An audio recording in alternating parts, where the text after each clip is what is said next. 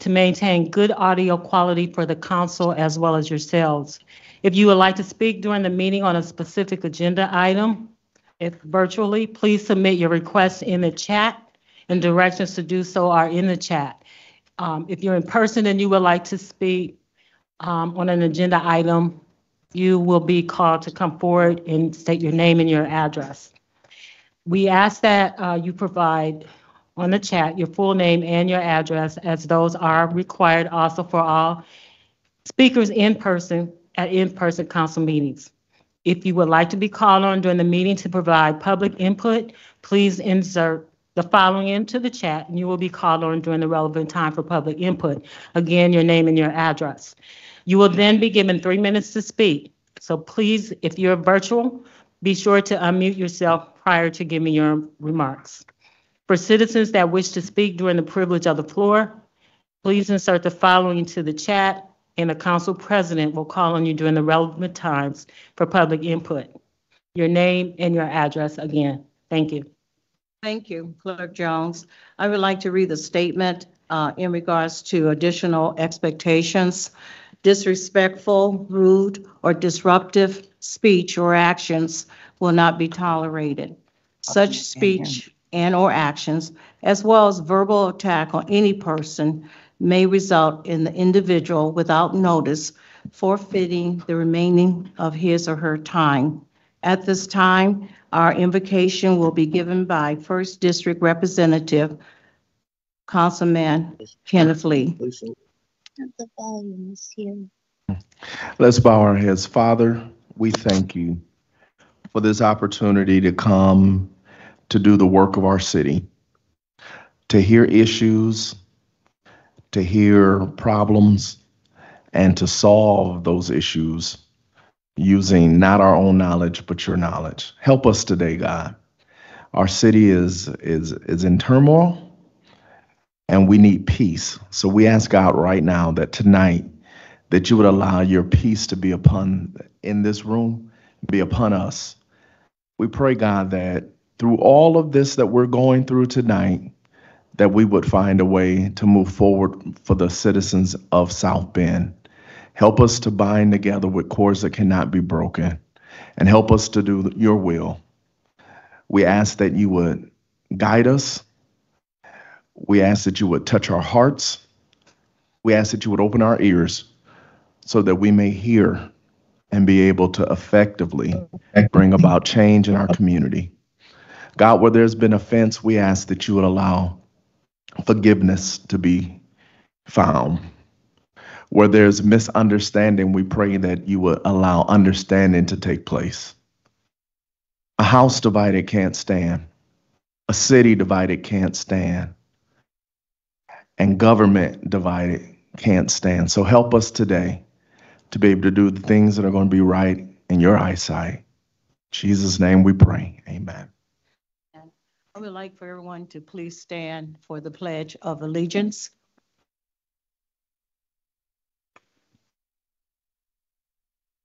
To the flag of the United States of America, to the republic for which it stands, one nation, under God, indivisible, with liberty and justice.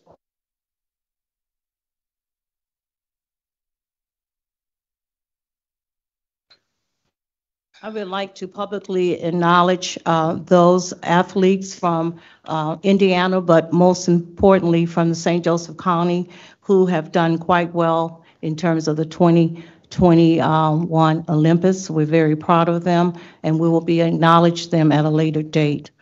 At this time, I would ask the clerk to please read the report from the subcommittee on minutes. We do not have any reports from the subcommittees on minutes this evening. Oh, okay. Thank you. We'll now move to item number 5, special business. I'm sorry, the roll call. Okay. Councilmember Davis. Henry's here. Councilmember Lee. Present. Councilmember Warner. Here. Councilmember Wax. Present. Councilmember Niskoski. Present. Councilmember Tomas Morgan. Present. Councilmember Hammond. Present. Vice President McBride. Present. President White. Present. 9 present. Thank you. We'll now move to special business. Motion to suspend rules to advance first reading on the agenda. Prior to going into this particular action, I'm going to ask our attorney to share the very steps that the council will be taking as pertains to this particular item under special business. Thank you, President White. Moving to suspend the rules to advance first readings is a procedural motion which requests that all first readings be moved on the agenda from the current place to immediately before the committee of the whole. The motion has no effect on any individual bill. There is no debate permitted under Robert's Rules of Evidence, and the motion to advance the first readings must pass by a 2/3 vote.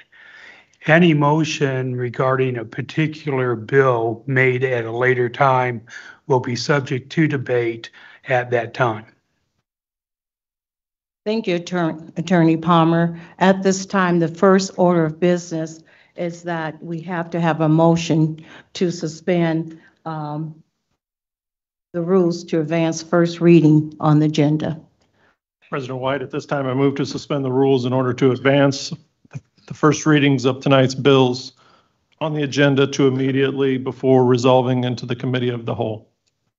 Is there a second? I second. We have a motion and it's been seconded. Clerk Jones, will you please call the roll? Yes. Councilmember Davis. Councilmember Lee. Aye. Councilmember Warner. Aye. Councilmember Wax. Aye. Councilmember Nisgowsky. Aye. Councilmember Tomas Morgan. Aye. Councilmember Hammond. Aye. Vice President McBride. Aye. President White. Aye. 9 ayes. Thank you. Attorney Palmer, will you once again just share the second part of the action that we will be foretaking? Yes, President White. First readings will follow any reports from city offices. During the first readings, as normally happens, those bills are submitted to committees.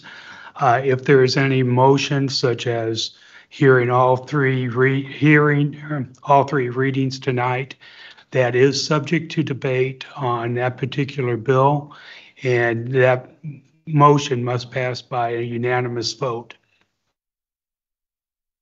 Council members, do you have any questions?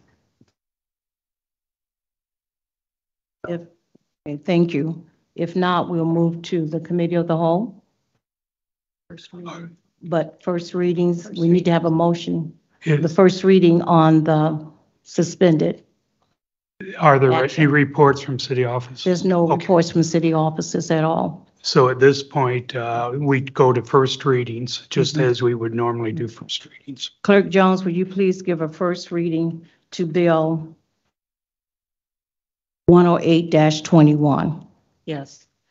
108-21, first reading on an ordinance of the Common Council of the City of South Bend, Indiana, amending Chapter 2, Article 1, Division 2, Sections 2:12.2.2 and 2-12.2.6A and 2-12.2.7 to remove the office of the city clerk from the operation and implementation of the Community Police Review Office and to transfer the jurisdiction of the Community Police Review Office. Point of order, President White, we're out of order. We need to start with the first bill and first readings, just as we would usually do, I believe.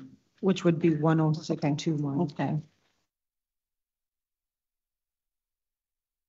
I'm sorry, we just want to make sure that we're doing everything correctly. So we need a motion to resolve into the committee of the whole. No. No, President White. Okay, I got it. We should begin with Bill 106-21 on Okay. first readings and just go Okay. through the first readings in order. Okay, I got it. Clerk Jones, will you please give first reading to Bill 106-21? Yes. 106-21, first reading on an ordinance of the Common Council of the City of South Bend, Indiana, approving a petition of the Advisory Board of Zoning Appeals for the property located at 2519 Pleasant Street. I will now entertain a motion to send Bill 106-21 to the South Bend Zoning Planning Commission set for September the 9th, 2021, then sent to Z&A Committee for committee meeting public hearing for September 13th, 2021. So moved. Second. Clerk Jones, will you please call the roll? Yes. Councilmember Lee, Aye. Councilmember Warner, Aye. Councilmember Wax, Aye. Councilmember Nisgowsky, Aye. Councilmember Tomas Morgan, Aye. Councilmember Hammond, Vice President McBride, Aye. Councilmember Davis, Aye. President White, Aye. 9 ayes. Clerk Jones, will you now please give first reading to Bill 107-21?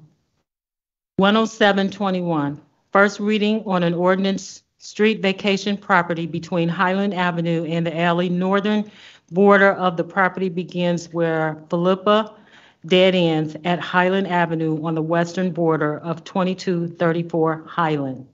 I will entertain a motion to send Bill 107-21 to Public Works and Property Vacation set for committee and public hearing August the 23rd, 2021. So moved.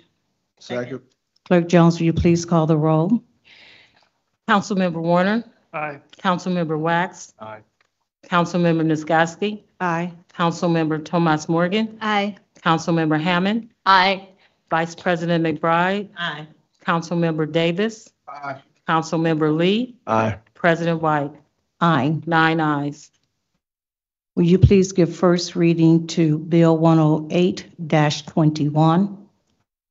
10821, first reading on an ordinance of the Common Council of the City of South Bend, Indiana, amending Chapter 2, Article 1, Division 2, Sections 2-12.2.2, 2-12.2.6A, and 2-12.2.7, to remove the office of the city clerk from the operation and implementation of the Community Police Review Office and to transfer the jurisdiction of the Community Police Review Office, including appointment and discipline of the director, to the jurisdiction of the mayor's office. I think I need to entertain a motion to send this Bill 108-21 to the Committee of the Whole. President White, at this time, I would make a motion to conduct all three readings of Bill 108-21 at this evening's meeting. Is there a second to that motion? Second. Clerk Jones, will you please call the roll? Councilmember Wax, Point of order, I believe now we can have discussion on this main motion. Is that correct, Attorney Palmer? Correct. That's correct. President White, I would like to. What I would like to do, I would like for the attorney just to clarify for the audience what has happened in terms of Bill's first reading. So I want to make sure there's clarity on that, but also as pertains to Bill 108-21, the action that was taken at the first part of our meeting was the suspension of the rules.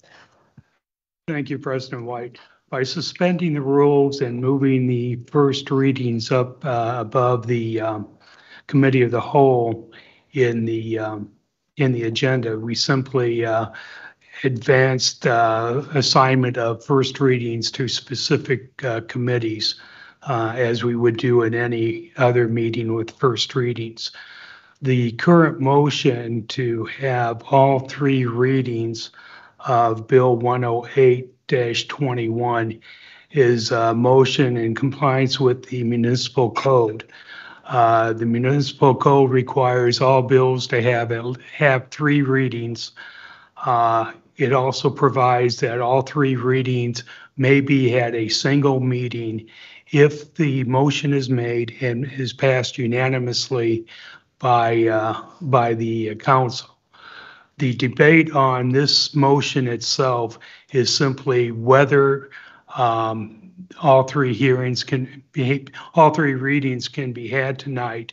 Any debate on the merits of the bill itself, if this motion passes, will be after the second reading and after public hearing. Thank you. Council members, do you have any questions? At this time, we'll go to comments. Councilman Troy Warner. Thank you, President White. I made this motion tonight to hear this bill and have 3 readings on it this evening. The drama has gone on long enough. Mr. Reynolds made false statements on his application. He lied in his interview. He hid his disciplinary record. Credibility cannot be restored.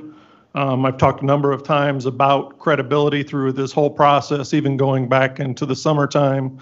That credibility for this board, for this group will be key. Credibility can't be salvaged. Trust cannot be restored. 2 weeks ago, a few of us council members stated that it was time for somebody to own up and accept responsibility and stop pointing fingers. Instead, more and more fingers have been pointed, accusations have been made, and things have just spiraled even further out of control with just in 2 weeks. I'm afraid to see how much further it will spiral out of control in 2 more weeks. And then this just isn't one issue with the hiring of Mr. Reynolds. The clerk has omitted the council from this process. The clerk has not followed the ordinance or the state law on this process in regard to setting up the office and in regard to appropriating finances for the office and for legal counsel. Legal counsel was obtained without consulting with the council, without even talking to HR again. I've been asked many times over the last probably 3 or 4 weeks why the council cannot just fire Mr. Reynolds. The council does not have the authority or the ability to fire any city staff. However, the council does have the power of the pen and the power of the purse. We can change the ordinance, and we can also change salaries and funding and appropriations. At this time, I do think it is appropriate to use the power of the pen and make a change in the office at this time. Thank you. I will now go to Councilwoman Laurie Hammond. Thank you, President White. This has been an extremely difficult decision for me. I have answered all of the emails and every phone call over the last several days that has come my way, trying to navigate this situation. The breaking point for me was this afternoon and the quote that was placed in the Tribune. And I'm going to read that so I don't misquote anything. The city clerk said she continues to support Reynolds, vowing to keep him on her office's payroll if the bill passes, and cuts him out of the still developing CPR process. All 9 council members have indicated they support the bill. If it passes, Jones said she would create a new job for Reynolds in which he would still investigate police misconduct complaints and gather data on policing, possibly called the Director of Community Transparency. Reynolds would then release his findings to the public through the clerk's office instead of submitting them to the Citizen Review Board that can make discipline recommendations to the Board of Public Safety, Jones says. This is not even possible based on the law. So I'm sorry, I cannot allow all of the work that we have done to remain in the current office it is housed in. Thank you. Thank you. Councilwoman Rachel Thomas Morgan. Thank you, President White. I'd just like to add, from the very beginning, there's been a lack of transparency during the hiring process. When asked in emails and in meetings with the clerk's office to spell out what the procedures and the process for the hiring will be, there's been little communication, no communication of what that would look like, or conversation with the council what that should look like. Additionally, there's been total disregard of provisions of the ordinance and how that guide how the board and office should operate. In this situation, but in many other situations that we don't need to go into, I've been very disappointed in the lack of communication that the clerk has had with the council overall. Thank you. Councilwoman Sheila Niskoski. Thank you, President White. I support this move tonight for a couple reasons. I guess the first reason that comes to my mind was I was in the interview when Mr. Reynolds was asked directly if there was anything that would affect his job position, and he said no. He lied during the interview.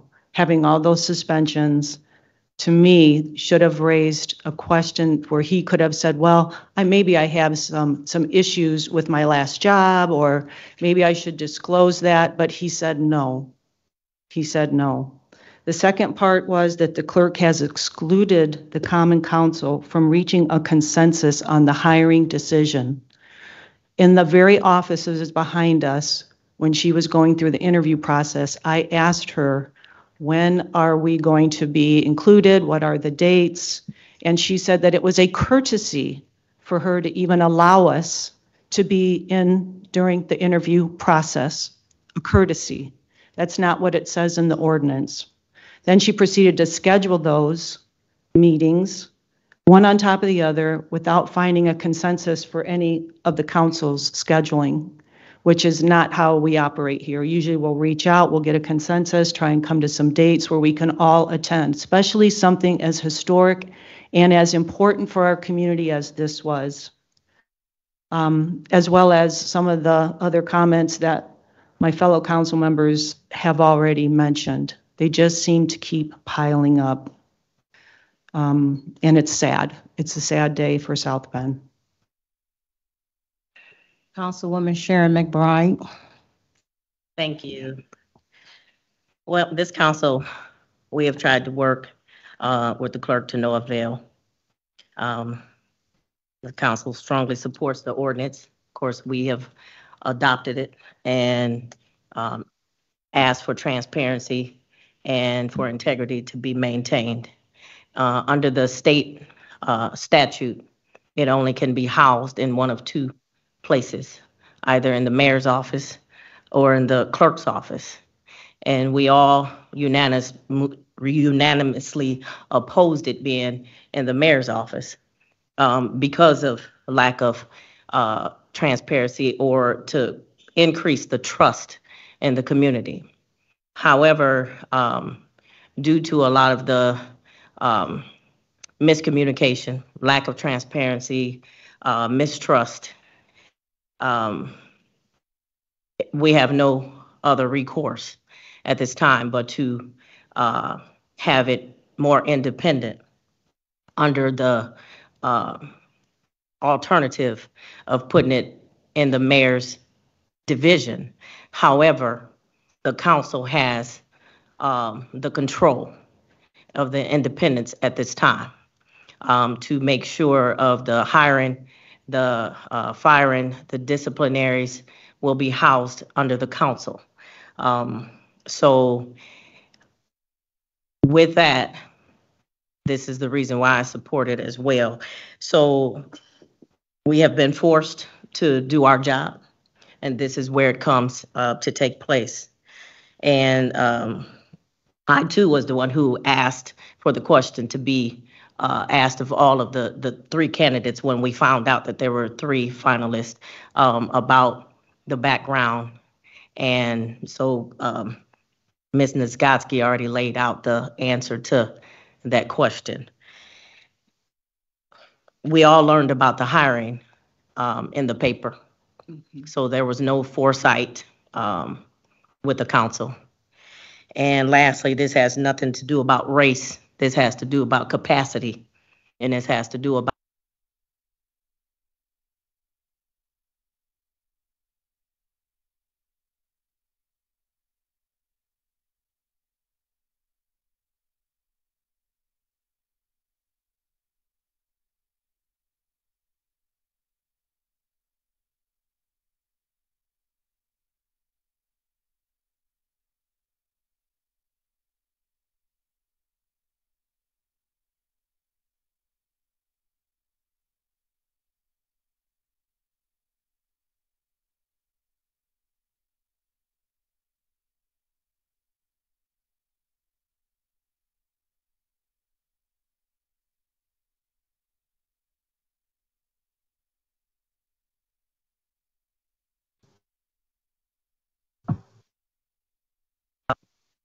Nobody wants to set anybody out there. We wanted to make sure that, we tried to be patient. But when you get shut out of the process and not able to even ask questions, or your presence is as a courtesy, that was a problem. We watched the interviews, and we had several qualified African Americans who applied for this position, and they were overlooked, or we had one that made it to the end, and it probably was the better choice. So I was very surprised when we got the news or saw in the paper that they had made a decision on the Citizen Review Board person and the person that got selected.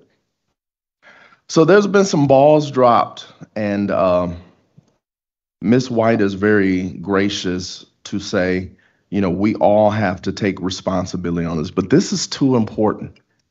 It's too important to our community to just continue down this road that we're going on. And this is a tough decision, and nobody wanted it to be this decision. But if we're going to be able to gain the trust of the community, if we're going to be able to implement a Citizens Review Board, we had to make a tough decision. It's not a conspiracy. It's not 4 Black people on the council trying to assassinate an African American woman. We really wanted this to work. But what do you do when it's not working and it's getting worse? You have to make a decision. You have to make a tough choice. Simple things like the background check. Simple things about being forthright of the things that had happened in the past with a record. I don't know about you, but I didn't want somebody that I felt in question to be responsible for upholding a standard that to the police department here in South Bend that they didn't hold themselves. So when the calls went out to resign and they were rejected, it put us in this position. And I do want the community to know that this was not this, our hand had been forced to this because we couldn't get any participation. We couldn't get any compromise. It was, this is what it's going to be, and I'm sticking to this decision. So my heart is very heavy because everybody else has been blamed. And the people who was in control of the process has never once said, I made a mistake. And so that's why we're here tonight. This is why we're here today.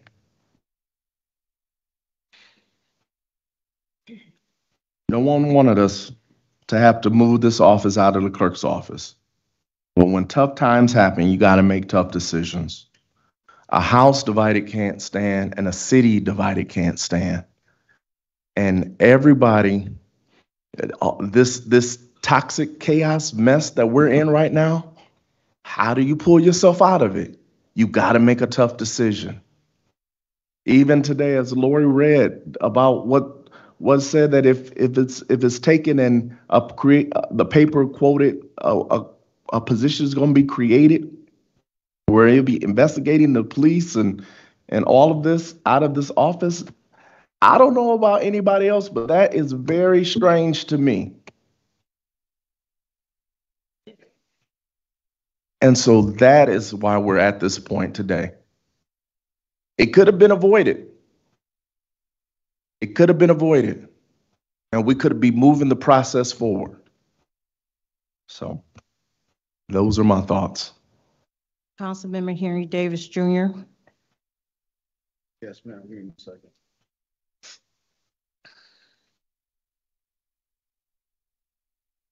Good evening.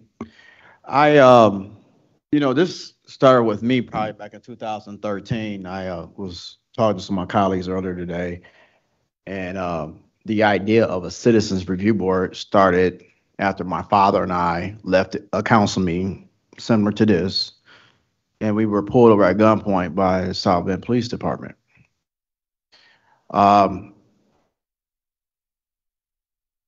We thought we were going through the right channels when we went to file a complaint. Actually, we went over to the Internal Affairs, which is one of the gentlemen you're talking about, was the last three finalists. And to no avail, and to our surprise, we were treated as if we pulled ourselves over. I think everybody saw the video. We ended up in court, spent a few $1,000s. I think it's probably a total about $6,000 or $7,000. Only to be told that you didn't do anything wrong. Well, we knew we hadn't done anything wrong. We was just driving home. As a matter of fact, I had voted against the police budget that night. And so that was the realization of really saying, hey, we need an independent board that's going to investigate these claims, because there has to be another voice. The larger stain was I was at the barbershop probably about 2 or 3 weeks later after that occurred. And there was a gentleman in there, and he just said, hey, well, he said, welcome. I said, excuse me? He said, welcome.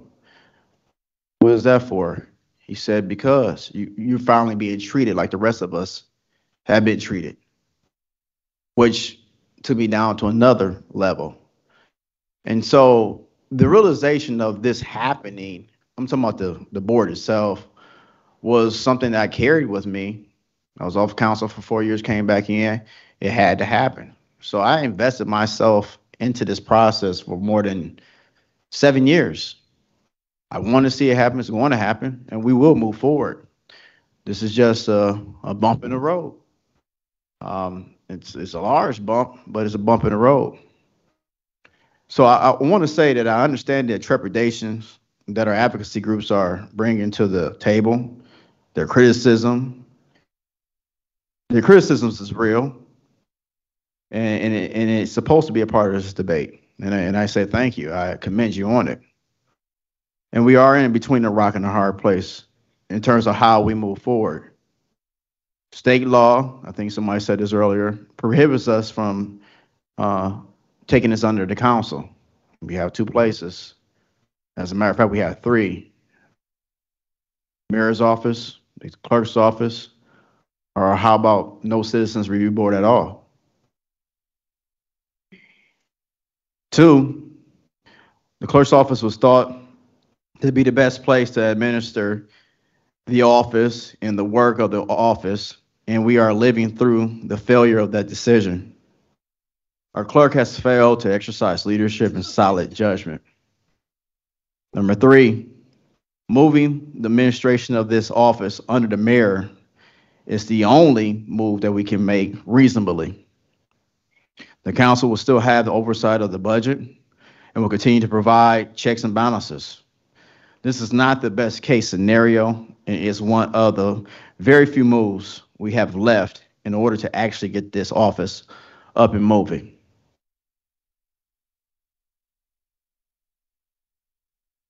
I support what my colleagues have put forward.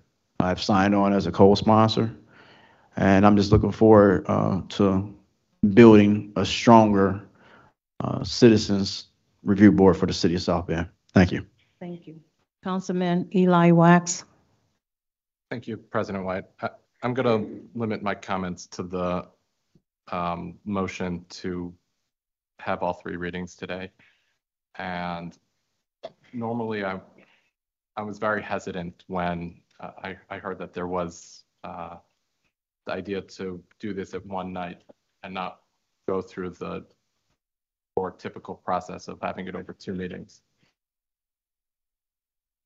I'm afraid that based on statements that are being made on a daily basis, that's not possible. I was not on the council when the CRB ordinance was initially passed. And I have reservations over whether or not the CRB was the best way to go. Right now, the CRB did pass, and that's the law that we have to work with. What I do know is that for it to work, there needs to be trust from everybody. And that includes all players in this. And I don't see how that trust exists right now. And what I'm afraid is that as each day goes on, it puts us in a more difficult position to regain that trust. And while I am hesitant to do this in one shot, and I think that it's healthy that we normally wait, I think in this case, the healthy thing is to do this all tonight. And I give comments on the amendment itself later, but while I have reservations, I think we don't have a choice but to deal with it all tonight. Thank you. Thank you, Councilmember Wax. I would like to add my comments as well. It's been stated, again, under the Indiana state law, with very few exceptions, full-time employees must be hired through the mayor's office or the clerk's office. One of the exceptions is the attorney for the Common Council, and that is Attorney Bob Palmer. The original ordinance, and I'm just giving some background history, was really modeled after the Indianapolis ordinance, which has been in existence for approximately 30 years. This council, when we were drafting the ordinance, we had that the Citizen Police Review Board would, authority and direction and supervision would come through the council. Then we discovered that we did not have the authority to hire a full-time employee. At that time, and I want to be very, very fair about the decision, the council could not supervise or hire a full-time employee by state law. And so that the mayor at that time felt that it would not be best suited in his office for a number of reasons, and we felt the same way. The clerk did accept the responsibility for the supervision of the full-time director as well as the Citizen Review Board. If you were to review the ordinance, clearly duties and responsibilities have been ironed out in regards to which authority falls on the clerk's office and that which falls under the council. Throughout the process, those lines of authority became very, very blended. Under the South Bend Code, Municipal Code 2-7, the South Bend Clerk's Office operates as the clerk of the Common Council. Under this ordinance, the city clerk shall provide supportive clerical assistance and other related services to the council. Such services shall be provided to further the necessary obligations, responsibilities, and duties required of council members and to further the effective and efficient operations of the council. Under the South Bend Common Council ordinance, the city clerk, with the consultation of the Common Council, shall appoint the full-time director of the review office. The director is supervised and will be subject to review and evaluation by the city clerk in collaboration with the review board and the Common Council. I would like to share with the audience that approximately, if I'm not mistaken, 43 or 45 applications had been received for the Citizen Review Board. Clerk Jones did bring those applications to our office, and through a process, the Common Council had an executive meeting to go through those applications and to identify the ones that we felt, along with the clerk, could move forward. As we begin to move through the process, those duties and responsibilities, and clearly that which fell under the council, we had some difficulties in terms of really continually stating that, one, that not only was it the council ordinance, but also those duties and responsibilities that we had direct authority for. When I say the council ordinance, it really was the community ordinance. This council and the sponsors worked tirelessly to meet with community stakeholders, leaders, did the heavy lifting, and then this ordinance was passed by the council.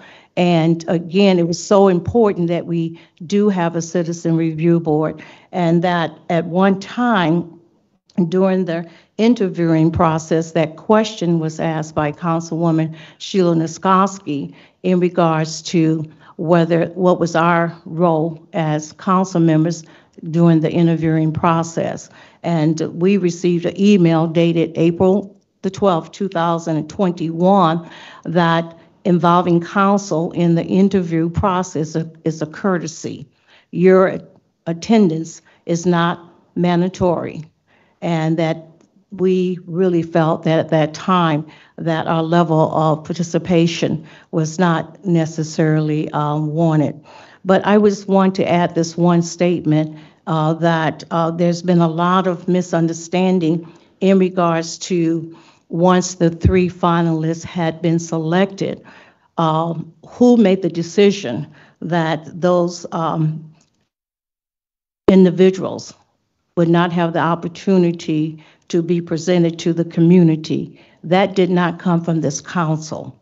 We read about that during a press conference, and this is what was stated when council members really push to ensure that the finalists will have opportunity to be presented to the community. And so that was not our call, and neither was that our choice. You've heard a lot of some of the concerns that this council has expressed. Again, this is not a way of throwing anyone under the bus. We have to be real, and we have to be honest, and we have to walk in transparency. It has also been asked, well, council members, you should have said something early on. And again, we felt that we could work through this process when it became very clear that that was not a collaborative decision. Then we're at this point, and it's a sad time within the state of the city of South Bend, but also for this council, but most importantly for the ordinance. We have a lot of work that we have to do in terms of working with the community, building trust. We're willing to do that heavy lifting, but we're at this point, and we have to do what we have to do.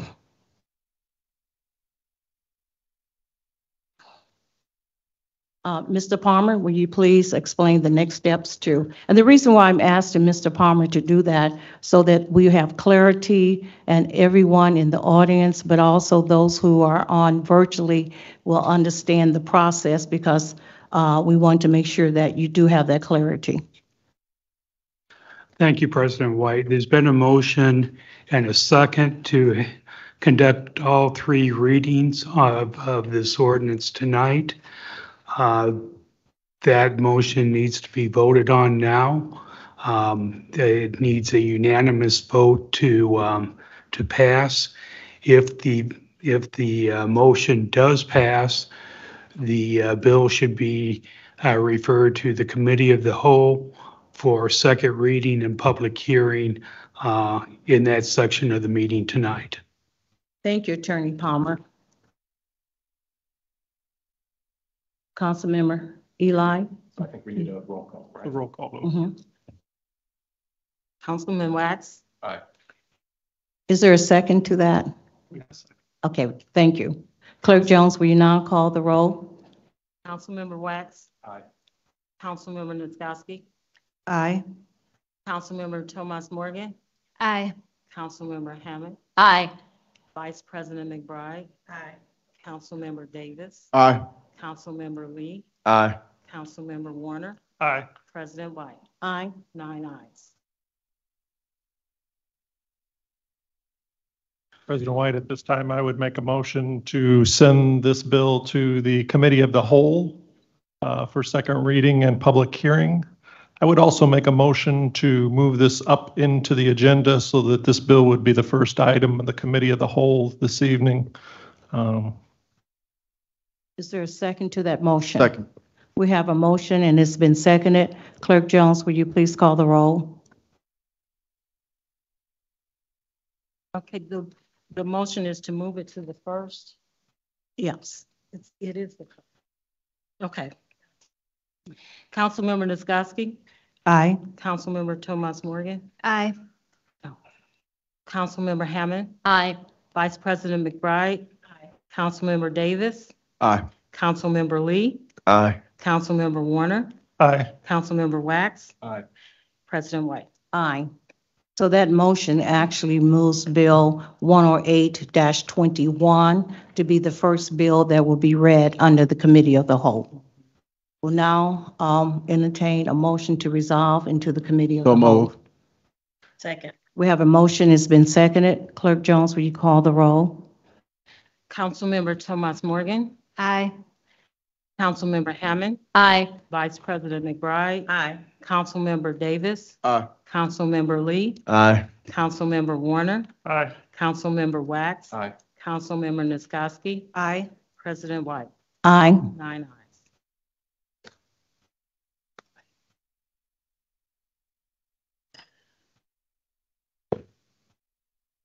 The Committee of the Whole is now in session. This is the portion of the council's meeting where bills are given a second reading and public hearing. I wish to share with you that the bills that have been given a second reading and public hearing have been first given a reading and set for committee meeting and public hearing prior to this evening's meeting. In addition, you will hear from the chairperson of the committee where the bill was discussed and the results of their discussion. If the proposed ordinance is a zoning ordinance, a report from a staff member will be given. In all other situations, the formal presentation of the proposed ordinance will immediately follow the committee report. The formal presentation shall be untimed.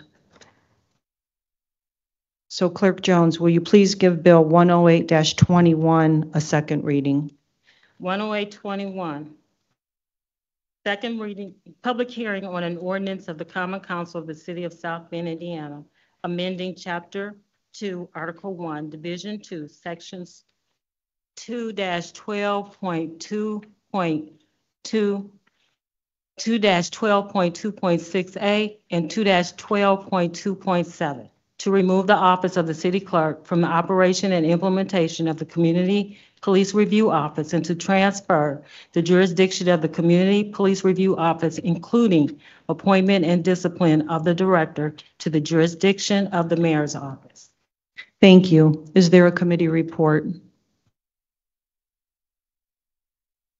There would be no. Correct. I just Chair, want to make sure. the committee of the whole will make the recommendation to the full council after Okay. public hearing and in debate. Okay, thank you. Then I guess at this point, Councilwoman Nisgowsky, I don't know if you would want to, council members have already made comments. You may want to go directly to the public hearing portion unless council members would like to make further comments. I will after the public hearing. I want to make an amendment if possible. okay. Well, so- not possible. I want to make an amendment when they finish. Okay, thank you. So at this point, I'm going to go to the public hearing portion. For those speaking first in favor. Yes, for those speaking first in favor, and then those speaking in opposition. And Mr. Palmer, can you please also just clarify for everyone in the audience what the time limit is and that you will be keeping the time on that, please? The time limit is 5 minutes a person. Okay, thank you. So at this time, is there anyone from the public wishing to speak in favor of Bill 108-21?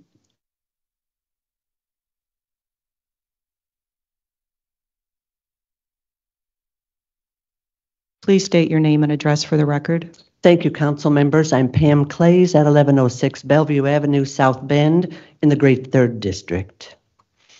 And I have very little to say except I agree and concur with each of your comments. I have had the same difficulties, and I totally agree with you. I think for the support of the community, for the transparency, it's the right thing to do. Thank you. Thank you. Good evening, Gladys. If you could state your name and address for the record, please. Gladys Muhammad, 808 North Ironwood. I too agree that this is a very difficult situation that we're in. And because I know the clerk, and I've heard from the clerk, and I've heard from some of the city council people, and I've heard from some of the people in this room. So for the past 3 weeks, I've been listening to those that are for it and those that are against. And I feel that it's very emotional for me to try to make a decision about this since I love this community. And when the council said the Citizens Review Board, I support the Citizens Review Board. But for me, listening at all the discussions and listening to the things that you've said tonight and listening at what people in the community say, I support the council's recommendation to move it back into the city council so that the council has the authority and the responsibility to move this process forward. I think the process has gotten stalled. The dialogue that's in the newspaper, the Facebook, the conversation has been destructive, not constructive.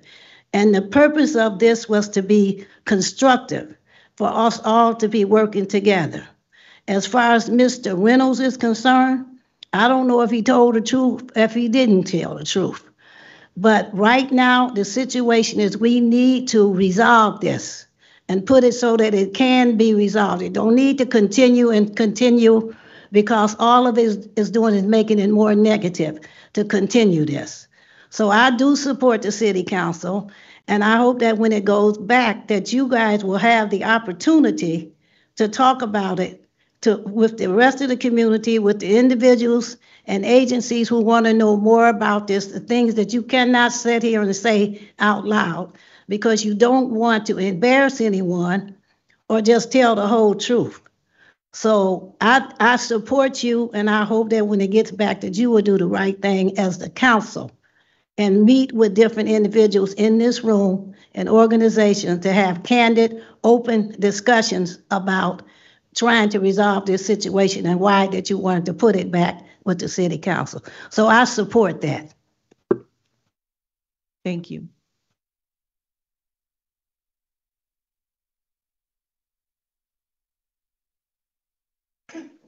Good afternoon, Council. Isaac Hunt, 138 East Broadway. I currently work in a position as a community liaison with the Save Our Center for the city of South Bend and Goodwill Industries. I work with 5 different cities across the country: Albuquerque, New Mexico, Grand Rapids, Minneapolis, Louisville, and Fort Myers, Florida. Each one of these cities has a citizen review board. I also work in conjunction with Chicago, Illinois, that has a citizen review board.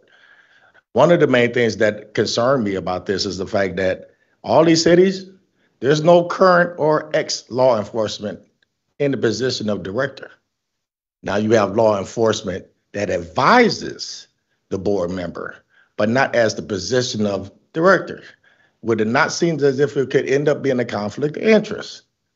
And this is one of the reasons why they don't have law enforcement in this position.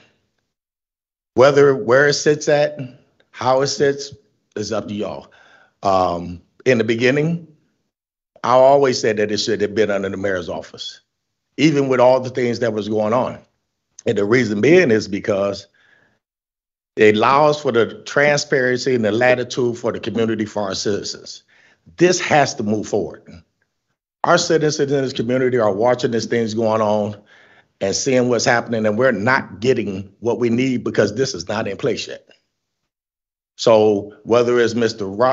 Reynolds or whoever it is, I personally believe that it should not be a current or ex-law enforcement, but it should have advisement, as is Bob is, to you guys for policy procedures and what to do to make sure things are legal and follow the right protocol. So that's all I have. Thank you. Thank you. Is there anyone else from the public wishing to speak in favor of Bill 108-21? There is a comment, Chair, in the chat. Thank you. Clerk Jones, could you read I cannot see it. I don't have my. Actually, it's a person that wants to speak by the name of Angela Odell or Odell Angela. She has her hand up. To speak in favor of? It doesn't say. Okay. So, and then we have a few people, we have Chris that has his hand up, and also Linda Wolfson that has her, well, I don't know if she has her hand up. I'm sorry, that's not what I'm referencing. There is someone that has typed in their name and address. Kathy Kirschner? Yes.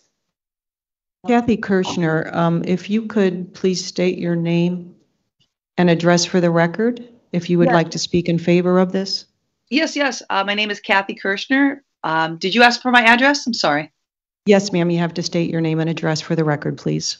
Thank you. Kathleen Kirschner, 538 Marquette Avenue, 46617. Thank you. You have 5 minutes. I don't need the entire 5 minutes. I just think that I support the amendment as it's written. I beg your pardon. Sorry. Now you're muted. Who did that? There you go. Thank you. You're welcome. I support the amendment as it's written. I think that the city clerk, that this would be better in the mayor's hands, as well as, allocated to the council. For the oversight, I think, is better put in the hands of the council than in the office of the city clerk. I think that that's an overextension of that particular office, and I just wanted to voice my support for the amendment as it's written. Okay, thank you so much. You're welcome. Thank you. You're welcome. And at this time, I don't see anybody else wishing to speak in favor in the chat. Could you confirm that for me, Clerk Jones, to make sure we're both seeing the same thing? I don't see anyone expressing interest to speak in favor. Okay, thank you. Sir, would you like to speak in favor? Yeah. Okay, your name and address, please. Fred T, 704 Rolling Court. Thank you. And I also support the amendment. I really find it baffling that a person would be appointed or hired for such a position and a background check not being done, or wherever the ball was dropped. I mean, if I apply for a job, there's going to be a background check, and if I lied on the application, I'm going to be let go, so that's the only alternative that makes sense to me. It's sad how this is played out in the media. Absolutely, there should have been some, discussions, some mutual decisions made, a path forward. Pastor Lee said I made a mistake, so I definitely support what you guys are doing. I definitely think it's better in your hands. And it would be, what Isaac said made a lot of sense to me. That there shouldn't be law enforcement or ex-law enforcement dealing with something that has to do with the police. And when you're talking about transparency and you're talking about really trying to make some inroads into the community, you want to make sure that there's somebody that can connect with the community, somebody that really can get down at the King Center or wherever they are and connect with people. Let them know that I'm not going to throw anybody under the bus, but at the same time, I'm going to stand for what's right. And the gentleman's past, puts all that in question for me. So, as a person in the community, I wouldn't want to have to deal with that.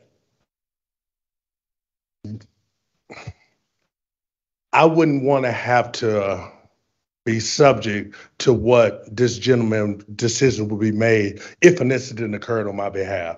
I would want somebody that was going to stand for what's right and not lean towards what he's connected with or whatever else. And then that's just my opinion. So I applaud y'all for making the hard decision to bring this to a head and trying to figure out a path to move forward. And I thank you for it. Thank you. Is there anybody else from the public wishing to speak in favor? Okay, if not, then we're going to go to those wishing to speak in opposition.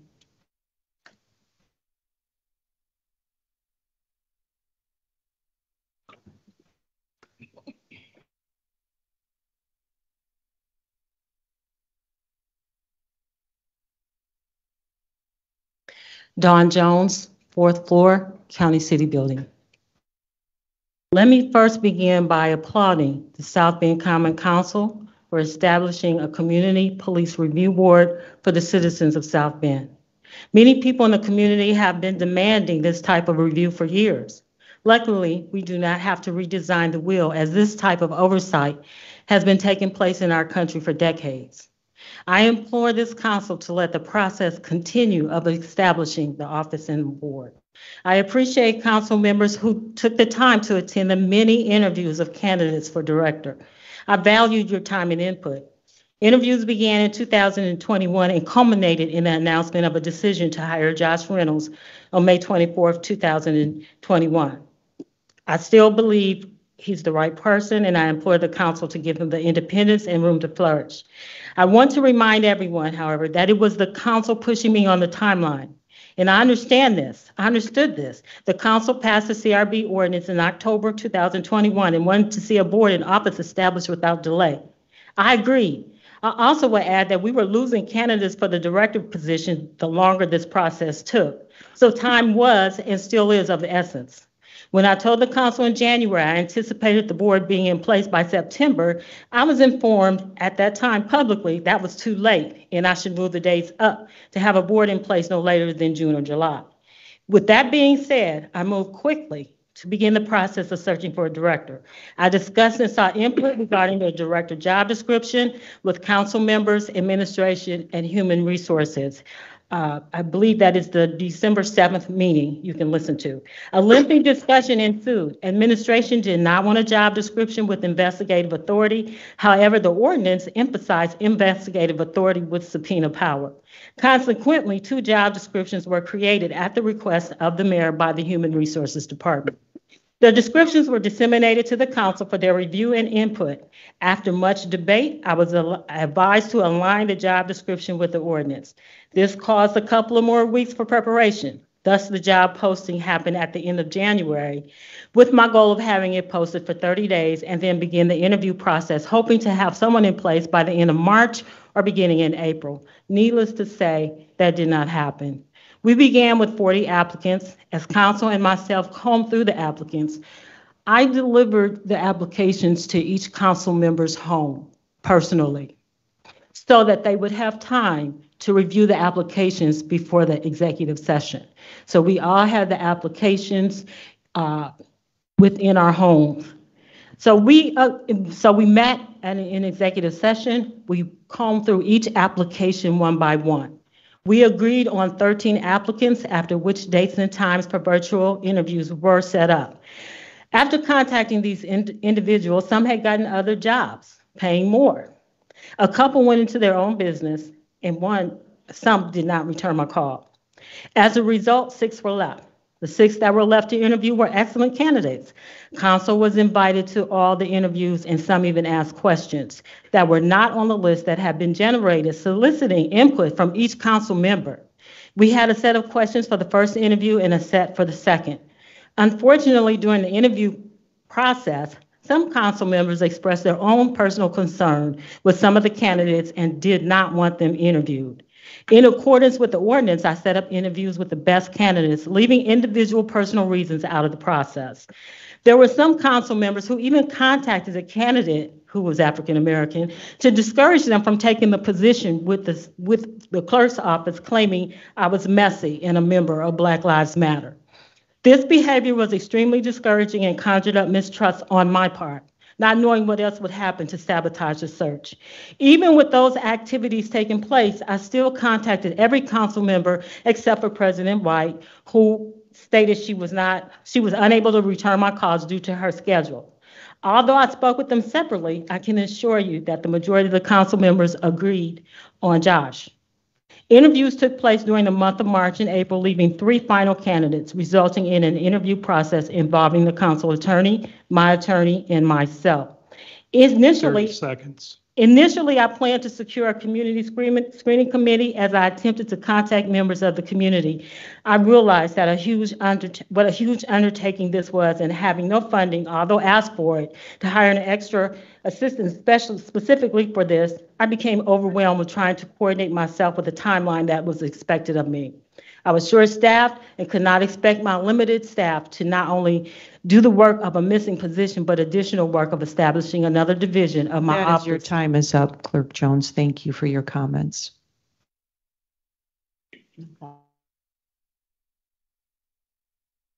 Thank you.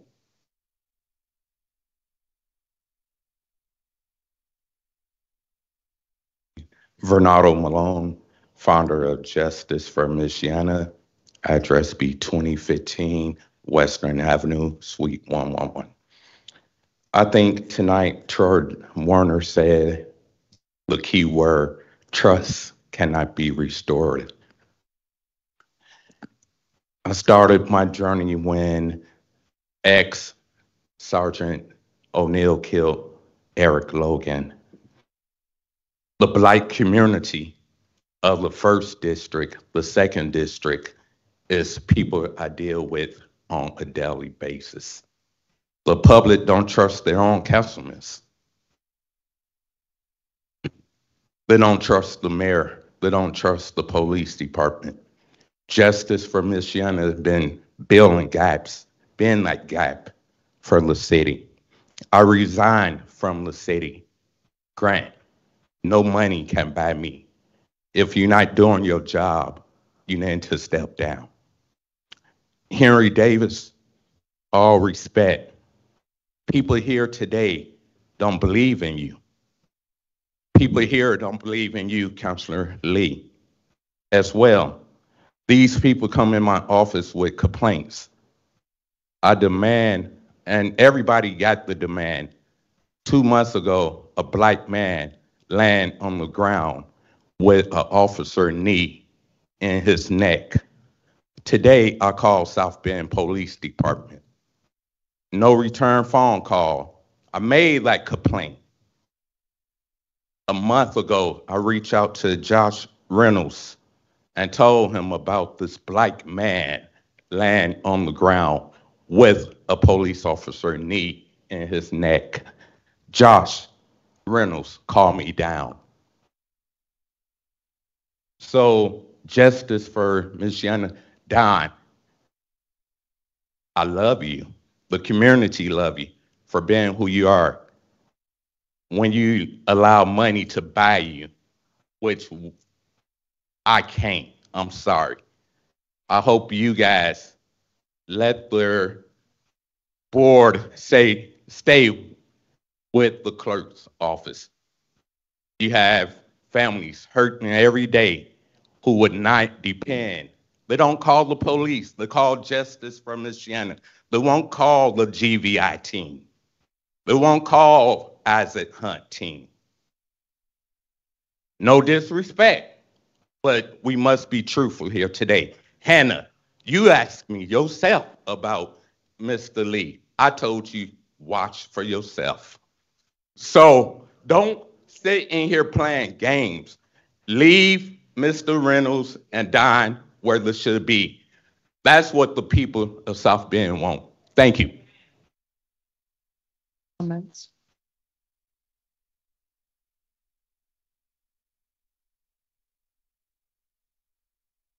Good evening. My name is Bernice Clark. I live at 1133 North O'Brien Street in South Bend, Indiana, 46628. I graduated from LaSalle High School in '93.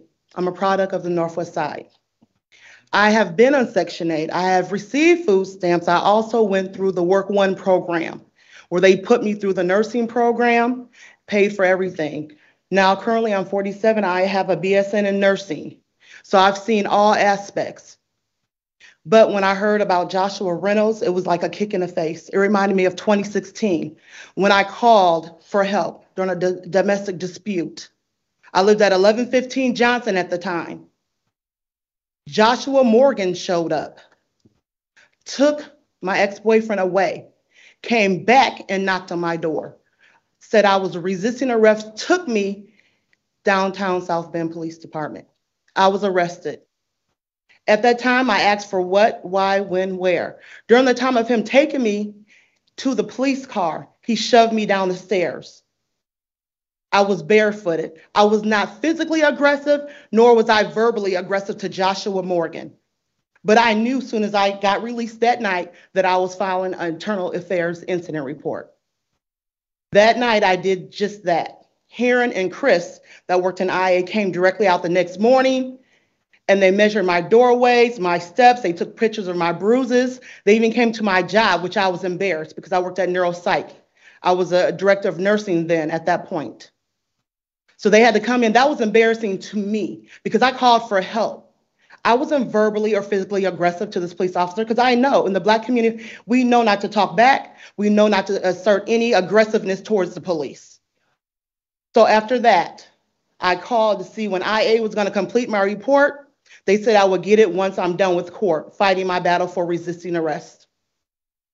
At that time, I had to get an attorney. Thomas Strickler was my attorney at that time. And we fought, and we fought, and we fought. He even said, "You're not going to beat this case. Resisting arrest is only like a 98% chance of beating the case." Yeah. I said, "Let the chips fall where they may. I'm a nurse. You're not going to get me for resisting arrest. For what cause?" When he left my home and came back and knocked on my door, and I let him in, because for what else? What did I do? Okay, so kept calling internal affairs. Internal affairs said, "Hey, we cannot give you the copy of the report until you're done fighting this." From 2016 to 2018, we went back and forth to court, going back and forth, wasting money. I moved to Indianapolis, took a different director of nursing job down there at a neuropsych hospital, came back and forth, finally did a bench trial. I beat the case. The attorneys didn't even expect it. Then I called down, talked to David Herring. "Can I get my internal affairs report?" They found him guilty, Joshua Morgan. Went up to the attorney's floor here in this building, asked for Joshua Morgan's background. Tried to do a civil suit. Couldn't get nothing, but I had injuries. "Well, you were supposed to tell us 6 months if you were going to sue the city of South Bend." Why would I tell you that when you gave me problems trying to get the paperwork that I needed to prove my innocence? So finally, the day we had a civil suit, I went upstairs. They gave me the paper. The attorney for the city told me, "I'm so sorry, Bernice. Sorry, I'm looking Joshua Morgan. 4 different types of disciplinary action was taken on him, and he should have been wearing a vest cam when he came to my house." Those are the facts. So when you hired Reynolds, that's a kick in my face. So I know if there's an African brother in this community that hasn't did anything, might be carrying a gun, might be carrying dope, what would he do to them? I wasn't a threat at all. And City of South Bend, you really hurt us. Not only you guys, but different facilities, the 501 building, just everything is falling apart in South Bend, Indiana. Why? We're not big as New York. We're not big as Chicago. We're not California. Why are we having so many problems? Who's watching the watcher and the watchees? Where's our money going? We're taxpayers too. South Bend is not bad because if you can't make it here, you can't make it nowhere because you have a lot of avenues for us to go. You have the Section 8 program, which I was on that. You guys screwed that up. Escrow, couldn't buy a house. 30 seconds. Okay, so I'm hearing what you guys said. Warner, I heard you say responsibility, credibility. Who's going to fire the person that hired Reynolds? Why are you giving him another job? He lied to you, lied to your faces head on. Why give him another job? Why? You guys keep saying it's not race, but you keep showing me it is race. Because had it been a Black person, you would have had the background from when he was 2 years old. You would have had it. You would have had it, and now I'm sorry, your time has expired. Thank you for your other. comments. Thank you. Thank you. I have a question before we go any further. Was she speaking for or was she speaking against? Against? I think she got confused. But she's confused. Okay. Josh Morgan did not get hired. No, but Josh Reynolds was, and that's the kick in my face for the incident that happened with Joshua Morgan. So you're in support of what we're doing versus being against what we're doing. You just spoke during. Okay, thank you. That's what the clarification was. I'm sorry. Go ahead, carry on. Okay, I'm Thalisa Williams. I work for Justice for Michiana. First and foremost, I want to say I agree with everything Fernando said. I had a situation myself with my 13-year-old son. He does yard work for the community. Everybody out here love my kids. He ended up getting in a situation with one of the handicapped kids across the street from my old house. 3 officers got involved. They kicked my son. They stumped my son. They hurt my son. My son already goes through the city every day telling me that he fear the cops because he don't know when that they gonna try to kill him. He don't know if they gonna hurt him. He don't know what they gonna do. At the end of the day, the poor Black people in this community, we fear the police anyway. So putting it up under the mayor's office, that's gonna make us not trust him either. At the end of the day. And basically, that's all I got to say. If you gonna have somebody on our side, we need somebody that we can trust too. And putting it up under there, we ain't gonna be able to trust him no more either. Thank you for your comments.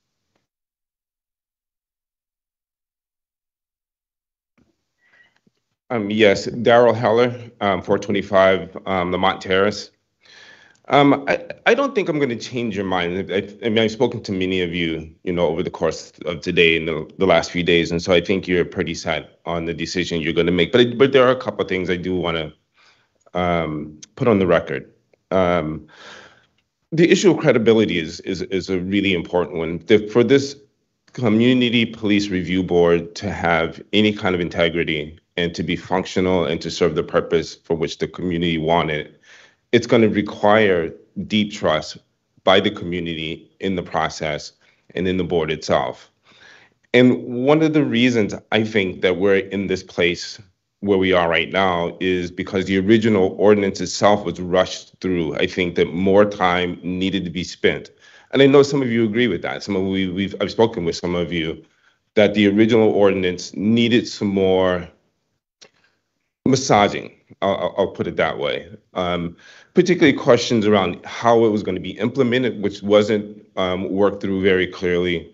The original ordinance itself was changed the day before it was voted on and moved from the mayor's office to the clerk's office. Wasn't, I don't think, fully reviewed and discussed by the community and even by the council members themselves. So I think rushing the process is part of what got us here. And I think that I don't think, but it feels to me at this point that the decision you're making tonight is rushed as well. And I know that y'all have been going through a process, and I'm not questioning what's been happening behind the scenes that we, the public, don't necessarily know about. But again, I think that's part of the problem. This feels like another example of pushing an amendment through that has little to no public input.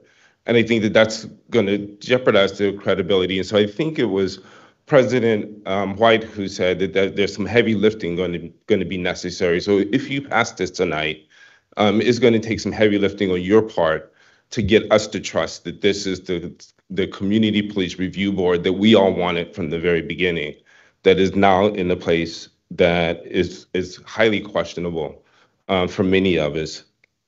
I don't have an answer to what the solution is. I mean, if I did, and I've done what I feel like I could do to support it, but some of the questions that I think are unresolved and passing it tonight is not going to help with these questions, is what happens after the vote? What happens after you put it in the mayor's office? Have y'all thought that through? What role will the public have in the implementation? I know, again, I've spoken with some of you, and you said the public will be involved, but we were also told that the original ordinance to trust me. And I think that trust is just limited right now, that this is going to work out the way that we, as the public, really wanted it to work out. You're putting it into the mayor's office. And I understand that the mayor is going to delegate authority to the council, But what happens with the next mayor? The next mayor is not bound by that. So how are we going to have safeguards that this community police review board is going to be truly independent? Not just under this mayor, but for all time, that we as the community can really trust that is going to fulfill the purpose that it was set for. What's the funding for it? How's the budget set? These are all questions. And again, y'all might have thought about it, but you certainly haven't told us, the public, like what that's going to look like. And this issue of trust, I think, on multiple sides at this point is broken. It's broken from the clerk's office, because I think the intransigence of the clerk's office is partly what got us into this place. I think rushing it originally, the original ordinance got us into this place. So, as many folks have said, there's blame enough to go around for everybody, but that's not the point. The point at the moment is, how do we move forward in a way that's about building and not about blaming and not about being reactive and not having knee-jerk and just reactive responses to what it seems to be, in one sense, both egos at play and politics at play, when neither one of them is going to help us, the community, with what we need, which is full accountability of the police department to the city, to us as citizens and to us as residents of the city. So when I'm asking, my recommendation, my deep hope is that you minimally table this and give it 2 more weeks for us, the community, for you to kind of respond to us, but not rush this through tonight. That's my request. Thank you. Thank you for your comments. Hello, Bernardo Malone, 1214 East Madison, South Bend, Indiana, 46617. I'm against this because this is supposed to be about building trust with our police department and our community. And moving this to the mayor's office is not a good thing. One, because people don't trust the mayor right now, and people really don't trust the police department. And honestly, and just so everyone knows, I am speaking as a resident and not as the city clerk office. And really, people don't trust the council itself. So, and me only being 20 years old, working for the city, I have friends that's still out here on the streets, that's in gangs, and they want to speak up and do the right thing. But, however, they have no one to speak to. And I think with the CPRB being in a clerk's office is a good fit, not only for residents, but to give the community a better understanding of how the police department works. And I think with Josh's background, it's a really good thing because he knows how to look into things. And the police department came and get their dashboard correct. And that is really sad to me. I was over there sitting in my seat, like, do I really want to get up and speak or what? I don't want this to ruin my relationship with none of your council members. I think moving this to the mayor's office is just a bad idea. We needed to sit down together, not just the council and the clerk's or mayor's office, but with the community, and have these public talks just like we did last summer, and give it at least another month or so we can all come together and work together. Thank you. Thank you for your comments.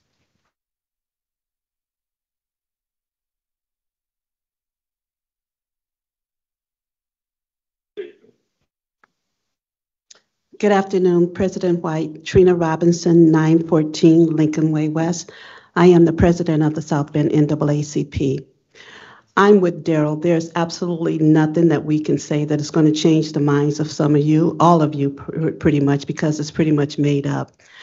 But I will say this, it is very difficult for the community, the Black community as a whole, to trust anything coming out of the mayor's office when the mayor appoints the chief of police, the mayor appoints member to the Board of Public Safety, and in bed with the FOP. And now you want the community to trust the process that this community review board is going to be under the mayor and everything is going to be peaches and cream. That is delusional and it's very unrealistic expectation. I am really concerned that the council has not placed interest in the current police officers that happen to have civil rights violations in their files. But it's okay for us to talk about someone that was spent 13 days calling little white girls bitches in training. There's no civil rights violations in that file. And I don't know how your job works, but if I was on my job and I was offered a position and I did all that I was supposed to do, and then later some members decide that they didn't like me for whatever reason, decide to ask me to give more information, that is like an inmate in prison being convicted of an offense and then come back and be in double jeopardy, being convicted again. I know that there's problems with the clerk's office and there's problems with the council, and everybody's holding on to their egos and it's something that we have to do, and no one wants to lose their power.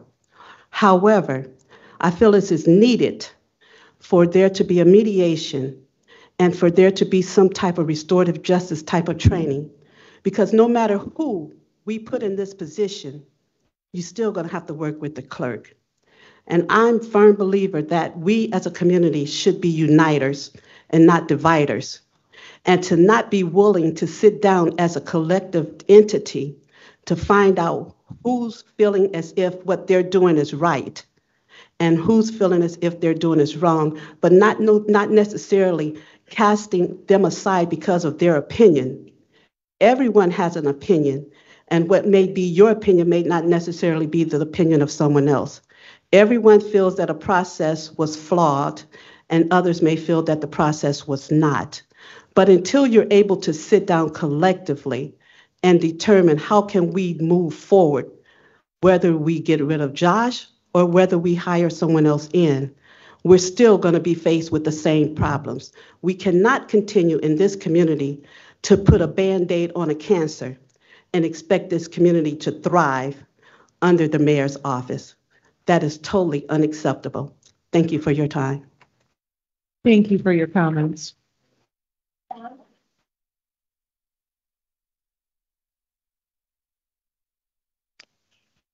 Good evening, I'm Josh Reynolds. I work out of the clerk's office on the 4th floor of this building. A lot has been said tonight about me and my background. I have spoken to that at length in the past. The purpose of this board, this office, was one that included that of restorative justice.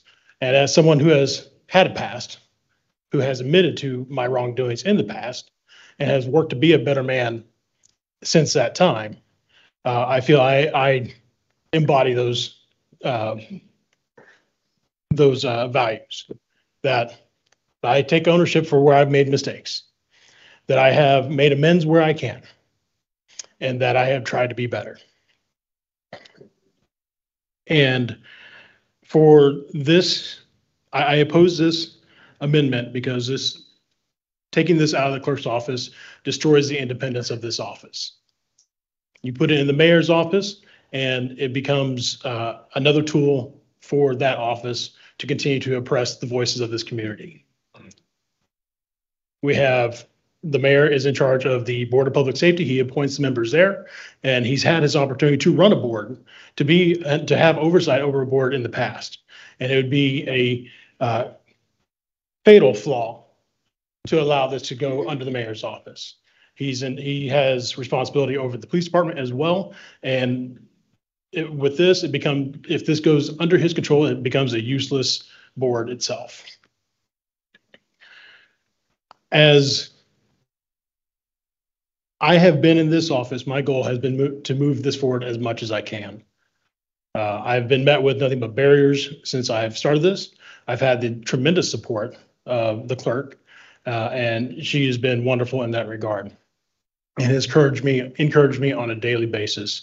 I've met with hundreds of people in this community, different organizations, city leaders, and have spoken at length about the many, many problems that exist in law enforcement today and for the South Bend Police Department specifically. About when I started this position, I asked for data from the police department.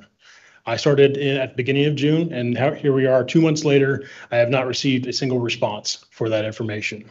As others have said, that when they have filed complaints, they have not had any response from this city. The police, and again, I remind you that the police department is under the control of the mayor's office. So we have a culture within the mayor's office now that demonstrates that they are unresponsive to this community, that they cannot be trusted with the complaints that have been filed. So I've taken it upon myself to start collecting data on my own.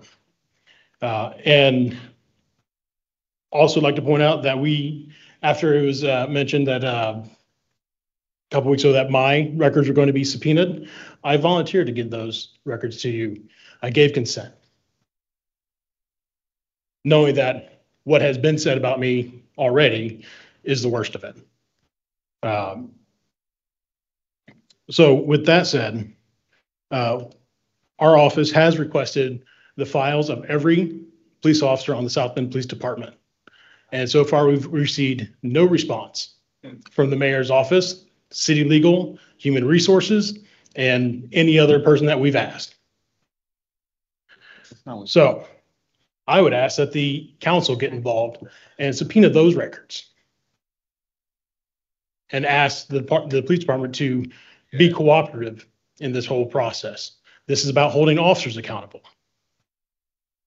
So I would ask for that the council use their own power to subpoena those records and to compel the police department to provide the data as it regards to the demographics of police-initiated activities such as traffic stops, so we know which communities are being most affected by this police department. So in the open source investigations that I've had to do so far, because again, the city has refused to provide any data or records, I have discovered after just reviewing 40 officers that between 5 and 6 officers have several civil rights complaints against them. Lawsuits. 30 seconds, sir. That they have been sued multiple times for their violations against people of this community. And I'd like to remind you that I've never been sued as a police officer for civil rights violations. So we're talking about the credibility of this office or credibility of the police department.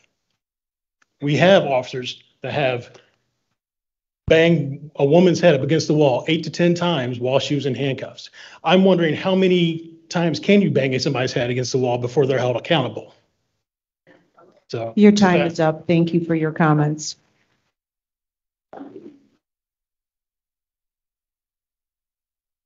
Is there anyone else in the audience here wishing to speak in opposition before I go to the Teams app to see who's on virtually? Do you see anybody? Clerk Jones, could you please let me know who may be in opposition? As I mentioned before, we have Odell Angela, and we have 4 people. We have Odell Angela, Julian Dean, Drew Duncan, and Kat. Okay. Could Odell, would you please state your name and address for the record?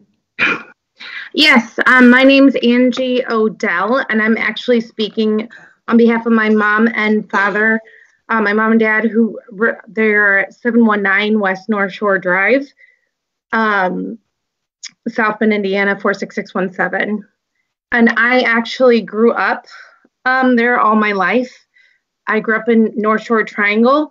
It's a great neighborhood.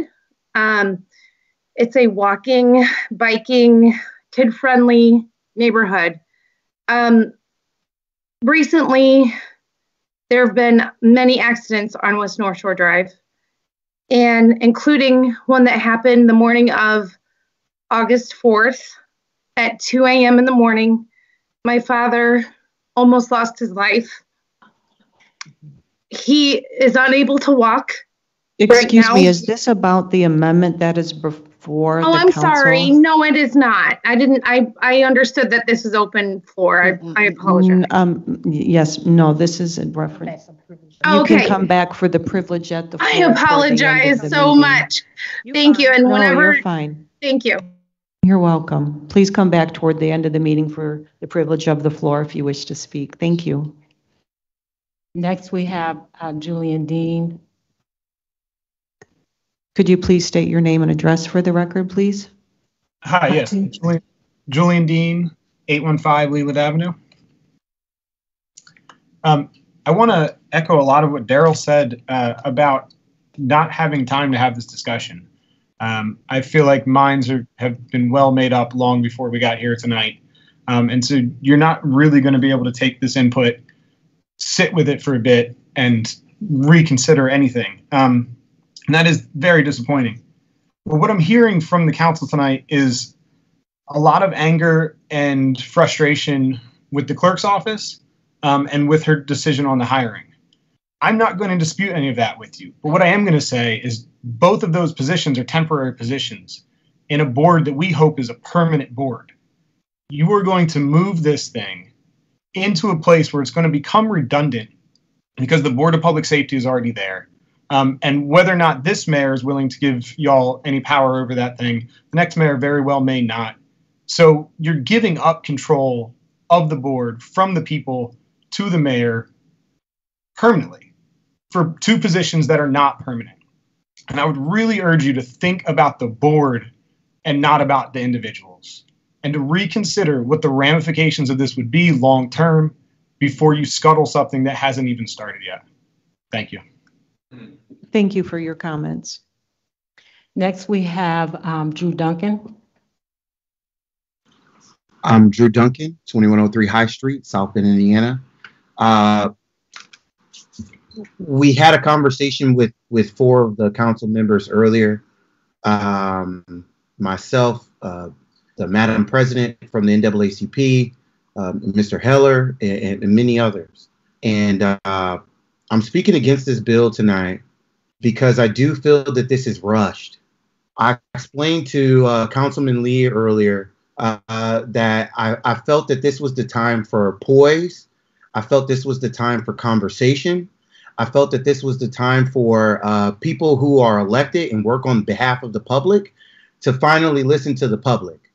And so in that request, I also asked that we could postpone this bill until we had conversations with the council and the clerk concerning this matter. And as a person from the public watching from the outside in, the drama has been concerning, and I don't think moving the office is going to make it any less concerning. People who are elected on this council have a responsibility to act above the drama. We expect you people who represent the community as a whole to speak and be able to handle negotiating problems with people who necessarily don't want to work with you. And so through all the testimony from almost all of the council members tonight, there was an agreement that mistakes have been made in all directions. So with that being recognized, I think that there should be some patience exercised in how we move forward. I believe that this is the nuclear option, and we don't even have a pathway as far as votes, how we get it out of the mayor's office. So as far as again, rashness over cool, calm-headedness and a pathway to conversation is going to be really bad. I think there's a lot of people here tonight that are speaking out against it. There's been a lot of people over the last couple of weeks who have not liked the process, and this only worsens it. And lastly, I'll leave with this.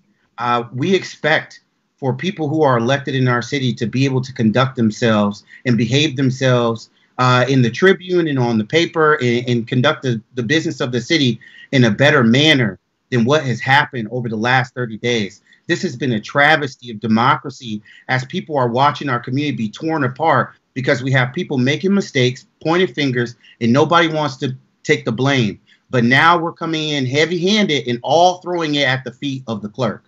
And so I just want that to be put on the record that we spoke earlier. We begged for more time so that we could negotiate terms to what it would look like and negotiate if Josh was the right person to move forward. And those fell to deaf ears. The votes tonight were already decided when the bill was submitted. And so to get here tonight and pretend as if you guys are friends of the community and that you're here to hear the input is a lie. We asked you very clearly earlier on the call if you would vote, and the conversation was avoided. But the conversation tonight at this council meeting has been very clear that the intention is to move it, and that the members on the council are walking in lockstep on this. And so I just wanted to share my disappointment and share that the city has been disgraced by the activity of the elected officials in the city. Thank you for your comments. Would you give me the next person, Clerk Jones, please? Next, we have Kat and Tiana, and then Mr. Geiger. Thank you. Kat, please state your name and address for the record. Yeah, it's Kat Redding, 418 Lamont Terrace. And so I am also speaking in opposition of this bill. To me, when this ordinance was put up, it was showing what a community looked like, showing what democracy looked like. And it gave a pathway for the people that are disproportionately affected by police brutality. I, for one, am a woman of color that's been a victim of police brutality here in South Bend. And when I spoke with the mayor, previous mayor, he said, "I'm sorry that this happened to you." He didn't say, you know, we want to start a community review board so that there's a voice for the voiceless. He never said that. Mueller never said that he wanted to start a review board for community members to file complaints. It was the city, it was the community.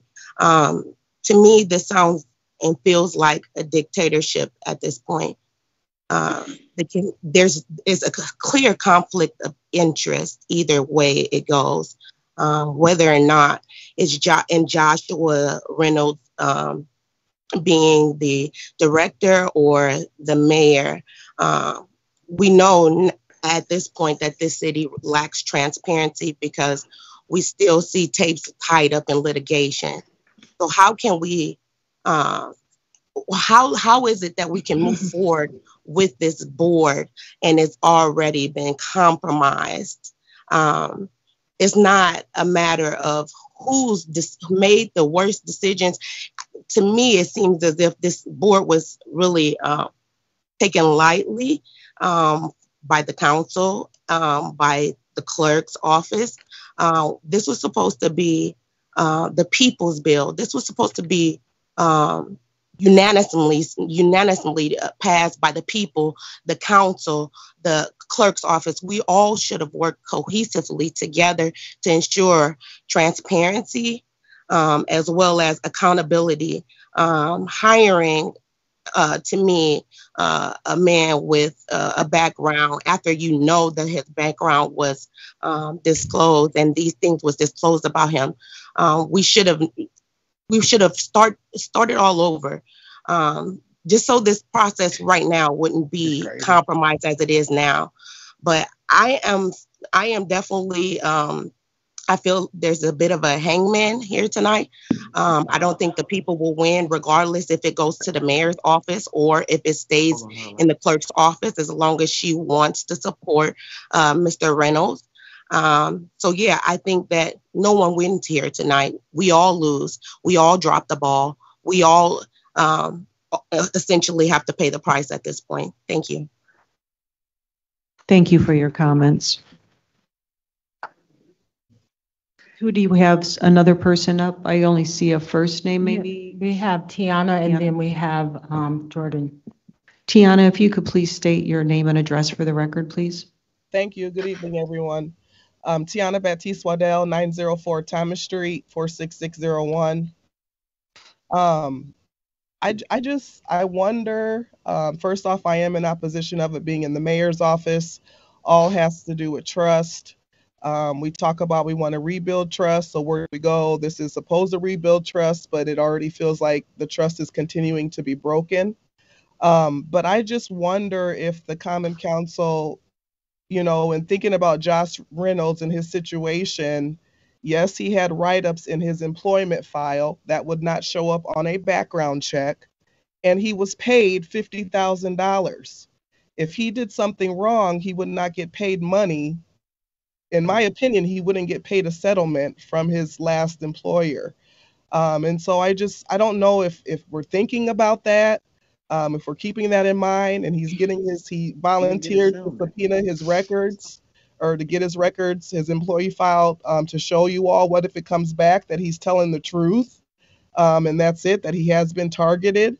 So just, to me, a way to move forward would be to hold him accountable like you would any other employee. He has to follow certain rules and laws and policies, and he receives write-ups if he's not doing that. The way to move forward would be to keep this office where it is and hold him accountable like any other employee. But to move it into the mayor's office, it's just not a good look. It's not a good feel, and it does continue to feel oppressive. And I just wanted to say that, because to me, if he's being paid, he got paid from his last employer, then he may have been targeted. So we need to move on past that and just hold him accountable like any other employee. But again, your minds are already made up. But I just wanted to plant that seed if anybody's thinking of it in that way. Thank you. Thank you for your comments. I believe that's at everybody that was. Yes. Okay. If you could please state your name and address. Yeah, Jordan Gallagher, 424 South Michigan Street, Unit 660. I don't have a whole lot more to add beyond what's, already been said, and I agree with much of, what the public has said in opposition to this bill. I do think and the question I keep raising is, what are the unintended consequences of moving this into the mayor's office? Because in my dealings with James Mueller, since he was the chief of staff 5 years ago, he has absolutely been against having any kind of independent oversight of the police department. He's even told us in meetings that he feels that this is a duplication of services and is not needed. So for this council, I hear you all talk about trust and the need to listen to and include the community, but you're not doing that with making this decision that you're making right now. You're not including the public. You made a rash decision to file a bill without any consultation with the public whatsoever. And even as we bring that up, and you all have made statements in the media that we have to do this is the only way, that's absolutely not true. There are multiple ways of addressing this. You could hold up the budget, right, and force concessions from Clerk Jones. You could also allow for Josh to finish up his probationary period, and then have an evaluation afterwards. So you need to listen more to the public and be willing to work with us instead of making decisions for us without us, because that's exactly what you're doing right now. In addition to that, there were, again, just on the issue of transparency and trust and the need to include the community, when we asked you all about your timeline, there was no inclusion of the public in your appointment process. If you look at the timeline that you all laid out and that you all presented, there was no space for the public to weigh in on who your candidates are and how they will be determined as the final candidates or the appointees. None of that was included in there. And I talked to Laurie about this. I talked to President White about this, and those concerns have not been addressed. If so, privately, maybe, I don't know, but they definitely have not been mentioned to us publicly. Also, I have grave concerns about collusion with the mayor's office, just based on some of the comments that have been made. I talked to Councilman Lee at the Build the Budget meeting, and he said something to me that was really, really interesting and a little surprising. He made the comment that, in reference to Clerk Jones, that he gave her options. He gave her an option. And I said, he, who is he? And he said, the mayor. But she is her own independent office executive. Why would the mayor be setting the conditions and terms for her when the legislation is written as such that she would have control over who is appointed to this position? And so I have real concerns about collusion. A third of the council there have been calls for investigations for at least a third of this council related to the fact that some of you are getting $700,000 in city contracts through the city of South Bend. Some of you work as directors for programs that are directly funded by the mayor's office. Some of you have filed false police reports against me, which is a misdemeanor crime, at least in Kosciuszko County. So I have grave concerns about the direction that we're moving in, and I think we need to have an honest conversation about what's happening and what's not happening. Oh.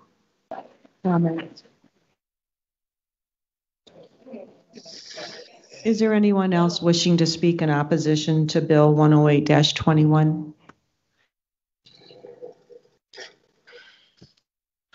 My name is Samuel Brown. I live at 222 Eastern Bar Street in the city of South Bend. I wasn't going to speak tonight because I had heard, listened, talked. I'm very, very disappointed in my community. Very.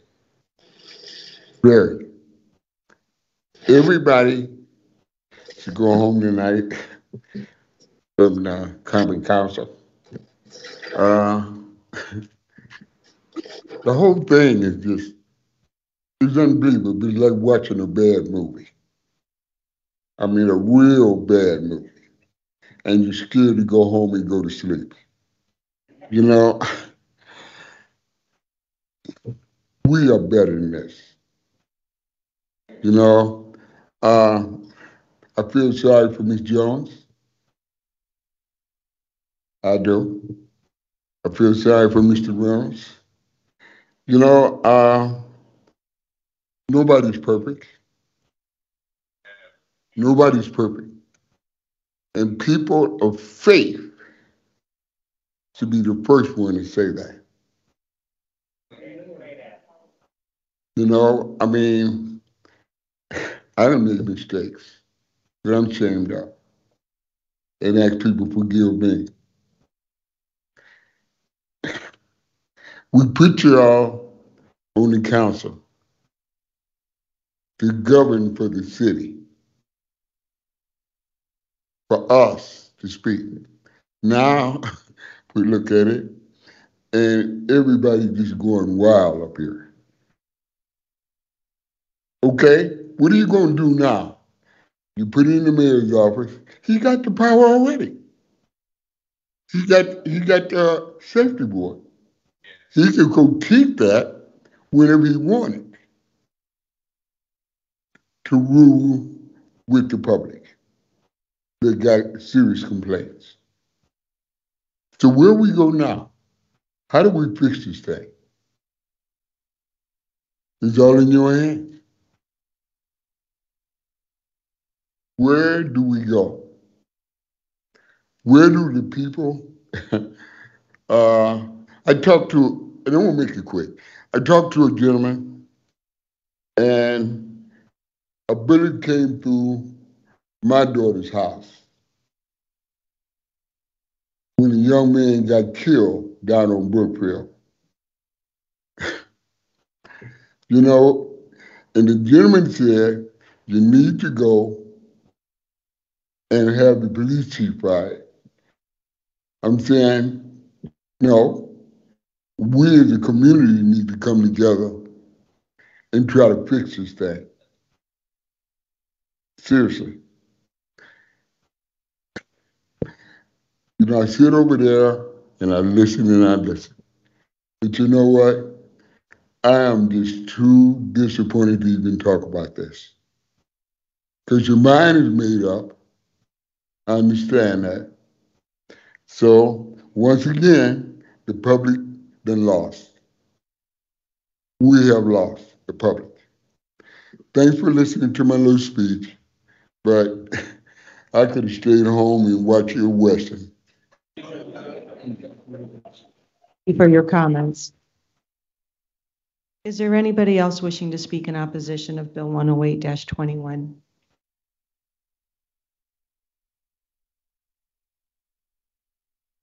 My name is Torrance Chisholm, 1106 Johnson Street, South Bend, Indiana. We all have a background, but we all are capable of making a change within ourselves. The mayor is over the police chief. The police chief is over the department. If the mayor was capable of keeping things under control, it would be done already. Us, well, y'all blaming him for his past is unacceptable. Very unacceptable. We all have a past. We all did wrong. So instead of blaming this man for what he did, we got to blame ourselves for what we did in the past. Thank you. Thank you for your comments. Is there anyone else wishing to speak in opposition to Bill 108-21?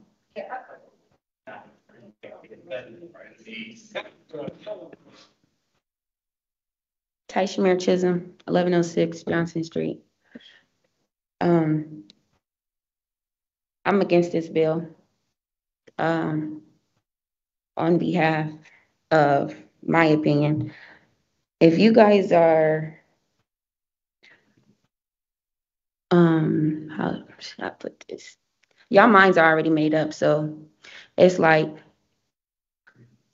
if this guy has done his job and y'all nitpicking, y'all knew what y'all wanted from the get-go. It was no need for y'all to hire this man in a position that he in. But if y'all feel like he attacking y'all and y'all got something to hide, what's the purpose of attacking him? He's gonna figure out one way or another if y'all got something to hide. So to vote him out of his position, I feel like it's not right. Because didn't nobody vote y'all out y'all position when y'all got voted in. We voted y'all because we thought y'all was gonna make a change in our community and y'all really not. How can we get y'all to come out and support any organization that's going on when it got anything to do with gun violence, police, attacking younger Black men, or anything when y'all can't even come out and support anything? When we have marches, ain't near one of y'all in any district standing up and walking with us. The mayor not walking with us. So what are we supposed to do as a community if y'all not there to really help us or support us? We feel like we left out, and now that y'all putting him out, we really feel like we don't have nobody, because who else can we trust? We can't trust y'all. We can't trust the police. All we got is God to trust and hope God that we know God gonna have our back. But how is y'all gonna have our back in this community? That's all I gotta say. For your comments. Is there anyone else wishing to speak in opposition to Bill 108-21? Hello, everyone. My name is Jonathan Coleman, 501 Scott Street. I also against the bill also, unlike my cousin, what she said. How come you guys can help somebody in this community and y'all not doing y'all part either?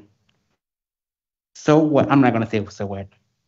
It's against Minister Reynolds about his background. But y'all, I feel some type of way about you guys. Y'all not helping us. Y'all not doing nothing for us. So what's the point you guys trying to attack him, but look at you guys' background? How many of y'all had different backgrounds about you guys being hired, and I really want to know. I want to know seriously. Thank you. Thank you for your comments. Is there anyone else wishing to speak in opposition to Bill 108-21? I don't see anyone. Oh, I'm sorry. Yeah. Is he on? I don't see his. Let me see. I think it's Hari Murthy. Hari, if you're on, would you please state your name and address for the record if you wish to speak in opposition? I don't see anybody on there.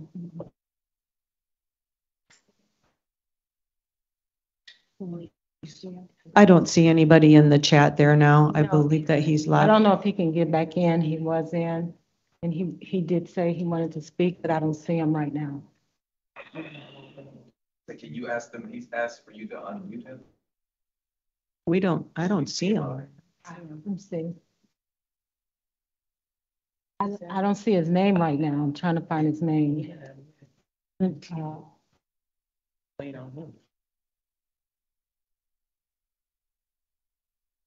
I see him. Okay. Yeah.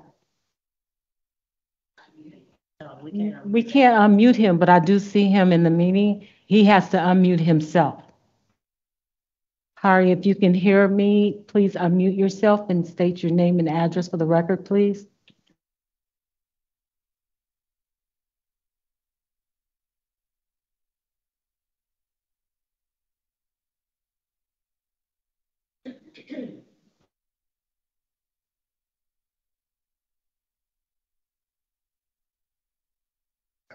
Okay. I don't think he can hear me. So that's the last person expressing interest to speak. Okay, Virtually? if he would like to, if he's not able to communicate at this time, you can always send us an email and we can return it to you in writing on what your question is. I don't know what else to do if he's having a technical issue at this time. So can we move on to the next, whoever else that may want to speak in opposition to the bill?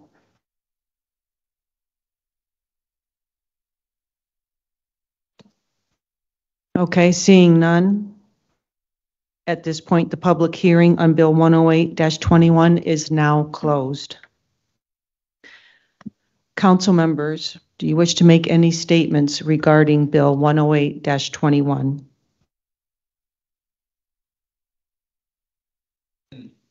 Yes, absolutely. Councilwoman Hammond? Thank you. In connection with several things that were stated by the public, this is not strictly about Mr. Reynolds' background. This is about a process in an ordinance that is not being followed. I would like to read you a section of the ordinance, and I'm pretty sure none of you have seen the product that is supposed to come from this.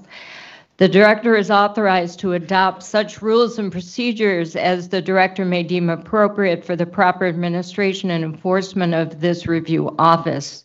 All such rules and procedures shall be adopted only after posting of the rules and procedures proposed to be adopted on the city's website for public review and comment at least 30 days prior to the effective date of such rules and procedures. Upon adoption, the director shall maintain a copy of these rules and procedures in the director's office. So please, if you have seen these rules and procedures and seen them on the website, please contact me independently and let me know, because I've seen nothing of them. Secondly, the sponsors of the bill sat down with Clerk Jones and Mr. Reynolds and pleaded that you please take one of the bill sponsors with you when you go out in the public. The ordinance is very clear that you cannot speak about issues around the board. Very clear. And that has never transpired. We have never been invited to attend any of the public meetings. There have been constant comments and references made to the Community Police Review Board that is not within the purview of the clerk's office or Mr. Reynolds independently. That is directly under the purview of the council per this ordinance. And we have asked repeatedly, and that also has not occurred. And just one more thing, if I may. I think it's extremely unfortunate that misinformation is being spread and fear is being used to try and bring this to a frothy head, if you will, by saying that you will have to go to the police department to file your complaints if this is moved to the the mayor's office. That is not true. Yes, ma'am, they did. And for Mr. Reynolds to stay, excuse me, I am speaking. Wait, this needs to stop. Are you Could we have recognized? a point of order, please? For Mr. Reynolds to say that under the mayor, this will fall apart and not be functional. He has no proof of that, and he is trying to scare the community. Eric Logan, Kate. Hurricane. Point of order. Could we please have a point of order? We listened. Now Could we have him I'm removed? sorry, you have to be in order, sir. You're going to have to. Mr. leave the Malone, chamber. Mr. Malone, the public portion is closed. You cannot speak any longer. Unfortunately, you guys had an opportunity to speak. We have to regain order. And look, we're going to have to ask you to be escorted out if you cannot follow the rules. We have given the public an opportunity to speak. Now we have to, the public comments have been closed. And so, no. Okay, at this time, We I'm have going to gone ask through- for a recess. Good. Thank We you. don't want to hear your lies. You talking, you, Ms. Hammond. How long we get for recess? 5 minutes. 5-minute recess? We got There'll be a 5-minute recess. 5-minute recess. I'm going to the restroom.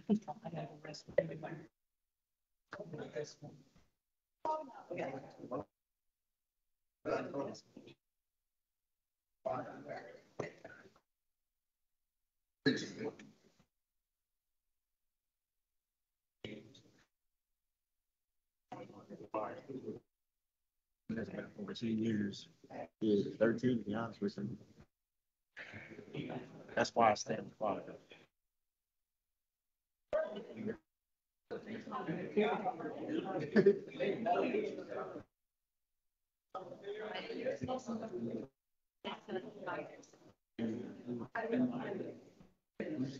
I didn't want to start.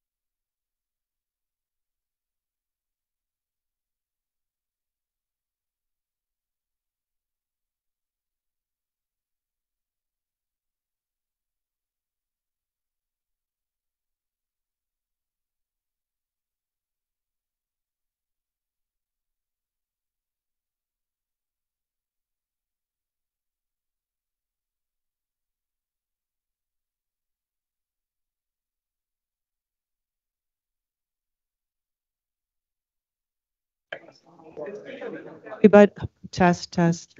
Thank you. We are going to be resuming the meeting here.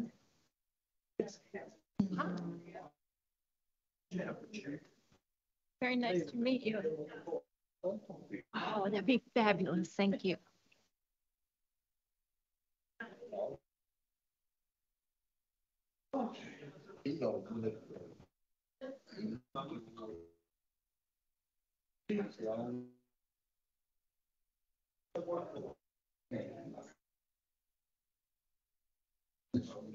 Point, we are going to resume the meeting.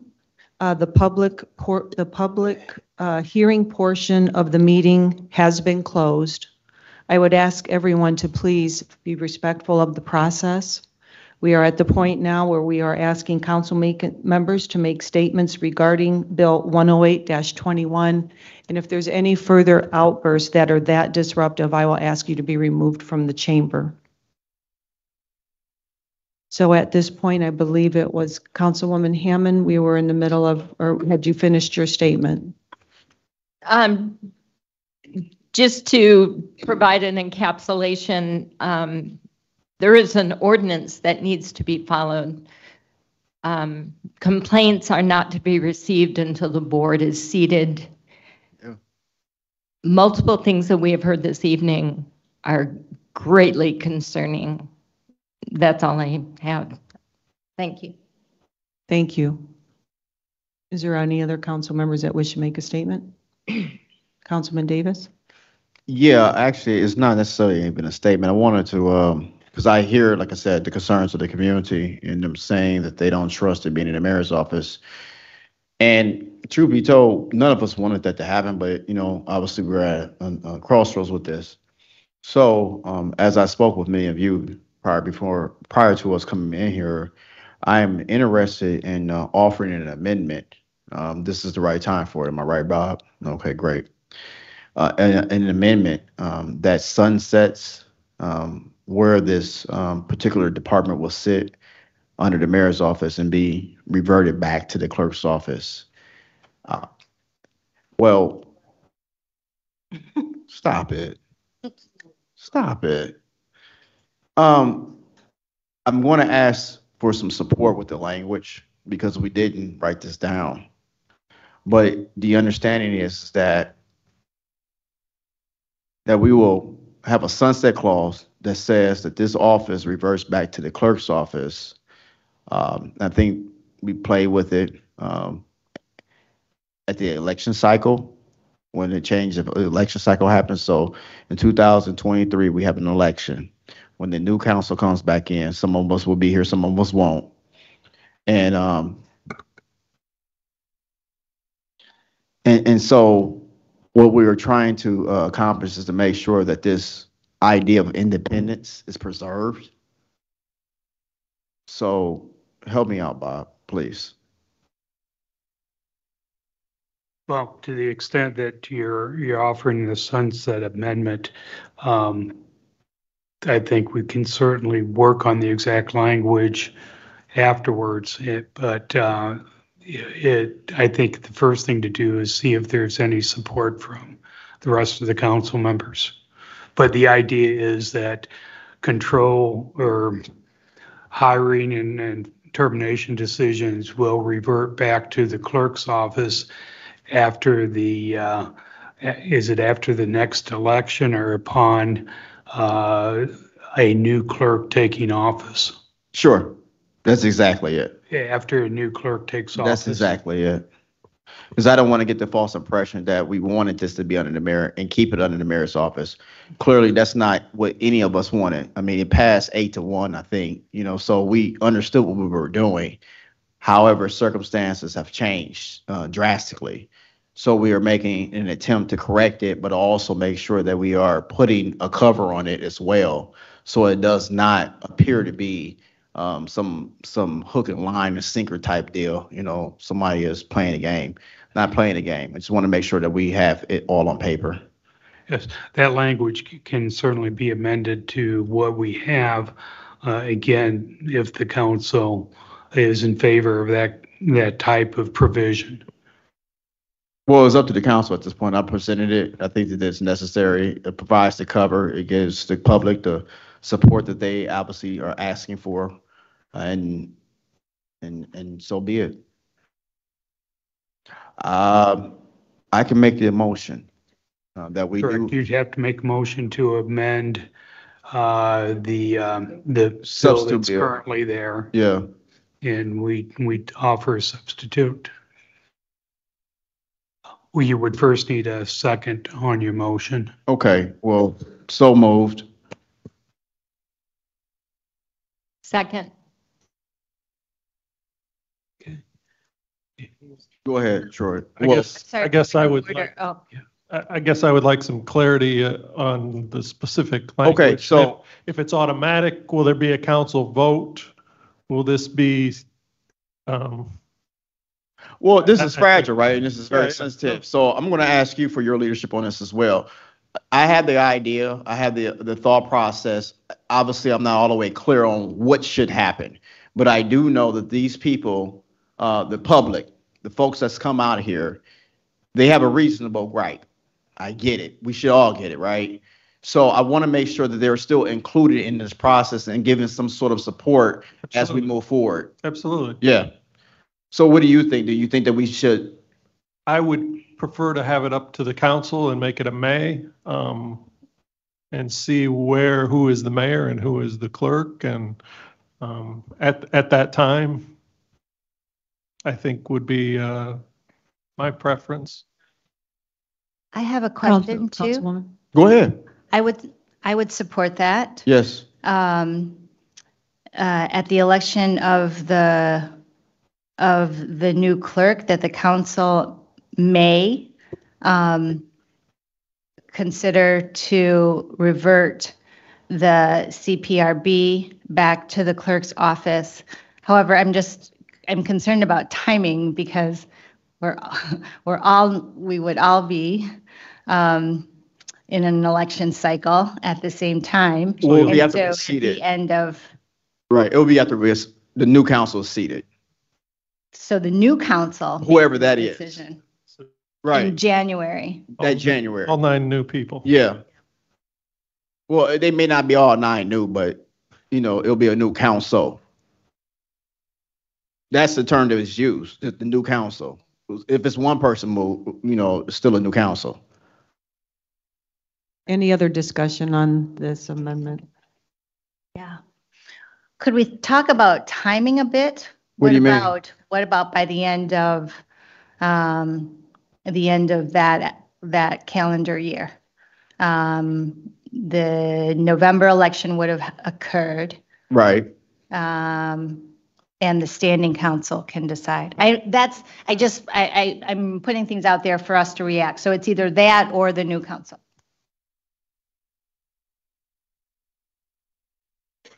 What do you understand think? what she's suggesting. Yeah, I mean, however we provide the cover, I'm fine with that.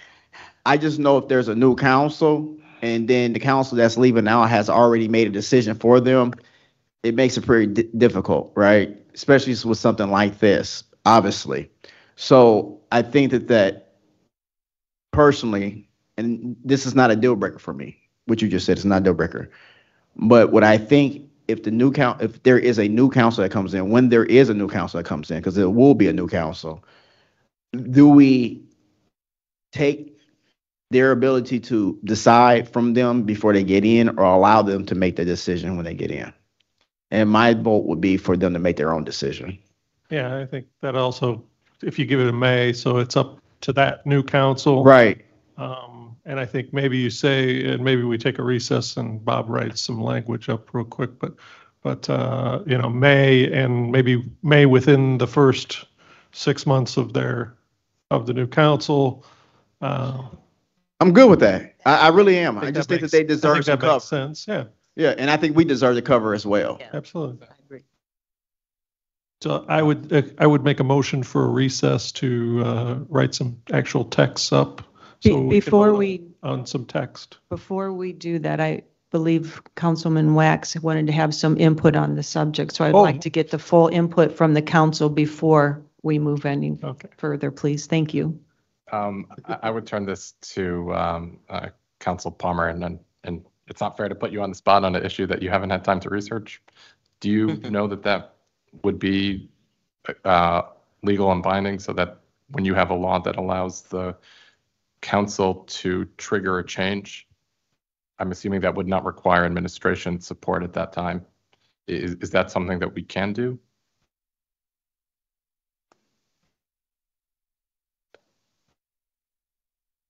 I believe that it would be proper if the council made its or voiced its opinion in a resolution, which could be either accepted or rejected by the mayor.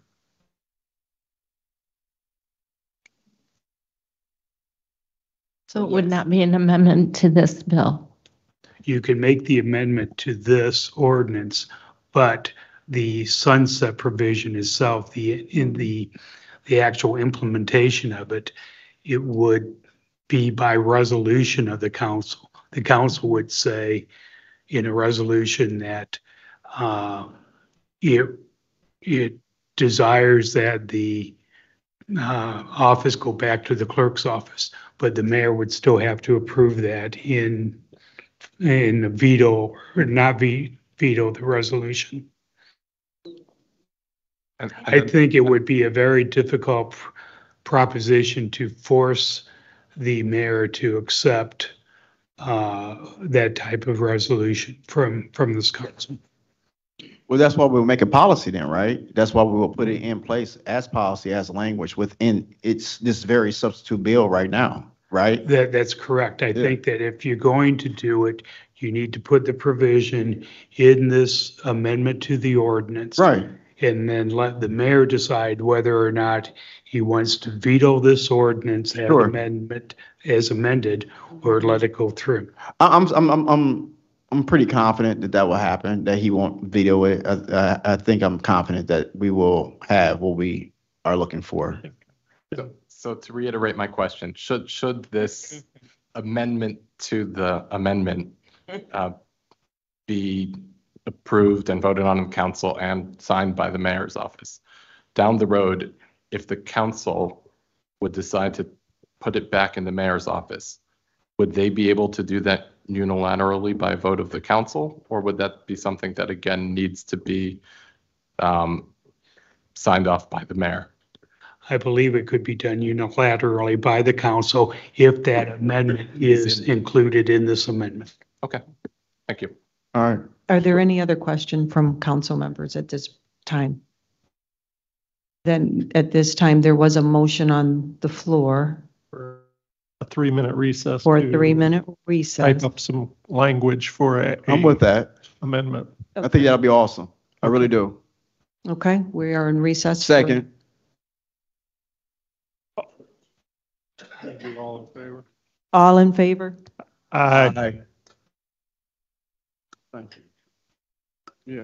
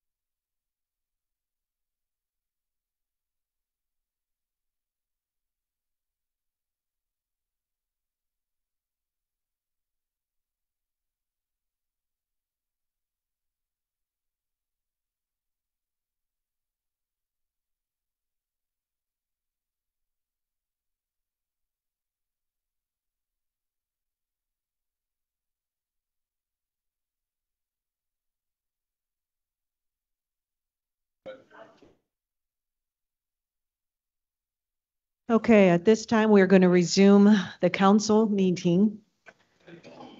And I believe Attorney Palmer that you have the amendment that's going to be included from Councilman Davis.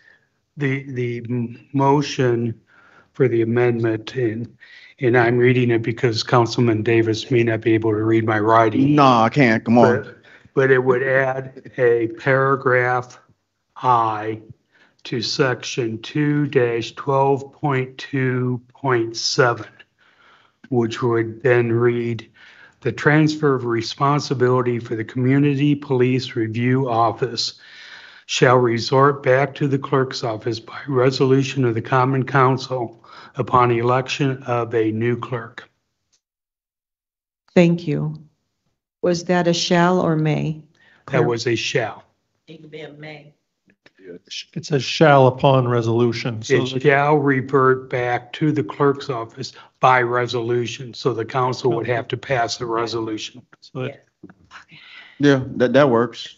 And Yeah, that's that good. would take the discretion away from the mayor's office to keep it. Got it. Okay, Thank so you. And I second that motion. okay, so there is a motion on the floor to accept the amendment, and there was duly seconded. Would we please take the roll call, please?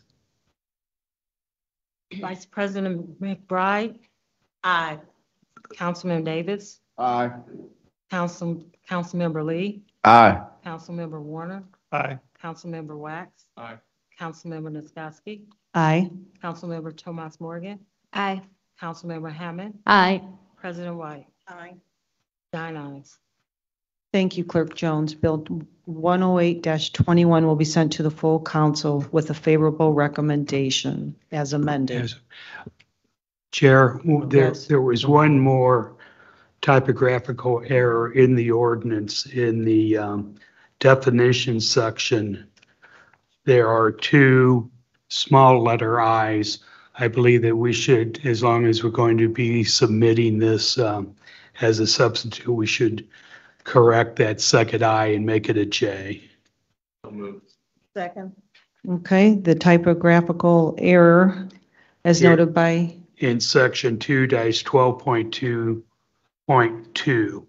okay, has been a motion to correct that to a J and duly seconded. Could we please take the roll call? Yes.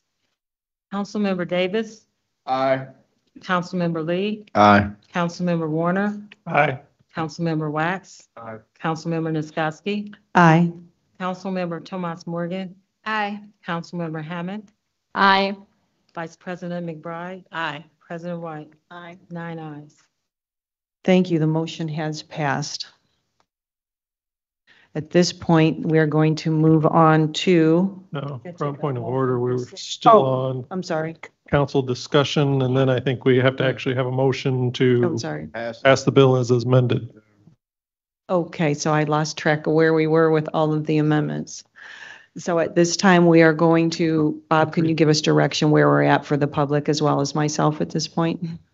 I believe we're at the point of council discussion on the amendments and motion for a recommendation, favorable or unfavorable to the full council.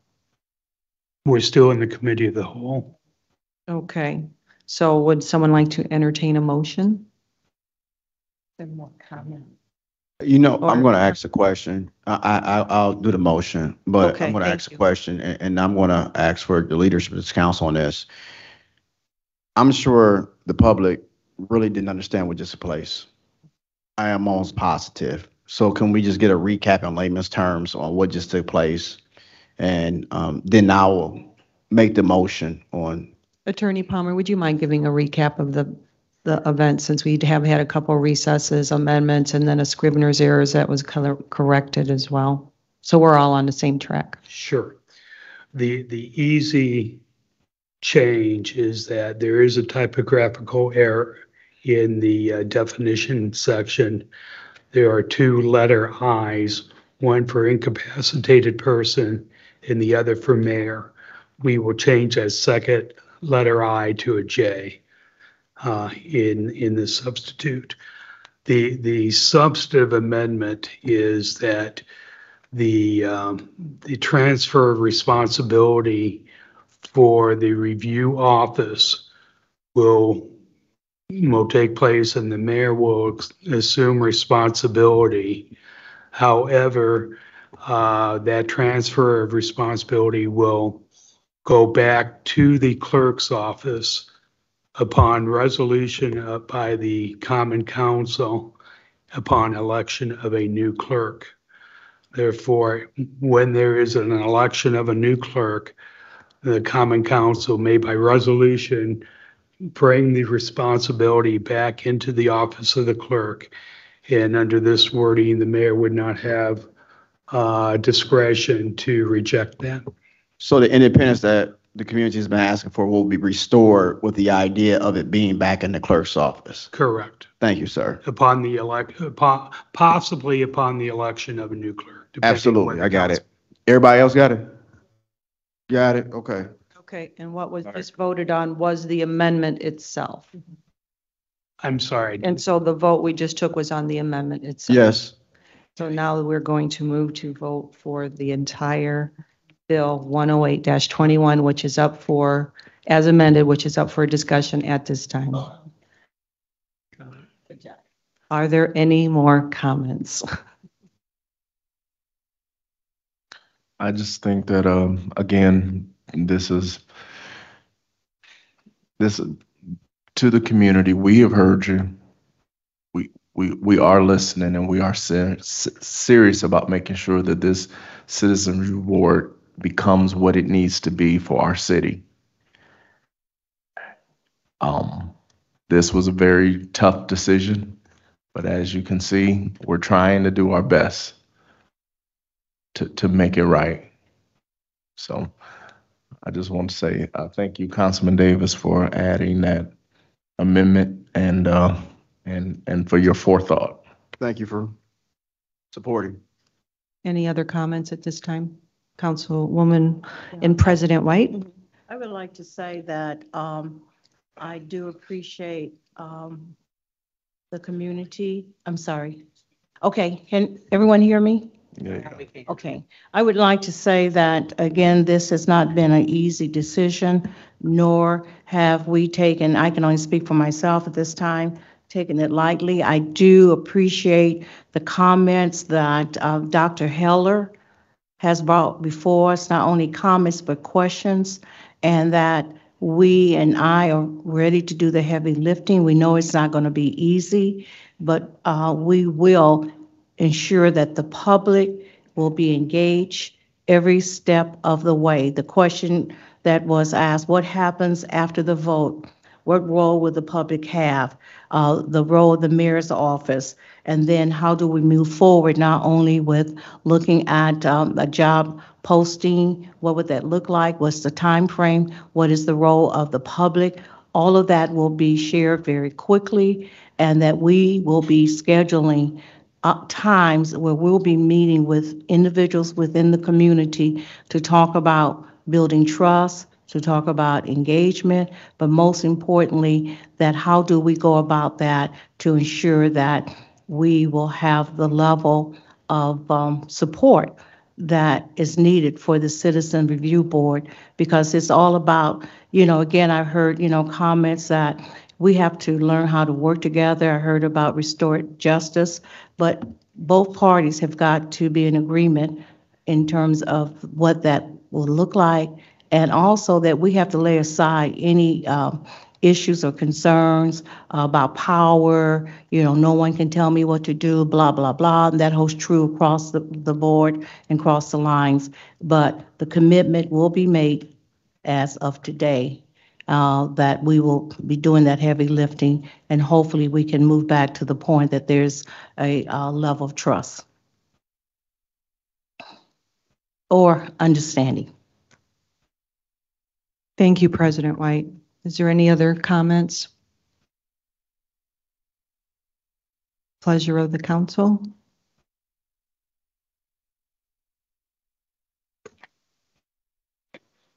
Okay, I didn't hear you. entertain a motion. Move for adoption. Point of order, is it to send to full council? The full council, I thought this is a second reading, right? This is a first still? We're still at first? Or it has to go back to the, Full council. Oh, I'm sorry. I thought we were Still on under the second. committee of the whole. Man, it's 10. So this is for, yeah, I'm sorry. Yeah, we're gonna be here till you midnight. go ahead and make it, man. so the motion would read that, substitute bill 108-21 will be sent to the full council with a favorable recommendation as amended in the committee of the whole. Second. It's been a motion made and seconded. Could we please call the roll? Yes. Councilmember Lee, Aye. Councilmember Warner, Aye. Councilmember Wax, Aye. Councilmember Nisgowsky, Aye. Councilmember Tomas Morgan, Aye. Councilmember Hammond, Aye. Vice President McBride, Aye. Councilmember Davis, Aye. President White, Aye. 9 ayes. Thank you. That'll be sent to the full council, the substitute bill 108-21 as amended with a favorable recommendation. Okay, now we're going to move on to the next bill, which will put us at the beginning of where this was at initially before we moved those to second reading. So we're going to go to Bill 101-21.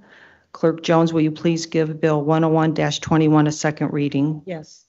10121, public hearing on an ordinance of the Common Council of the City of South Bend, Indiana, amending various sections of the South Bend Municipal Code within Chapter 16 at Articles 1 and 2, and within Chapter 17 at Article 2, Division 4, Article 4, Article 14, and Article 15 to provide a comprehensive adjustment to rates for South Bend utility customers in the city's furnishment of refuge, sewer, water, stormwater in the low-income customer assistance program.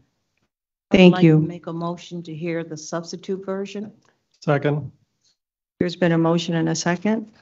Can we do an all in favor? Or do we have to take a roll call? Okay, could you please take the roll call? Yes. Councilmember Warner, Aye. Councilmember Wax, Councilmember Nisgowsky, Aye. Councilmember Tomas Morgan, Aye. Councilmember Hammond, Sorry, what are we voting? Okay. Aye. Vice President McBride, Aye. Councilmember Davis, Aye. Councilmember Lee, Aye. President White, Aye. 9 ayes. Thank you. Mr. Horvath, you wish to give a, I'm sorry, is there a committee report on Bill 101-21? Bill 101-21 was heard in Personnel Finance and comes with no recommendation. It was the original bill, not the substitute bill. Thank you. Then I see Mr. Horvath is there. If you could state your name and address and then present to us the key points regarding the bill. Thank you. Let me pull up this presentation real quick here. Sorry about the feedback.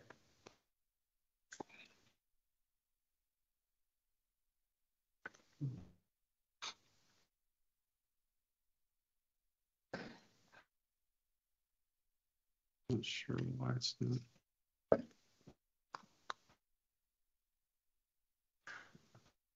Okay. You guys see it okay? Yes. Thank you, council members. Eric Horvath, I'm the Public Works Director with offices on 13th floor of this building. I'd like to present to you tonight Substitute Bill 101-21, which is on comprehensive rate plan for our utilities as well as the low-income customer assistance program. The revisions, I'm going to go over just the revisions tonight. We've spent quite a bit of time having public information sessions and hearings, as well as tours to see all the projects and the need. Sorry, you guys getting feedback? Is that better? Based on the public hearings that we've had and the information sessions, we've received quite a bit of feedback both from the council members as well as our residents. And we've used that feedback to sit down, take a hard look at this ordinance, and come back with this substitute bill. You'll find that one of the first things we did was we made sure that there's no increase. There were 2 increases that were happening in 2021. We made sure there's no increase that will happen in 2021. In addition to that, in all of the 5 years that there's an increase, those increases went down from the previous bill. So let me quickly go through the changes, and then I'm happy to answer any questions that you may have. So the first thing is, as I mentioned, we delayed the solid waste increase to 2022. And to shore that account up, we will be utilizing some outside funding, $1 million to make sure that we not only pay back the money that's borrowed from solid waste to bring that fund back in the black, but also to make sure it's solvent in the upcoming year. And so that is the first change. We also made a couple minor adjustments in the program itself, one of which was the addition of the major appliance pickup program. So as part of our large item pickup that you get 1 per month, will include major appliances. So if you have a dishwasher or a stove, a washing machine, or refrigerator, you can get 1 of those picked up every month. We will require that anything with refrigerant, that it's appropriately disposed of by a certified person before we pick it up. We can't transport that with refrigerant. The other option would be the residents take it directly to the scrap yard. But this program then will allow people who can't get rid of large appliances to be able to do that as well. Minor clarification, yard waste program, primarily that twigs up to 2 inches in diameter can go in your yard waste bin, and anything from 2 inches to 6 inches then can be bound and picked up as a special call-in program as well. Just to reiterate, the yard waste program also has a special call-in pickup. So if you participate in the bin program, there's also a separate program where once a month you can call in and we'll pick up any large amounts of debris you have up to a cubic yard, which is about 10 of those big paper bags if you have those. So let's say you have a big cleanup that you're doing in the spring and you want to get rid of extra and it doesn't all fit in your bin, you can call in to get that picked up as well. It also delays the yard waste increases until 2022. And then in addition, we've made changes to the customer assistance program. We got some feedback on this. We had an 87-cent increase that was starting immediately. We've pushed that back, so there's no increase in 2021 and 2022. In 2023, we will have a 14-cent increase. In 24, we'll have 14 cents, and in 25, we'll have 15-cent increase. Now, we also decreased the additional cap credit. So remember, in the first bill, we were increasing the credit side of this by 50%. Now we're only increasing it by 25%, but it is still going up. And in addition to that, we had heard that there are people on the fringe, so we've broadened the reach of the program by adding a 4th tier for the cap credit. So that 4th tier is now 60 to 80% of area median income. And what that does is it grabs a much larger population that we can get into the program. So we make sure that we're getting additional people in the program. And then finally, it improves the way we're going to run this program. And so we're going to try to make it a lot easier for people to get into the program. We're going to try to make sure that there aren't any barriers to entry, like caps on LIHEAP, and make sure that the way people apply for the program will be easy so that we can make sure we get as many people in the program as we possibly can. And then any losses that we have over those first number of years of cap will be made up with outside funding sources. So it's hard for us to estimate what those are, not knowing exactly how many participants will be in the program. And so once we start getting numbers on how many people are in the program, and that'll, obviously change over the years, we had expected, having started in January, that at this point we'd be a lot further along with the numbers than we are currently. And so I think it just takes a lot longer to get programs out and get people to understand what the programs are and comfortable with applying for them. And so we'll monitor that and see where we are financially, in the hopes that we won't need to do anything there until after 2025. So as part of this program, I'd mentioned it adds a broader reach. And if you look here, I tried to outline the current program incomes. So if you're a household size of one, the way the current program, the CAP program, is set up is that you have to make $25,961 or less to be eligible for the program. That new annual income will be $41,200 for a household of one. For a household of three, it goes from $41,937 to $52,950. The final thing that I wanted to share is that we did not make any changes to sewer water rates. These were both ones that we felt like were necessary to move some of the capital forward, and they were funding capital programs. And so this rate does still fund $45 million in necessary water capital of the $150 million in needs identified, as well as $85 million for our long-term control plan, which is a $276 million program. So this will be phase one of the long-term control plan, will be funded through these rates. It also finally delays the residential stormwater increases until 2024. So the rate will remain $2 on a residential rate until 2024, when it'll go up to $2.25. And then finally, just a housekeeping measure, moving section 1781 to 1721. This is a section of the ordinance that has the 14% surcharge for outside customers. We're not changing anything operationally. We're not changing how people are getting billed on that. It just should really be in the rates portion. And so it was really in the wrong area of the municipal code. And so we're trying to correct that. That's all I have. I'm happy to answer any questions council may have. I appreciate your support through this process and your input as we've gone along, and hope that you'll support it. Thank you. Thank you. Council members, do you have any questions? President White. Okay, I just have one question. First, would like to thank Mr. Horvath for listening to the council and the changes and the concerns that we had in regards to the original plan, and that what we have before us is a compromise.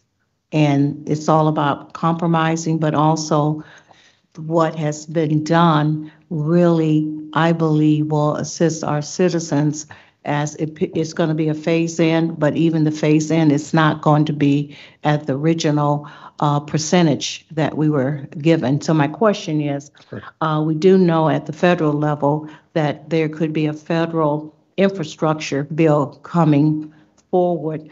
And if that occurs, I would like for us to come back and look at those dollars, and if we could decrease rates and also look at infrastructure if we have those federal dollars. So it'll be a good opportunity for us to respond again to what the needs. We're looking at capital improvement and we're looking at operational.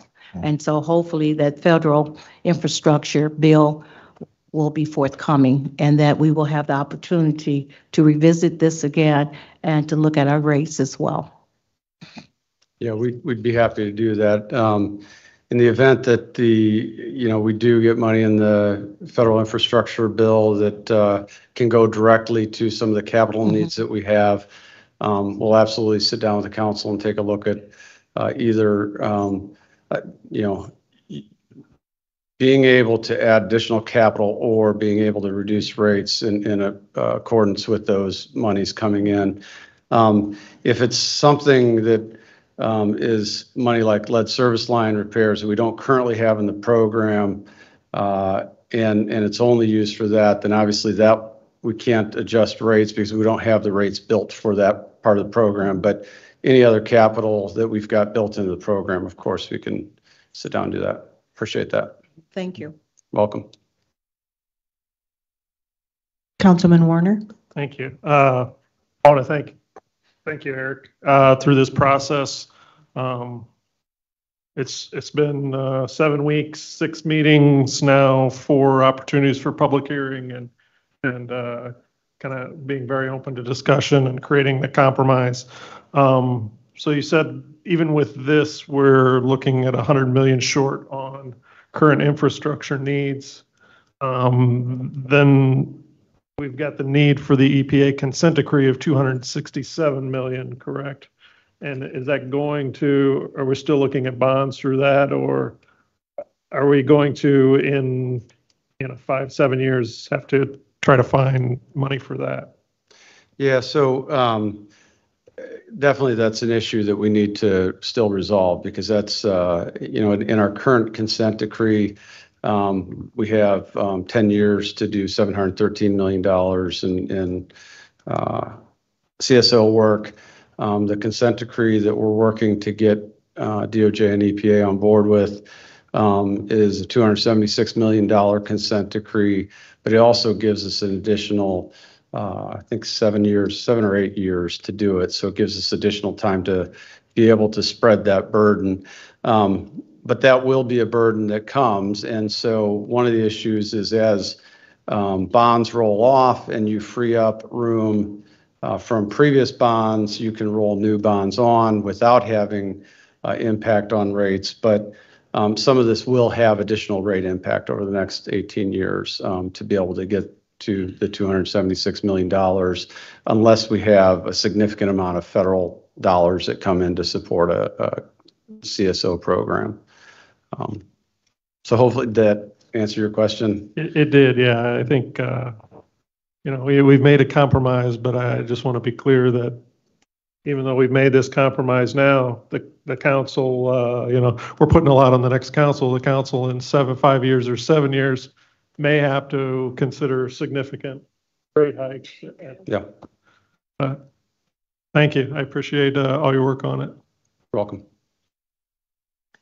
Councilman Lee? Yes, Mr. Howard, thank you for going back to the drawing board and trying to find compromise. One of the things that I was asking is, what about the people who are not low income but moderate income? Can you talk again about the compromise that you guys have made, and how people who may not be low income but still struggling to pay their bills can be a part of the program? Yeah.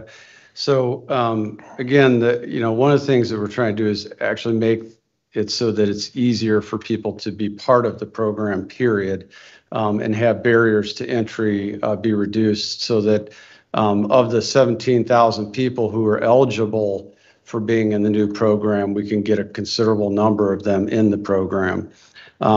But as part of this too, we actually expanded the limits on what the income eligibility would be. And so we went from what used to be 60% of the state median household income to 80% of the area median income. And you can see on this chart here that the first or the middle column here that says current program annual income, that's where our eligibility guidelines are at this moment in time without the new substitute bill ordinance being passed. If we pass the new ordinance, it'll go from $25,961 for a household of one to $41,200 as their annual income. So if they make $41,200 or less in a household of one, they will be eligible for the lowest tier of our program. So, and that tier is $8, and then the second tier is $14.25, the third tier is $19.25, and the fourth tier is 2550. The last three are all 25% more than what the previous program was. So you can see in all cases, these income guidelines are a little bit higher, so they were trying to catch people on the fringe who are still, the people are still in need and impacted by large utility bills across the board, whether water, sewer, electric, heat, anything, as well as all of their other bills that they have due. One of the things that we looked at as we were looking through the proposal and the changes was the fact that the impact, us coming out of COVID pandemic and the years really won't start seeing an increase to about 2023?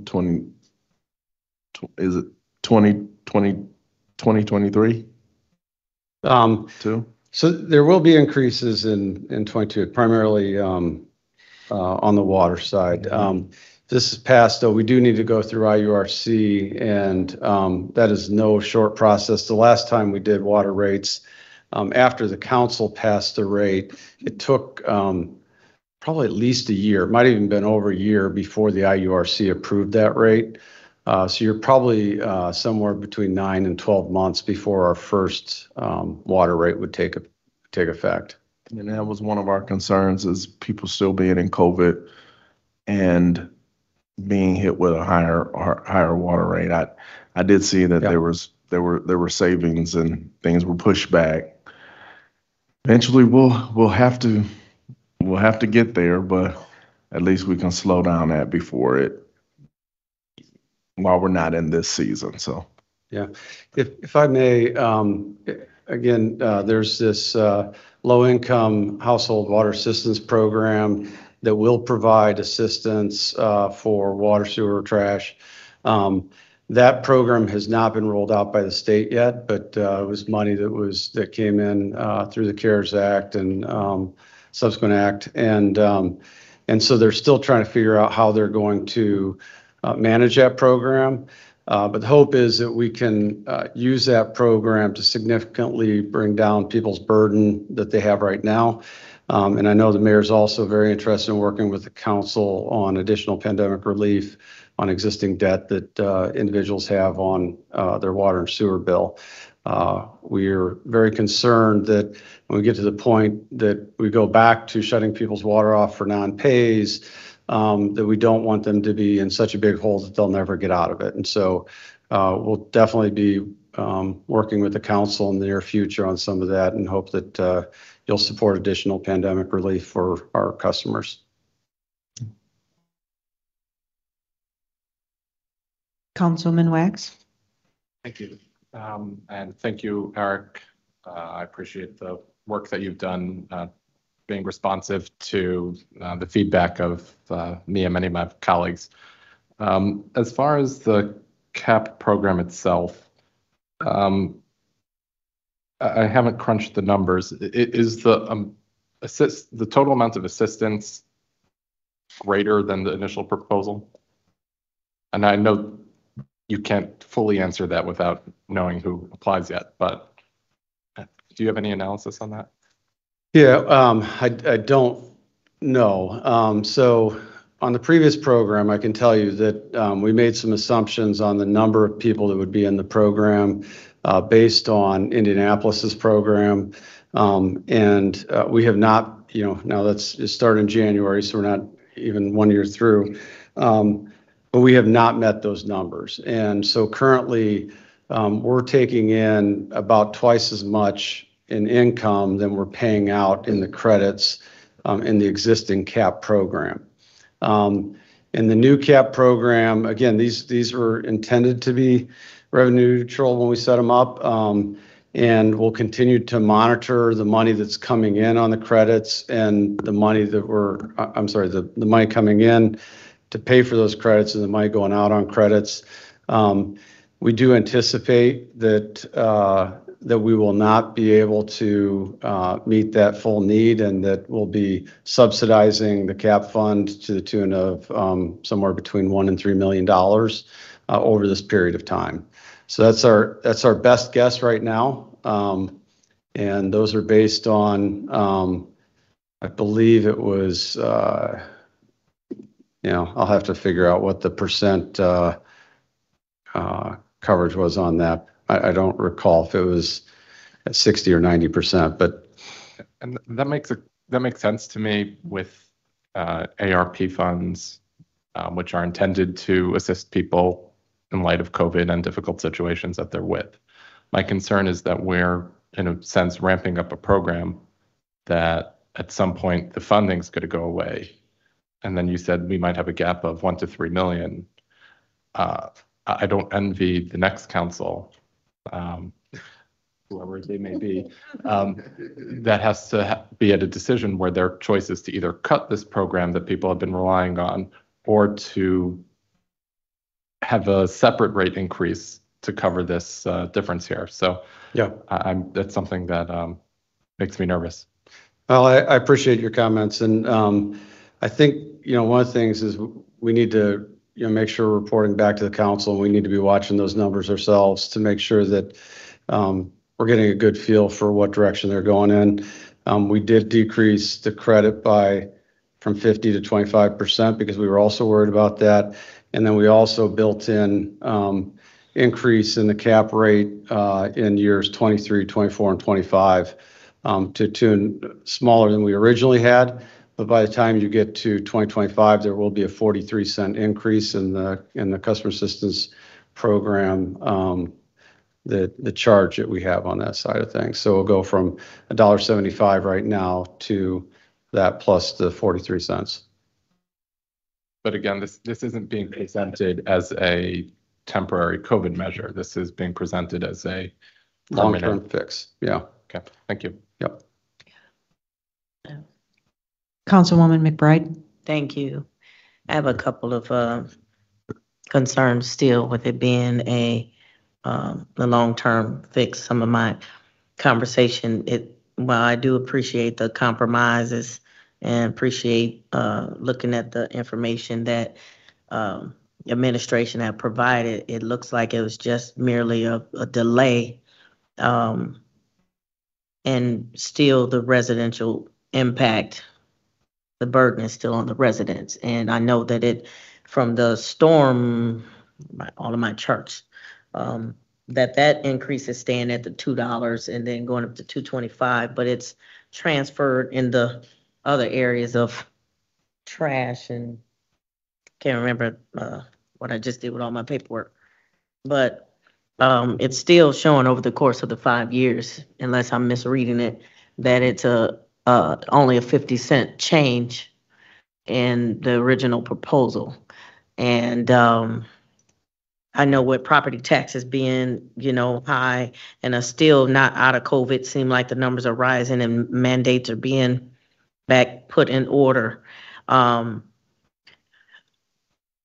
My thought has been, unless there's something different, because if I understood it correctly, and it seems like it was just confirmed, that once we pass this, it's not like the council can come. It's not an appetite for the council to come back and say, if we get federal COVID funds, we can now take a look at it and lower the rates back. I just think that it's a burden still. People are having a negative impact, and with property taxes and a whole plethora of items that are happening to the economy, still I've always stood on why not pass the American Rescue Plan portion and come back and revisit it in a year or so with a projected, because all of this is unknown. The only thing that's finite to me is increasing the residents' increase. And that's going in blind with not knowing. But once we do it, it's not like we're going to say, okay, we're going to now take it back. And the increases are going back down. So I'm still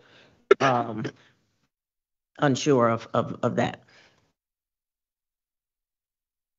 Is there any other comments from council? Councilwoman Hammond. Eric, thank you for the presentation and for listening to the council's concerns around this issue. Could you just give an overview of what the community outreach is to inform people of their eligibility for these types of programs?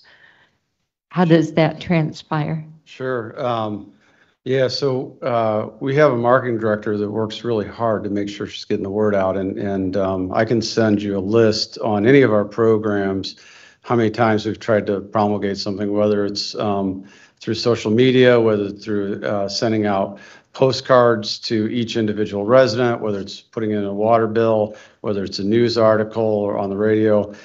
There's probably more we can do, maybe even with radio PSAs and some other things. But again, I'm all ears if council members have suggestions, and I mean that with true sincerity, because it feels like we try really, really, really hard to let people know about programs, but it's very difficult to get people to understand they've got so much going on in their lives to get it to the point where everyone does know about the program. And so if this is passed, one of our big things will be the CAP program. We've got the credits in place through the end of the year. We would start the new program at the beginning of 2022. And we would use the remainder of the year to really try to get people geared up and get them to start doing the application process. We'll have an online application. We're trying to limit the number of questions that they have on there.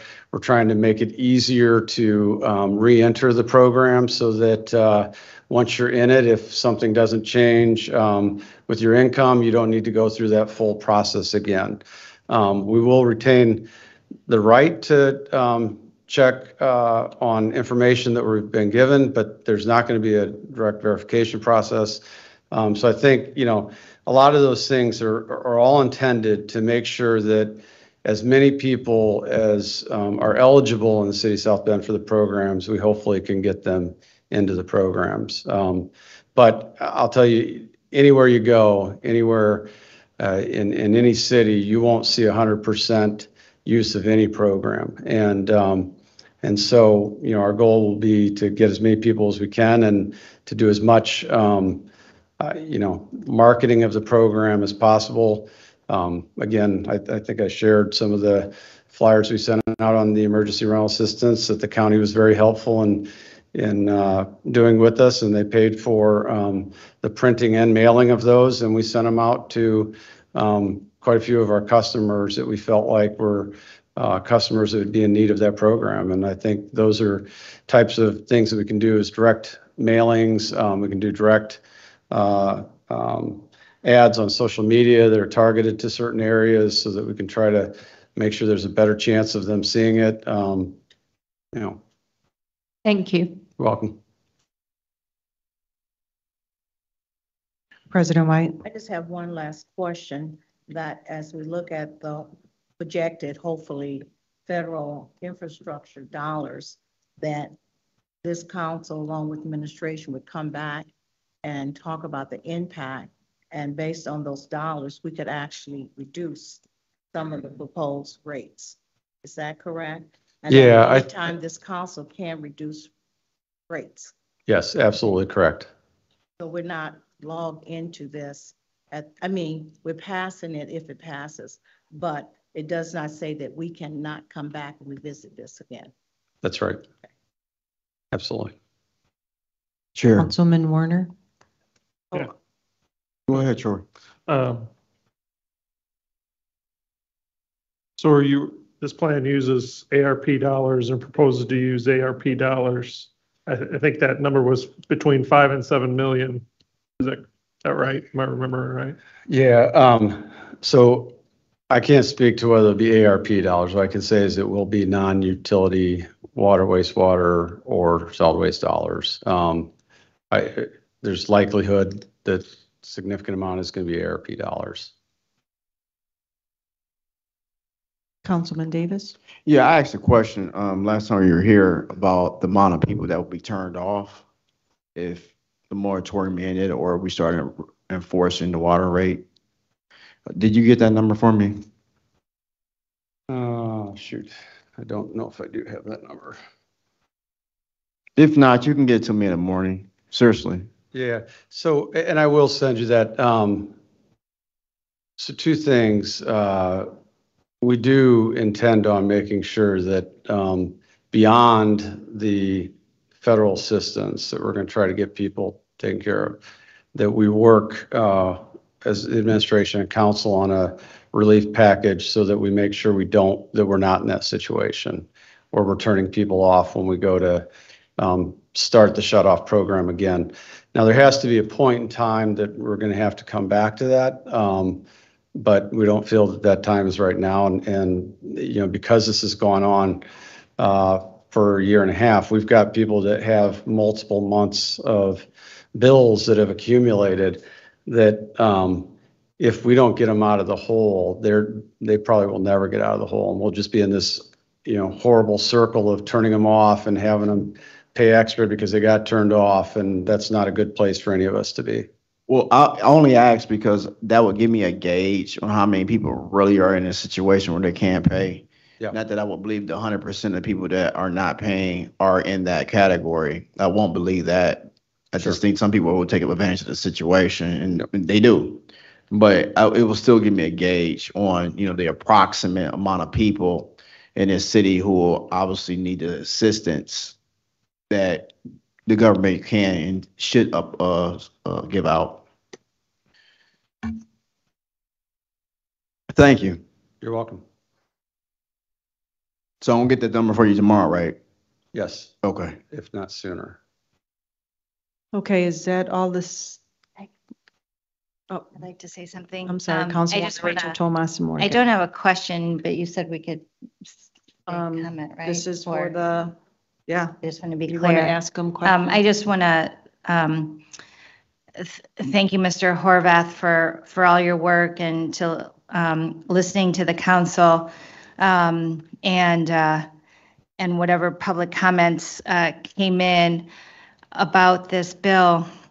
No one wants their utility rates increased. I mean, that's the honest thing. But I think we all agree that we want clean water, not just for us, but for future generations. We want to be able to maintain our utilities and these projects. And so I very much appreciate the compromise that you're proposing here. And I support them. What I'm afraid of is that we continue to kick the can down the road, and we've done that too many times already. And so this doesn't pay for everything that we need to do. And so we just need to keep that in the forefront of our minds. This is what government does. This is our responsibility to be able to upgrade these utilities. And so they're hard decisions, but it's something that we have to do. Thank you. Thank you. Okay, thank you, Mr. Horvath. And I would like to thank you for, again, coming for us tonight and making the presentation, making the compromise for us once more. I don't have any questions. I think all the questions have been vetted here. So at this time, I'm going to probably go to the public hearing portion of the meeting. So at this time, is there anyone from the public wishing to speak in favor of Substitute Bill 101-21? If you could please state your name and address for us, please.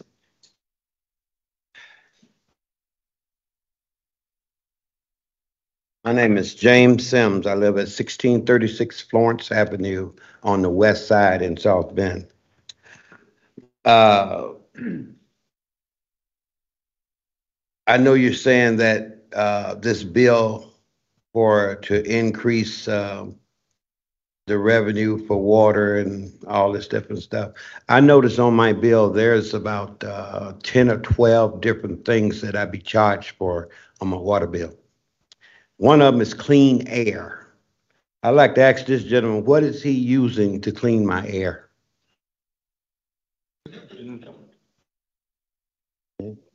Are you speaking in favor of the bill?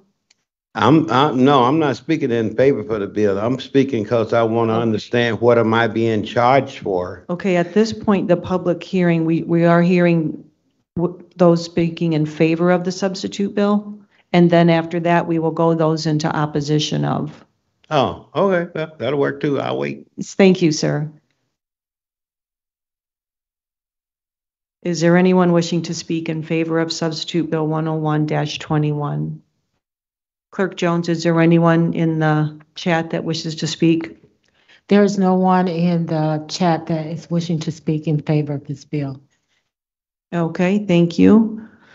Then at this time, we are going to, if anyone from the public wishes to speak in opposition of Bill 101-21. Sorry, sir, I didn't know how many people may be in the chat. And please just make sure you state your name and address for the record. Sharon Benicki, 3822 Ford Street. I've been crunching some numbers and going over things, and I know Eric hates that I bring up the tax rate, but the fact of the matter is, if my house was in Mishawaka, my property tax bill for the year would be $117 less than what I'm paying to live on the west side of South Bend. If you took my house and put it out in Warren Township, my tax bill would be $234 less a year than what it is to live on the west side of South Bend. Now, he says we can't use all our tax money for update. I keep saying if you weren't taking so much of my tax dollars in property taxes, I wouldn't be here complaining about $3 a month every month for 5 years, increasing it. You're taking it every which way and we don't have it. I did send in a FOIA to the city legal. I asked them 2 questions. I wanted to know how many residential customers there were as of March 31st, 2019, 2020, and 2021. And as of March 31st, 2021, how many customers were current, 30 days past due, 60 days, and 90 days. The only answer I got was that of 2019, there were 34,009 residential customers. In 2020, there was 33,949. So from 19 to 20, you lost 60 residential customers. They did not give me the number for March of 2021, so I don't know what that number is, but I'm sure you've lost more.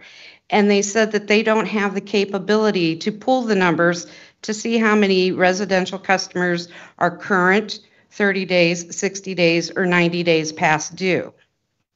I find that hard to believe since he just told Henry he'd get him the numbers by tomorrow. As for the major pickup of appliances, you're going to put scrappers out of business.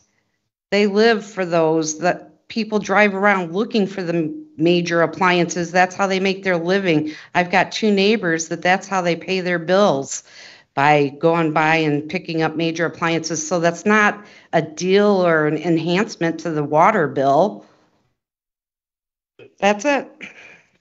Thank you for your comments. Well, I'm back again. Thank you, My name sir. is James Sims. I live at 1636 Florence Avenue on the west side. Okay, there's a lot of different stuff that's on my water bill that really shouldn't be on there, because I want to know how is he cleaning the air. You know, I get charged for clean air, but my air quality still is terrible. My water, I can't even drink the city water. I have to buy bottled water. I haven't drunk city water since, I would say 1985. It's the last time I drank city water. because city water makes me sick. It also makes my grandkids sick. And don't tell me, oh, it's probably where you live at. It's probably the pipes in your house. No, it's not. I don't care who house I go over to, I can't drink the city water. So I don't know how clean the city water or where the city water comes from, but it's really not that clean. If you boil city water and then let it sit in a clear glass, you let it sit until it gets cold and you look at it, you see the sediment sits in the bottom of it, look like slime. So, I mean, I'm not trying to deter y'all from drinking water or nothing, but, you know, he's talking about how much cleanliness he's doing and well, he's want to raise stuff up to get a little more money for the company or whatever, but we'll even when you take a bath, you know, you got slimy stuff. I don't want to take up too much time, but anyway, I just like, you know, to hear his comment on how he's cleaning the air and the water and stuff when it's not really clean. So y'all can give him the thing if you want. I don't know. Thank you. Eric, do you want to rebuttal at this time? You have 5 minutes for rebuttal. And yeah, not rebuttal, I'll just clarifications. Oh, I'm sorry, Eric. I didn't realize that's after. So sorry. It's been a long night. Isaac Hunt, 138 East Broadway. We always put the increases on the residents. We just did this with the school corporation.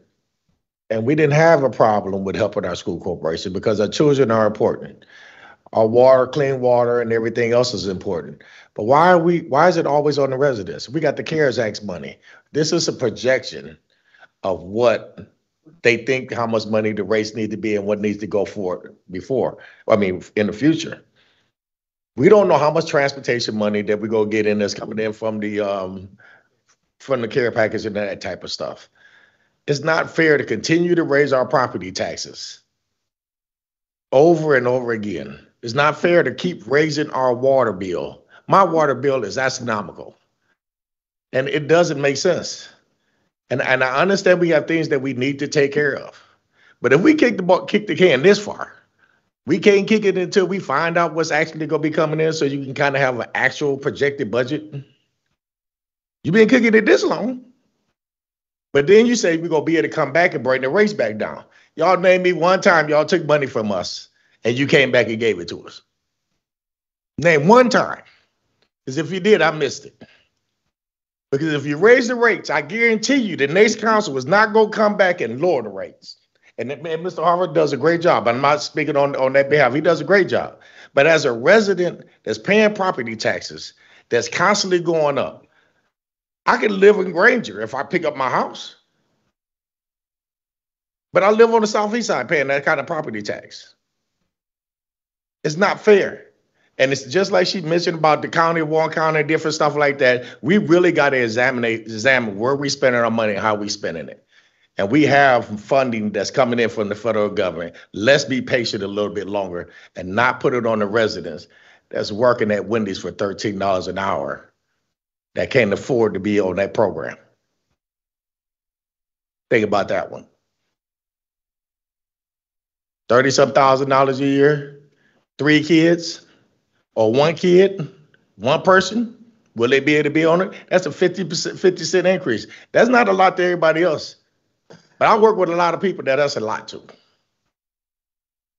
I work with a lot of people that's struggling right now and the numbers are going up. I work with a lot of people that's trying to find employment. That's just trying to keep a driver's license. Now, do we need an increase? Do we need some things being done? I believe we do. But if we've been kicking the can this long, let's kick it to see what we actually get in and then make an informed decision and not put it on the next council. Thank you. Thank you for your comments.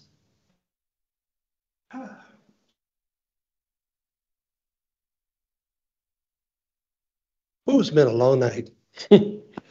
My name is Rodney Gatz, and I live at 734 South Clearview Place. I'm a West Side resident. The lady that spoke previously, she's correct. I mean, if I took the house I'm trying to buy, if I took my house anywhere in the city, Mishawaka, I could take my house to Mishawaka, and I don't have these problems. But here's something that struck me what Ms. Horvath said. No disrespect to you already. We ain't even got the infrastructure right. We can't put a light post right in some areas of our town. I work with tenants. I work with low-income tenants. And you getting them a credit, some of these people work, let's say they worked at Dairy Queen for a hypothetical. They get $13 an hour. In the current plan, that's $26,000 a year. Guess what? They don't qualify. Currently, they don't qualify. If you look at that right behind you, they do not qualify. So you mean to tell me I need to take 2 jobs in order to qualify for something that's afforded to me already? See, I heard a lot of hypotheticals for the future. You know, my parents used to tell me if ifs and buts were candy and nuts, it'd be Christmas all day. But I hate to say it, but it's true. Now, problem being is the hypotheticals. We don't know the future. The future, tomorrow's not promised to us, or those that believe in a God. Tomorrow's not promised to us. So therefore, how can we speculate what may have, shoulda, coulda, woulda happened, and we're not taking the patience and the time to get a finite plan? Give me a 3 to 5 year projection. I see somewhat as a small term plan. That ain't working. I'm gonna tell you that now. Doing math myself, that ain't working. Now, your long-term plan, I'm buying into that.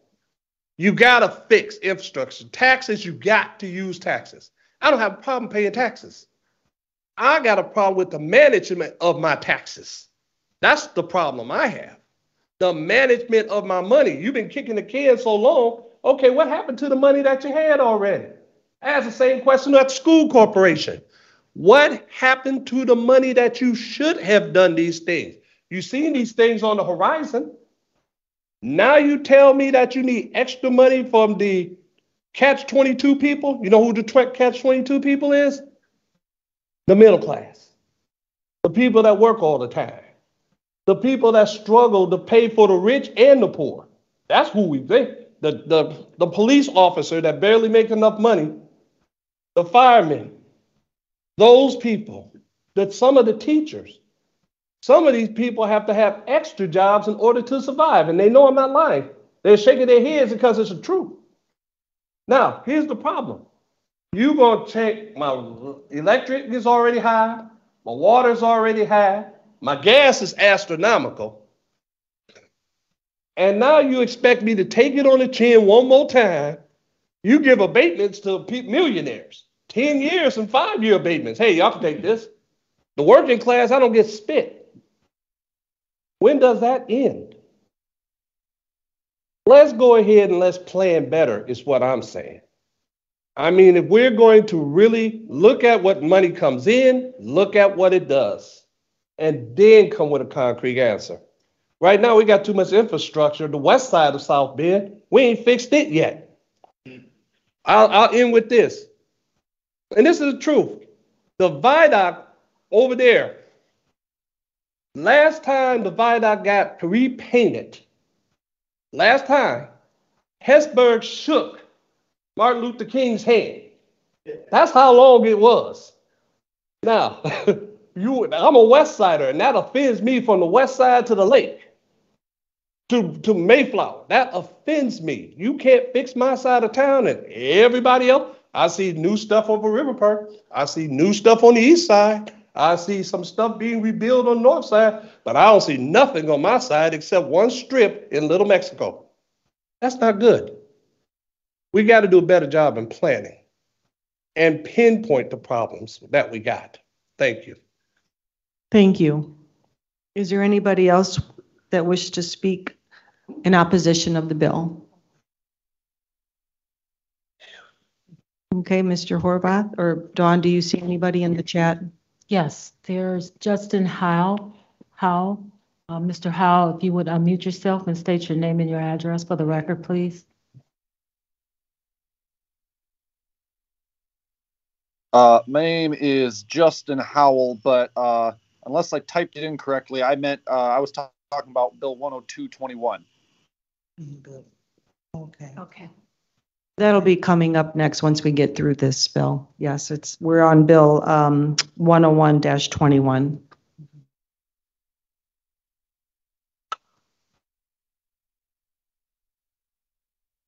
That is it. There are no more speakers wishing to express interest to speak on this. I'm sorry, what was that, Clerk Jones? I said there is no one from the public, no one else from the public wishing to speak on this. Okay, thank you so much. So at this point, I'm going, did you want to rebuttal? You have 5 minutes. I'll make brief comments. I'm not necessarily rebutting. I'm just thanking you all for your comments. I want you to know that we had a number of meetings where we laid out the need, and a significant part of this are threefold. One is public safety, to make sure that we don't have pieces of equipment on our water that break down and we're not in a position where we can supply good, clean, safe drinking water to our residents. And we do provide clean, safe drinking water to our residents. We meet all EPA standards. The fact that there's minerals in the water in South Bend's case and in many cases across the nation actually helps coat the pipes to keep lead and copper from leaching out, and is actually a benefit to us. But it is hard water. It does affect taste. Some people don't like that. Some people prefer it. But it's something that is very safe, and I can guarantee you that you have clean, safe drinking water in South Bend. A lot of this is also driven by a federal consent decree from the EPA and DOJ, which is asking us to spend $713 million in the next 10 years to improve our sewer system and keep sewers from going straight to the river when we have rainfall events. We're pushing back on that because we understand that the burdens are high, and we've been negotiating with EPA and DOJ on a revised plan, and these rate increases are responsive to a revised plan, not to the $713 million plan. And then finally, for operating solid waste, right now, the operating revenues don't meet the expenses, and so we would have to do something drastic to make that work without having rate increases, and that would be maybe going to every other week trash pickup or something like that. And that's not something that we're in a position of wanting to do. It's not something our residents are going to want. And so I think, I just want to make sure that people understand that this was a well thought out plan. We are doing a 5-year plan on all this because we wanted to have a bigger picture look on, making sure that we're thinking about all of the needs, and not just in one utility, but in all of them, so you can see what the full impact will be over that 5 years. Finally, I'd be remiss if I didn't address the clean air relief. You're right, there are a lot of things on your water bill. Some of those are for fire protection that go help for fire hydrants and fire departments. Some of them are for insurance programs like sewer insurance and water insurance that pay for service laterals to the home if they break in an insurance program. But the Clean Air Relief Program has been about $1, I think it's 99 cents. It's been there for many, many, many years. I'm not sure that when the council passed that many years ago, why it was called Clean Air Relief, but the money goes to is to support our leaf collection program so that people aren't burning their leaves. We pick those leaves up and we take them out to an organic resources facility where we compost them and make sure that they're being put back to beneficial reuse. That dollar, no way close to pays for that program. That program is heavily subsidized by other areas. But I just wanted to make sure that you understood that I get that nomenclature seems a little odd, but that's what it's for. Finally, I will get numbers on arrearages and do my best to make sure we've got that to you. One of the issues is our number of accounts does change every single day. So we have 47,300 different locations in the city where we've had accounts.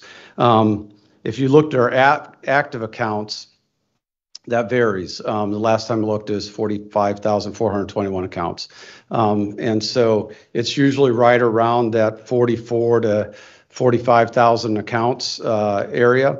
But we can do our best to make sure you have at least a good feel for the arrearages that are 60 days out and 90 days out in terms of total dollars that are owed to the water, sewer, and trash utilities, as well as in terms of number of customers. So I appreciate the comments. It doesn't fall on deaf ears that it is difficult when you're raising rates, and I do understand that it's a burden to people.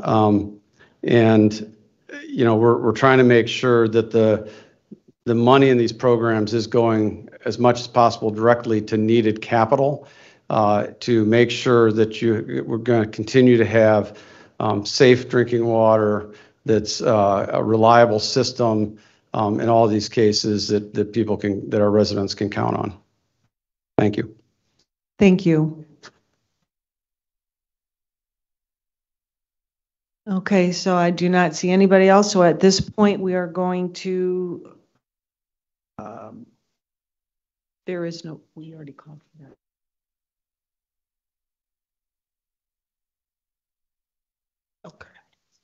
Okay. So at this point, the public hearing on Substitute Bill 101-21 is now closed. Is there any statements that the council members would like to make regarding this bill? Councilman McBride. Thank you so much. Councilwoman McBride, sorry. Thank you. I would just like to say, you know, again, for the record, I was initially on the team to discuss rate increases, and also was a big advocate of supporting it at the time. So I want to make that perfectly clear. However, I've been consistent in saying my thoughts and what my constituents have been saying in the 3rd District about increases in taxes in light of COVID, in light of unemployment, in light of the unforeseen circumstances, in light of the referendum, and the list just goes on and on. While I totally support and believe that we have to do something with our infrastructure, at this time I do not agree with the increase and putting a burden on the residents. And I'll yield my time. Any other, Councilman Warner?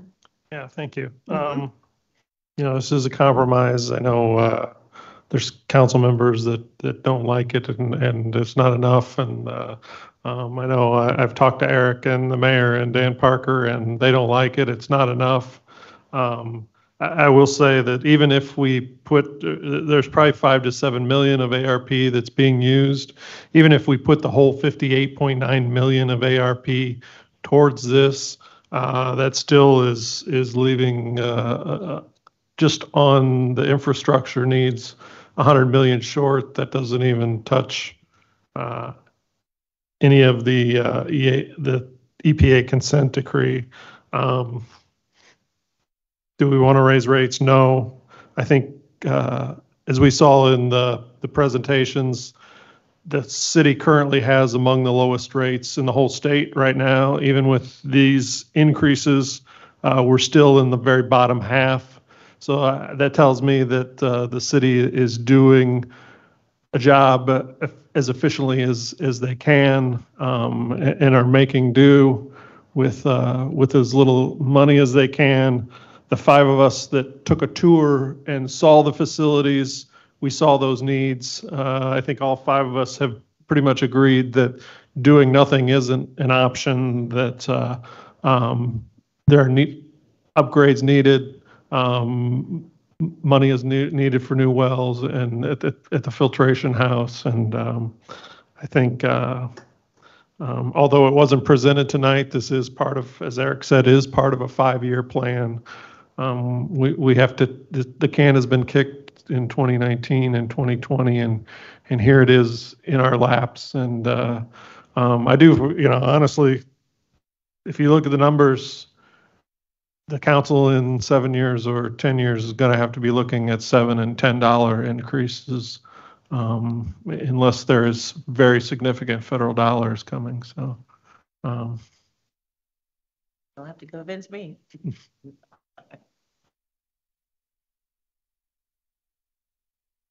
I'm not sure.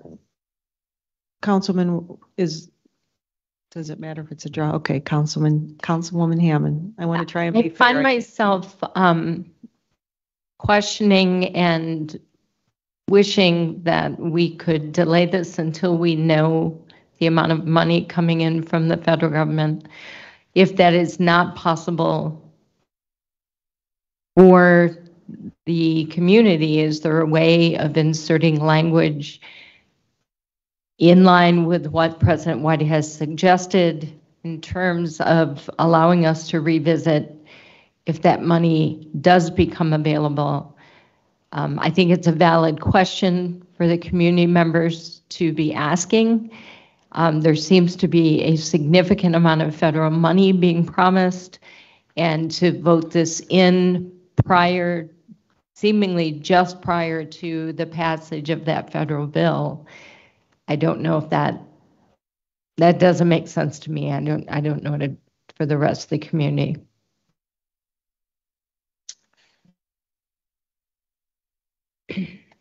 Councilman Wax. Thank you. Mhm. I've been really of two minds throughout this process. I think, what did you say was six meetings? And yeah, we've had 6 meetings on this bill. I've taken the tours, I've been to the meetings, I've gone through the numbers. I really hate this. But I've also seen the state of the current infrastructure, and it's really a problem that needs to be addressed. And I'm afraid to push it off much longer. I expressed in every meeting until now that I found it unacceptable that the city was looking to the ratepayers for the entirety of it. The city has heard that a little bit. They've clearly made some changes recognizing that and are trying to reduce the increase. I wish it was more. I think that, as many of the public commented, we have a general fund. That's what people are paying taxes for. To then come into the ratepayers when we're doing $150 million of infrastructure that should have been done over the past 50 years, to put it all on the ratepayers right now is a tall burden, and I don't like it. I do appreciate what the city has done. As an attorney, I tell my clients every day, though, that definition of a compromise and a settlement is where both sides are unhappy. And I could assure you that I am unhappy. So maybe that means that this is a good compromise. I really wish there was more movement from the administration, but it's my impression that this is where we are, and either we make the upgrades and do the capital improvements, or we don't. And I think those improvements need to be made. Thank you. Thank you. Can I just one? Absolutely. I will say that I am concerned with the CAP program, especially when we are currently aware that it's unfunded in the long term, and the program itself isn't, the ordinance doesn't sunset it. So I am afraid that the public will get the impression that this is a indefinitely funded program, where we know today that it's not. And I don't envy the conversation that we're going to have, whoever it will be, but in 5 years, when there isn't ARP funds to cover that, and then rates are going to, either the program's going to have to be cut, or rates are going to have to be increased even more to cover that program. And I'm not looking forward to that. Following up with Councilwoman Hammond, and also to see if there is a appetite to add language to I think this is the substitute bill that speaks to that once we are aware of the funds available through the federal infrastructure bill, that this will come back to the council for further discussions in regards to how those dollars will be spent and the impact on the rates. I have a thought on that. I think he's kind of told us and committed to do that. And I think I trust Mr. Horvath to follow up with that commitment. I trust him too, but I want to make sure that the audience and our citizens really hear us, that that is going to happen. And so once we become aware of what's available, that it will come in back and have that discussion with the council in regards to, one, the dollar amount, how they can be used, and the impact on the current rates. Councilman Lee, did you have a Yes. statement? I just want to say that I was never one in favor of rate increases. But once touring the water facilities, it did open my eyes. They are literally MacGyvering our water, some of our water systems to keep things going. And that scares me because I have relatives who lived in Flint, and when their water went bad, it affected people. They got sick. They, safe drinking water is very important. And, one of the things we told them to come back with was a plan B and a compromise. And though they have shifted things to lessen the blow during the pandemic, they did go back and make some changes. As it was stated, we're paying the lowest rates in the state of Indiana, and even once the increases come, it'll still be cheaper than most places in Indiana. So this has been a tough night tonight. And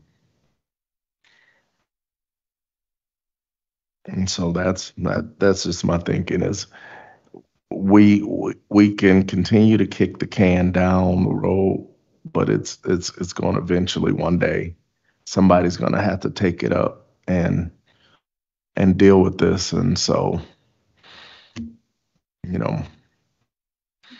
as much as I don't like it,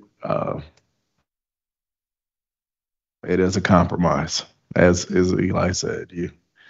A good compromise, nobody's happy, and I'm not happy with it either. Okay. Councilman Wax. May I respond to President White's suggestion? Any funding that comes in will need to be appropriated by us. And I'm giving my commitment here that if there's additional infrastructure funds, I'm not appropriating anything until a significant chunk of it goes to cover capital improvements for water. Obviously, it would have to be consistent with the law governing whatever funds they are. But if there's funds that are eligible to cover water infrastructure, I'm not going to be appropriating it to other places if it could be done for the water program. And I think that's going to be the check on the administration on that. When the mayor came, he was talking about how ARP was designed to cover other forms of relief for COVID, not infrastructure, and that the right time to fund infrastructure would be with the infrastructure bill that he was hoping was going to come down the road. I intend to hold him to that, and I'm sure my colleagues will as well. And I think that's where we could have the check in place. So I'm making that commitment, and I look forward to working with my colleagues to that same result. Thank you. Can I ask one question? I'm sorry. Has everybody had a chance to make a statement? Ladies first. Because I know, okay. Councilman Warner, you mentioned that there's $5+ million of the ARP money factored into this. But it could potentially be ARP money, yes. So our voting on this, is this our consent to that amount of ARP money? No, there would have to be an allocation, Okay, thank you. a bill that would. Okay, Councilman Davis. Hey. Hey, I'm Henry. still how are down you here. I'm tonight? still down here. Halfway here, but I'm still down here. No one has to answer this question, but I do know I asked for some support with these numbers through the redevelopment commission with TIF districts. I still haven't heard any response about that. Everything that I asked for, I still haven't got a response for. And it was like I gave a list of 3 things. I still haven't got a response for those things. I'm still waiting on the water cutoffs, the numbers for water cutoffs.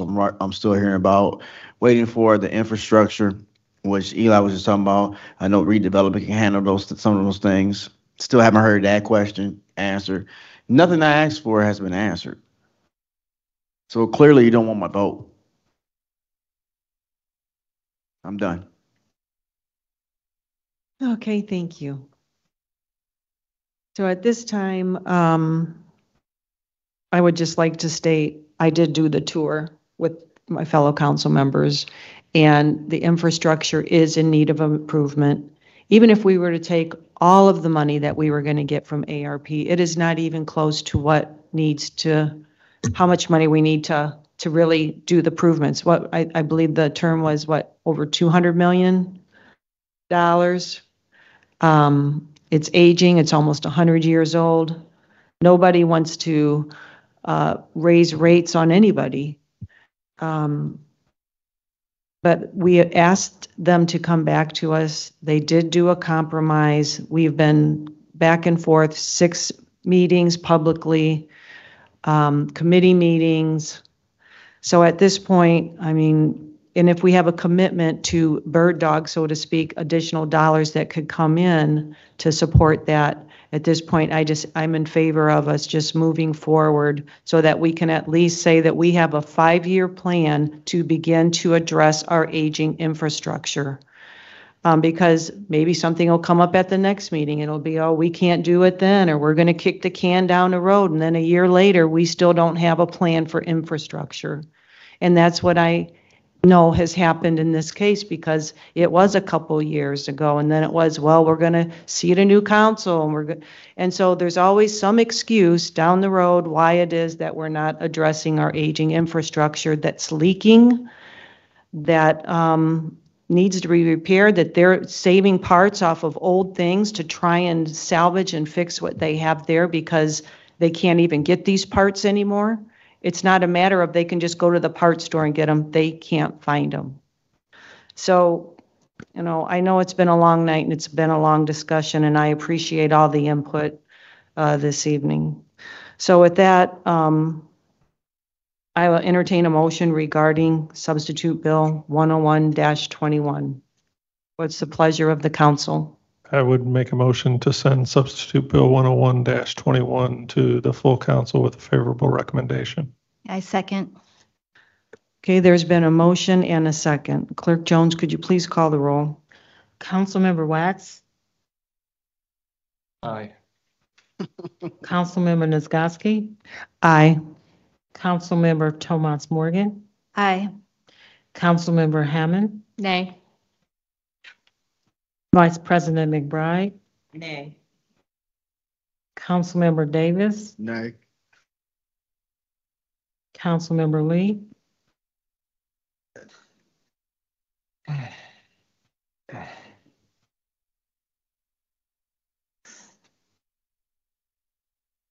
Aye. Did you say aye? I did say. Councilmember Warner? Aye. President White? Aye. We have 6 ayes. Okay, Substitute Bill 101-21 will be sent to the full council with a favorable recommendation.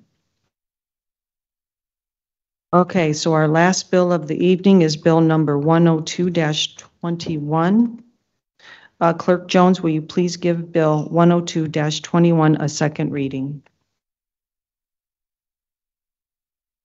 102-21, public hearing on an ordinance to vacate the following described: the east 100 feet of the first east-west alley lying north of North Side, said alley being bounded on the west by 27th Street and on the east by the first north-south alley lying east of 27th running for a distance of 155 feet.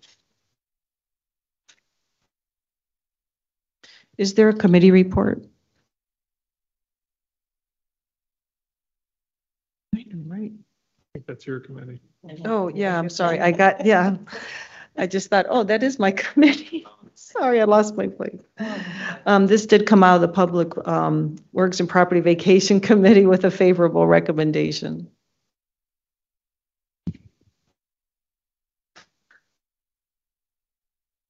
Is the petitioner present? If you are, please state your name and address for the record. Still there. Yeah, my name is Terry Lang from Lang, Feeney and Associates. Our address is 715 South Michigan Street in South Bend. I represent the petitioners here for the alley vacation. The alley that's being proposed to be vacated here affects basically two property owners, the Willow Shores Condo Association and the property owner immediately to the west.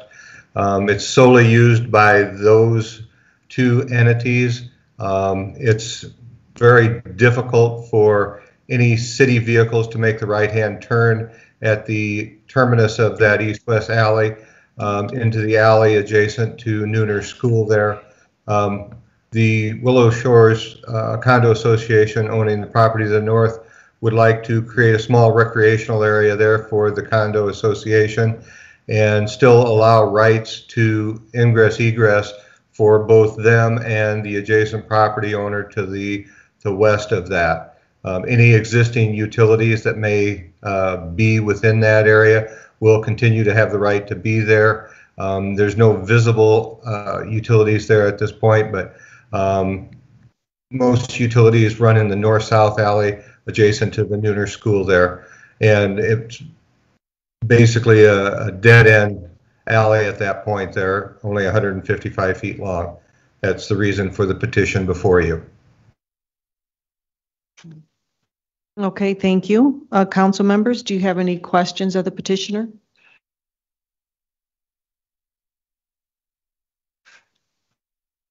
Seeing none, we're going to move to the public portion. Is there anyone wishing to speak in favor of Bill 10221? I don't see anyone in the chat wishing to speak in favor of this bill. Who is Justin Howard? I'm sorry, Howell. He was speaking at the previous bill. Okay. Okay, is there, seeing none, is there anyone wishing to speak in opposition to Bill 10221? I don't see anyone in the chat wishing to speak in opposition of this bill. I did post in chat. Okay. Okay, go Okay, ahead. would you please give your name and address for the record? And are you speaking in support of or opposition to? Opposition to. Okay, thank you. My name is Justin Howell from 1205 South 27th Street, South Bend, 46615. I originally joined the meeting helping out the property owner directly to the north of the next property owner to the north of this alley. He wanted to speak in opposition as they do use the alley quite a bit to get to their property, the back of their property where they park their vehicles. His main complaint was going to be the alley that it runs into, the north and south facing alley, doesn't have good access going down to Northside Boulevard. And so the way he gets in and out is via this alley. And he wants to be able to continue doing that. So unfortunately, because of the late hour and all of the other important work going on that ended up happening before this, he wasn't able to stick around. So I mostly came along to pass along the message. I'm not sure how it works after this, but hopefully there are methods for him to submit his opposition besides wait until this late hour. Okay, thank you. Is there anyone else wishing to speak in opposition to the bill? At this time, I don't see anyone wishing to speak in opposition of this bill. Okay, at this point, the public hearing on Bill 10221 is now closed. Council members, you wish to make any statements regarding this bill? We have a rebuttal. Where? With the, Oh, the I'm so developer, sorry. based on the person that spoke in opposition. Oh, 5 Mr. rebuttal. Yes, you do have a 5-minute rebuttal if you would like to address what the gentleman just stated in reference to the closure of the alley and the access to his property, which I was trying to find on that map. To address this question, the alley itself is accessible both from the north and from the south on that north-south running alley there. It's 20 feet longer maybe to go south than it is to come in and try to make that turn at the right angle there to get to his parcel to the north. So it is accessible. I drove through it myself when I visited the site. So I don't think it's going to be anything that's a major inconvenience. If anything, it's a little easier to make one turn into his drive than it would be to make 2 right-hand turns to get into his drive. Thank you. Okay, thank you.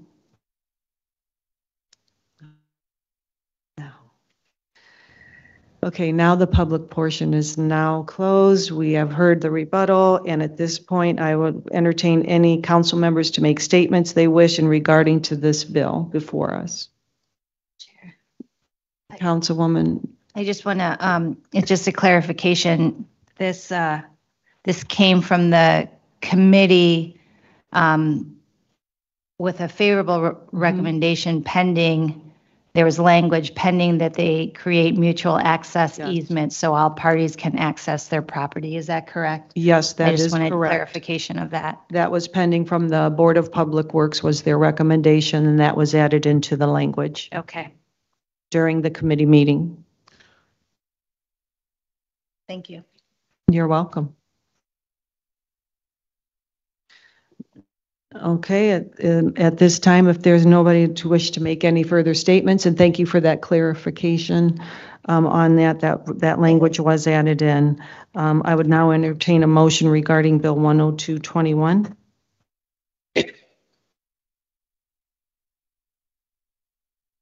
I'd like to move that we send Bill 10221. I'm sorry, we're not in the committee of the whole. Send it. We are in the committee. We are at the whole. We are still in the committee of the whole.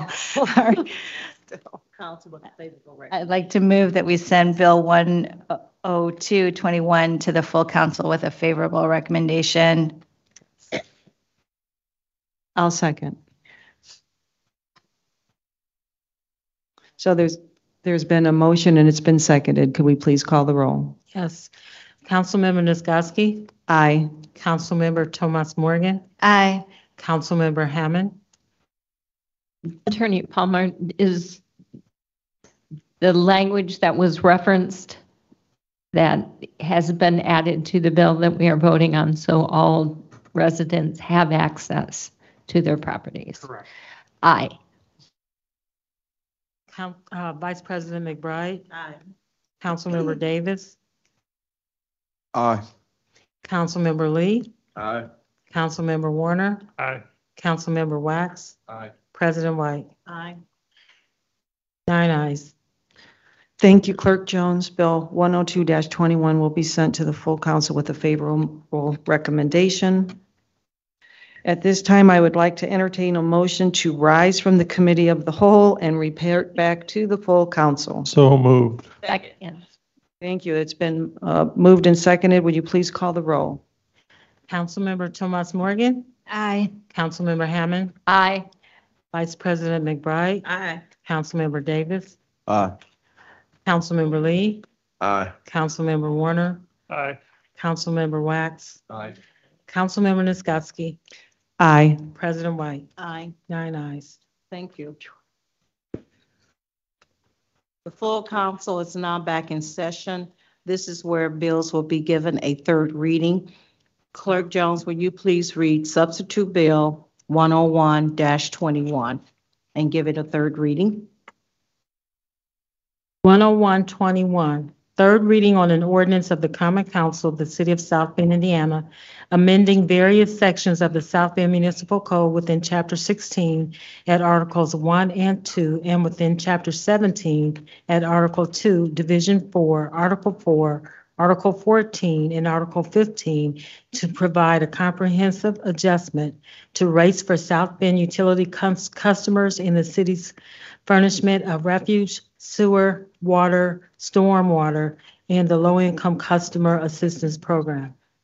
Councilwoman Niskoski, is there a recommendation from the Committee of the Whole? Yes, President White.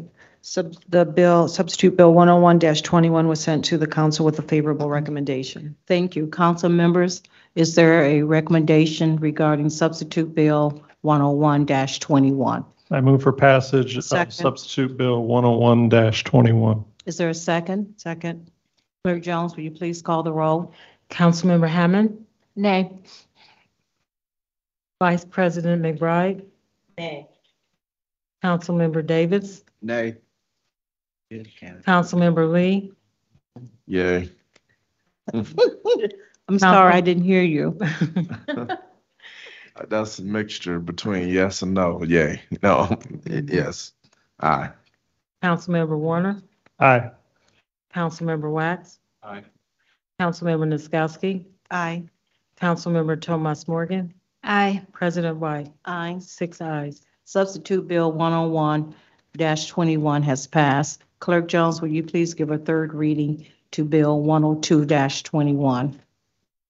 Third reading on an ordinance to vacate the following described: the east 100 feet of the first east-west alley lying north of North Side, said alley being bounded on the west by 27th Street and on the east by the first North Side, north-south alley lying east of 27th, running for a distance of 155 feet. Yes, Councilwoman Niskoski, is there a recommendation from the Committee of the Whole? Yes, President White. Bill 102-21 was sent to the full council with a favorable recommendation. I will now entertain a motion regarding Bill 102-21. Move for passage. Is there a second? Second. We have a motion and it's been seconded. Clerk Jones, will you please call the roll? Vice President McBride, Aye. Councilmember Davis, Aye. Councilmember Lee, Aye. Councilmember Warner, Aye. Councilmember Wax, Aye. Councilmember Niskoski, Aye. Councilmember Tomas Morgan, Aye. Councilmember Hammond, Aye. President White, Aye. 9 ayes. Bill 102-21 has passed. Clerk Jones, will you please give third reading to Substitute Bill 108-21 as it has been amended in the Committee of the Whole? Third reading on an ordinance of the Common Council of the City of South Bend, Indiana, amending Chapter 2, Article 1, Division 2, Sections 2-12.2.2, 2-12.2.6A, and 2-12.2.7 to remove the office of the city clerk from the operation and implementation of the Community Police Review Office and to transfer the jurisdiction of the Community Police Review Office, including appointment and discipline of the director, to the jurisdiction of the mayor's office. Councilwoman Niskoski, is there a recommendation from the Committee of the Whole regarding Bill 108-21? Yes, President White, that was sent to the full council with a favorable recommendation. I would now like to entertain a motion regarding Substitute Bill 108-21 as amended in the Committee of the Whole. Question. Were we going to have a reading of the mayor's letter? We can probably, if it meets the pleasure of the council members, can we read it after we pass this particular substitute? I have a point of, point of order, point question. Would it be possible for Attorney Palmer to read the amended, yes, the amended section, the sunset clause once again? Yes, and just ask for clarity, Attorney Palmer, could you read the amended section as it was amended in the Committee of the Whole? I can.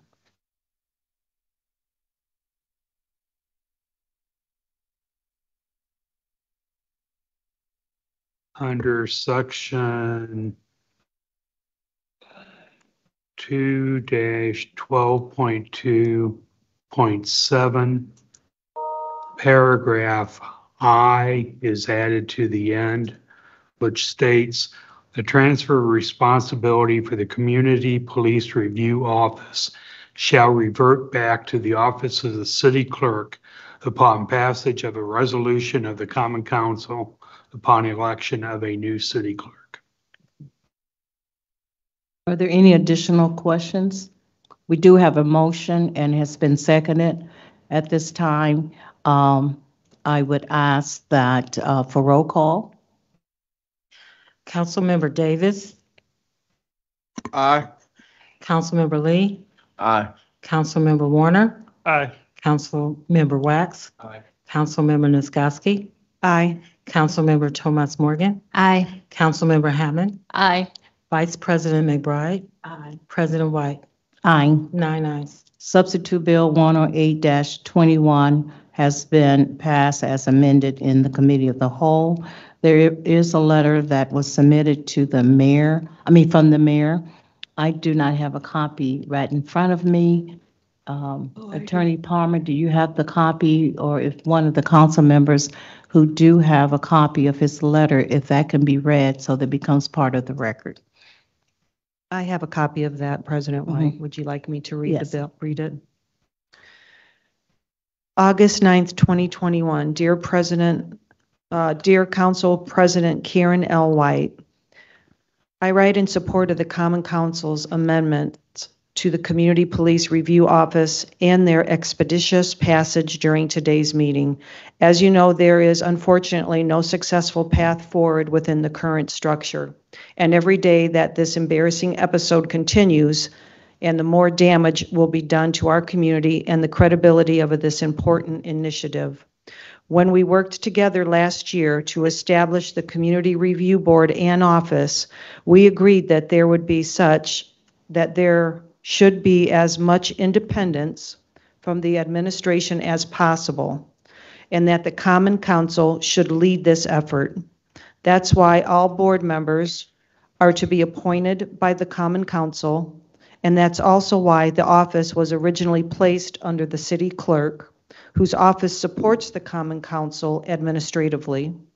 Unfortunately, the city clerk excluded the Common Council from reaching a consensus on the hiring decision for the director, refuses to take the obvious action to terminate the director after damaging revelations and a lack of transparency during the hiring process, and has recently pursued legal services for the review office without an approved appropriation or even a discussion with the city's fiscal body.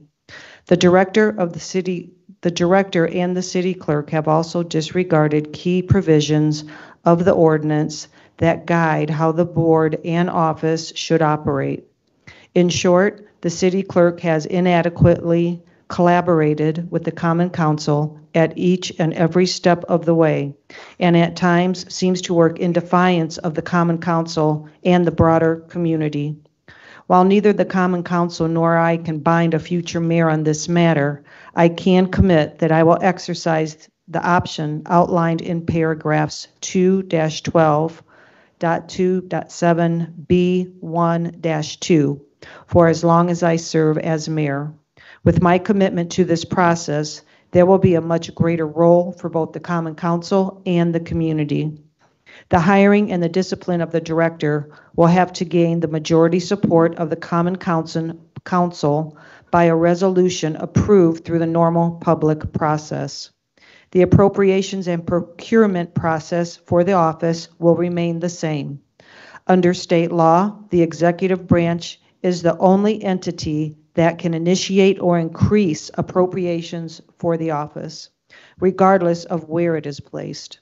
Since last year, I have shared with the city clerk and the common council that I would not initiate additional appropriations until we have had a plan that both the administration and the common council support. I have shared and reiterated feedback on what is needed several times with the city clerk and have offered assistance. To date, we have had no such plan and progress has stalled. The recent months, the city clerk has canceled our meetings either without notice or just before our scheduled meeting. In summary, no additional taxpayer resources will be provided to the office until there is a new director and a plan that my administration and the Common Council support. Thank you for your efforts to this important initiative and get it back on track. I look forward to signing these amendments into law and receiving a candidate from you as soon as possible to appoint as the director of the review office. Sincerely, James Mueller, Mayor, CC, Common Council. Thank you. We'll now go into the resolutions. Clerk Jones, will you please read Resolution 21-14? Resolution 2144, a resolution of the Common Council of the City of South Bend, Indiana, calling for an updated comprehensive plan for the City of South Bend generally, and more particularly for property west of the St. Joseph River. I would like to entertain a motion to hear Substitute Bill 21-44. So move. Clerk Jones, will you please call the roll? Yes. Councilmember Lee. Aye. Councilmember Warner. Aye. Councilmember Wax. Aye. Councilmember Niskoski. Aye. Councilmember Thomas Morgan. Aye. Councilmember Hammond. Aye. Vice President McBride. Aye. Councilmember Davis. Aye. President White. Aye. 9 ayes. Thank you. Is there a report from Chair. yes, I'm sorry. I'm going to ask before you go any further with this. I'm looking at the clock. I'm looking at everybody in here. The folks that were here to support this particular resolution has gone home. I'm going to ask, can we have a continuance on this particular matter? To our next meeting? Yes, ma'am. Thank you. There is a motion now based on the time, but also that individuals that were here to really support or speak to this bill, that we would continue Substitute Bill 2144 to the next council meeting. Second. There's a Thank you, Mr. Davis. You're welcome. There's a motion and it's been seconded. Clerk Jones, will you please call the roll? Councilmember Warner. Aye. Councilmember Wax. Councilmember Niskoski. Aye. Councilmember Thomas Morgan. Aye. Aye. Councilmember Hammond. Aye. Vice President McBride. Aye. Councilmember Davis. Aye. Councilmember Lee. Aye. President White. Aye. 9 ayes. The early part of the meeting, all bills that were scheduled for first reading were read. Is there any unfinished business at 11:35? Any unfinished business? Is there any new business? I would like to just thank the council members for the work and the commitment and the time that you've given to this meeting, but also to the public for coming and sharing their concerns, their recommendations as the council continues to move forward. Clerk Jones, is there anyone waiting to speak under privilege of the floor? I don't see anyone in the chat. We do have someone in the Right. audience. Will Right. you please come to the podium? Oh, we have individuals.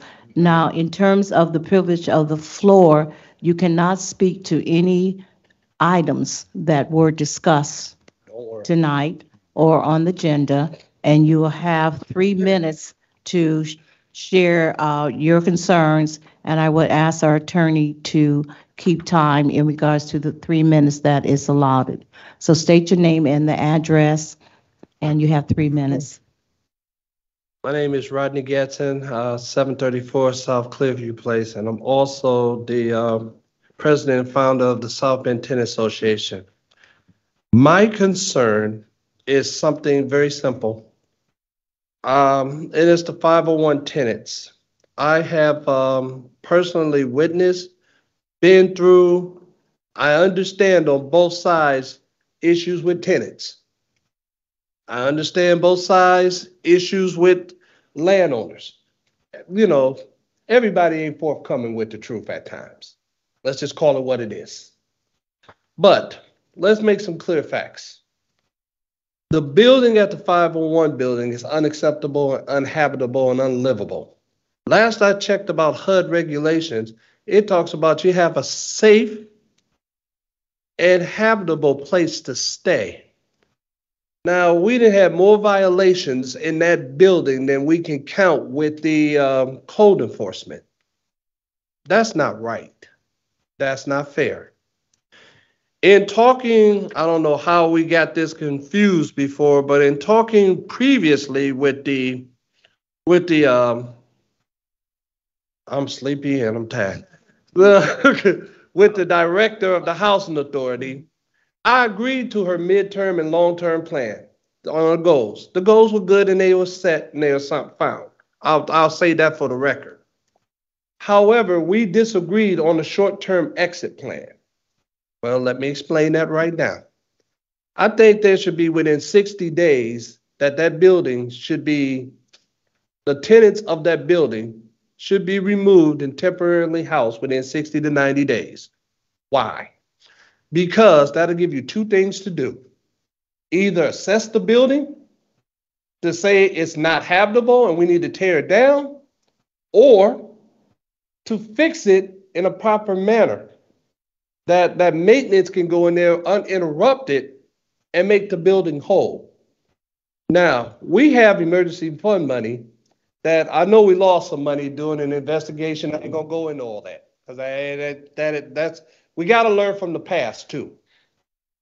The other thing I would ask, especially of the board current, that there should be better oversight in their positioning. There should be no way on God's green earth that those things that went on should ever go on again. Because just like you just stated here before about processes not being adhered to, we got to hold everybody accountable equally. 30 seconds. So here we have it. The exit plan that we want to describe is to get tenants safely out of the home because winter is coming. What are we going to do? We don't want another Rabbi Schumann place. Thank you. Thank you. Hello, my name is Daryl McKinney, 425 Alonzo Watson Drive. I'm going to go ahead and say kind of what he just said about the 501 and the quads also. But I'm going to start with myself. As I live in the quads over there at 425, my car was actually towed, tore up, the undercarriage was, by ASAP Towing. And I was told by Miss Catherine Lamberg. My car was new. I had just purchased it. You know, she said she couldn't see the license plate. They couldn't see the license plates on it. The license plates was in the back window of the car because the car was hit from behind, and that's why I placed it. I just got it registered, new tags and everything. And no one has done nothing about it. And every time I go to the mayor's office, well, the South Bend Housing Authority is this and that. It's tough to get to them. But I lost the car and had to pay for it to get it out of towing. I just paid for the car and then had to pay for it, not out of towing, to get it from the ASAP Towing junkyard. You know, and that's just, I'm not going to let that go. And Ms. Lamberg saying, well, it is what it is. No, it's not what it is. I just paid for that car. So the only thing was wrong with it was the damage in the back, and maybe the battery would die sometimes. And I'd like to know, I need some help so you see who I could talk to. And like my gentleman just said before, they just, at the 501 in the quads over there where we live, they took out the small dumpsters and replaced it with one large dumpster. Now trash is all over that large dumpster. Trash is all around that large dumpster. And that's going to be rodents. That's going to be unhealthy. And we had old tenants over there and handicapped tenants, and they can't get out that far. to that dumpster. And with winter coming, it's going to be, you know, just horrible. Because the South Bend Housing Authority is not going to come over there and shovel that snow like they're supposed to. So if they thought it was bad with a tenant trying to get from here to right over there, imagine that to be twice, 3 times as long. And for to get in their wheelchairs to get up in that dumpster. So I'd like to see who I could see to talk to about this, because I talked to many tenants, you know, the other day, and the mayor has that too. I got a signed a letter, and the mayor has that too, as well as about my car. I need to see who I can talk to. And I called Henry Davis, and he hung up the phone on me.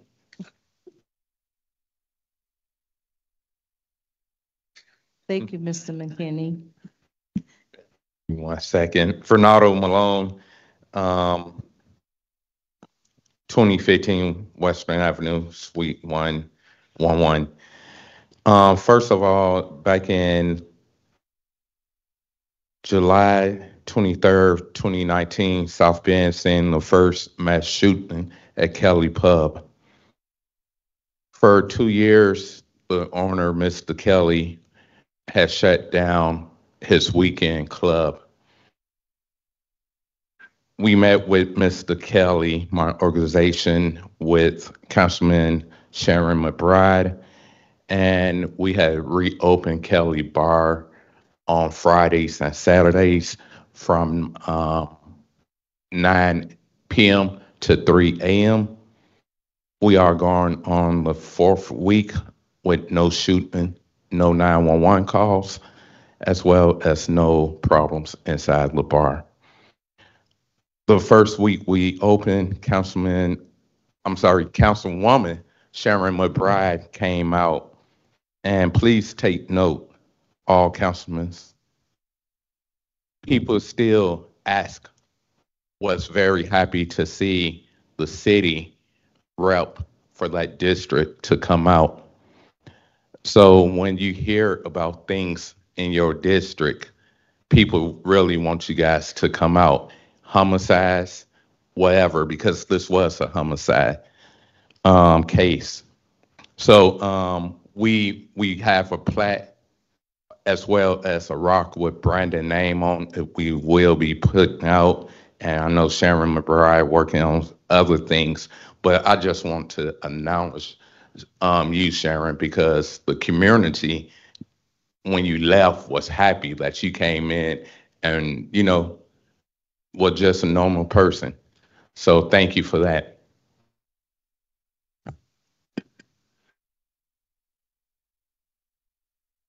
Ronaldo Malone, again, on behalf of Lorenzo Jackson, I have consent. He's a client of ours. We speak for him.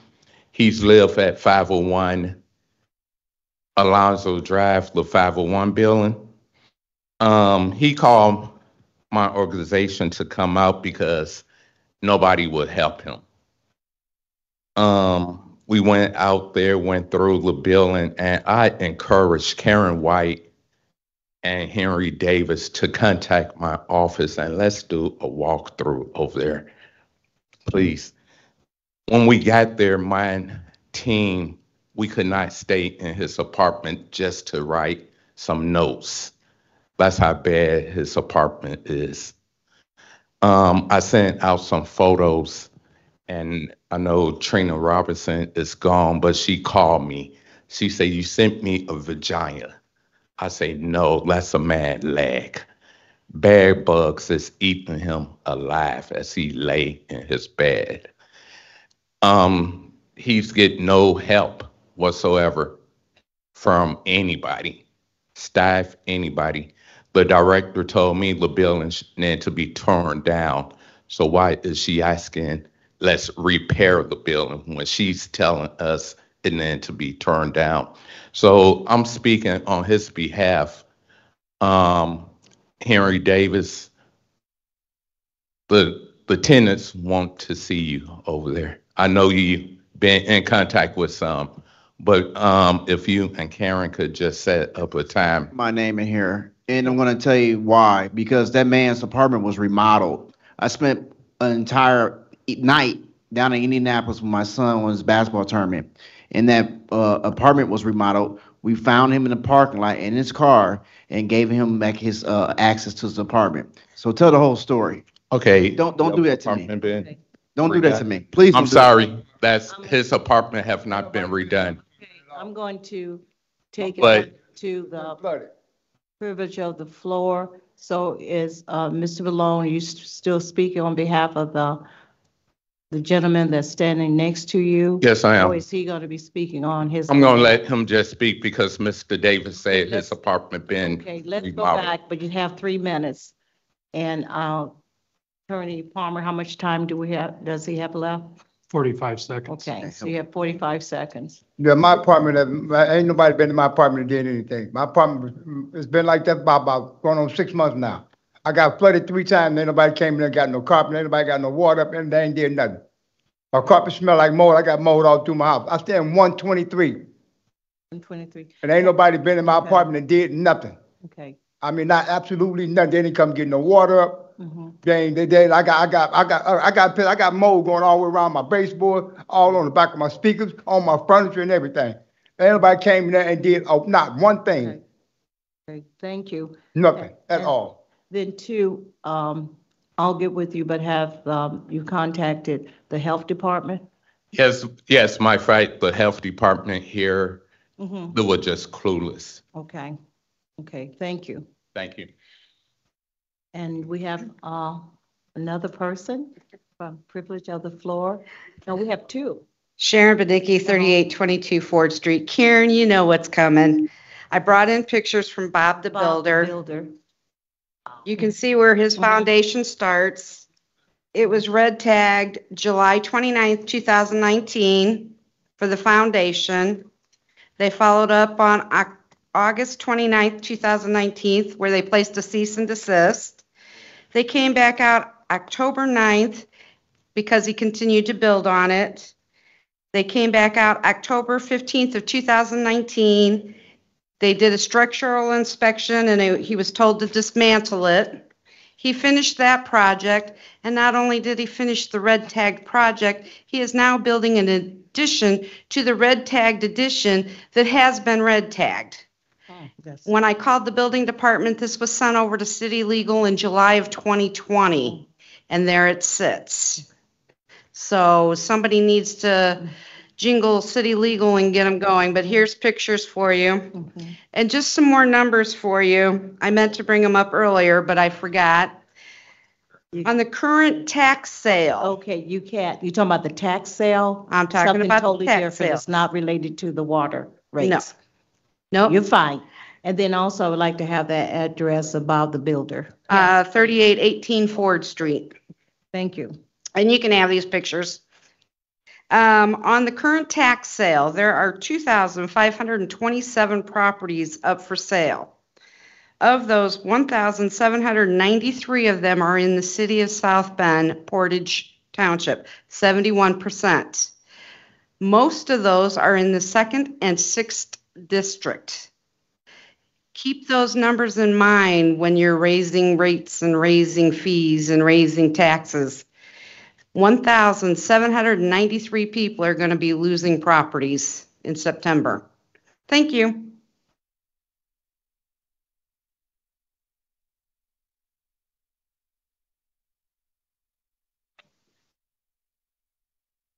Hi, my name is Emily Motz. I live at 747 West North Shore Drive.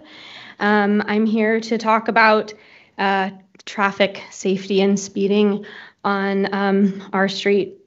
My husband and I moved into the neighborhood in the spring of 2014. We have 4 children. We moved into my husband's childhood home, and his parents live 3 doors down from us at the home that they inherited from my husband's grandmother. Since we've lived there, their speed on the curve, we live on a curve on the river, has been a real issue, and sometimes quite scary for my kids playing in the front yard and riding their bikes. However, in the last year, there has been 4 quite serious accidents, literally 3 of them in my front yard, and one in front of my in-laws' house, which just happened this last Wednesday morning at 2 a.m. The commotion awoken my father-in-law, who went out to see what was going on, and they're usually all hit and runs. Anyway, he was injured by a downed power line that was hit by a car, a passing car, and he's in the hospital now. He's unable to walk. And anyway, in the fall, I talked to 311, I believe twice. I submitted online forms to the city portal and was told that I would probably hear from someone within a few weeks, and I have not. And now one of my loved ones have been hit. Anyway, not actually hit, but my request is that I would like the support of the committee to, one, conduct a comprehensive traffic study, including traffic count and speed data. 2, pull and review reports to 911, 311, and the city portal going back at least 2 to 3 years. 3, investigate the possibility of speed monitors being placed at both ends of the curve. And 4, assistance from the public works staff, working with our neighbors to find a traffic calming plan and identify a feasible solution. Thank you. Thank you. Been a long night. Long night. Okay, Samuel Brown, 222 East Navarre Street, City of South Bend. I'm going to make this real quick. I went to the mayor's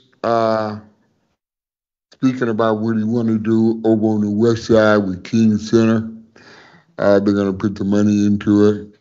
But yet still we are ducking bullets in that neighborhood around the west side. The police chief said we're 40 policemen short. I don't get it. I really don't get it. We're doing all these fabulous things. We're spending all this money. But we are ducking bullets on the west side. So what I'm going to do, I'm going to have access to the public records and pull up some of this information. I'll be back to you. It's crazy the way we're living on that west side. But you want to put money into the Dream Center, it's going to be a nightmare. It's not a Dream Center. Because when the kids go there, they're going to be ducking bullets when they come out of there. We got to rethink this. We need the police. We need to get the resources to clean up the inner city.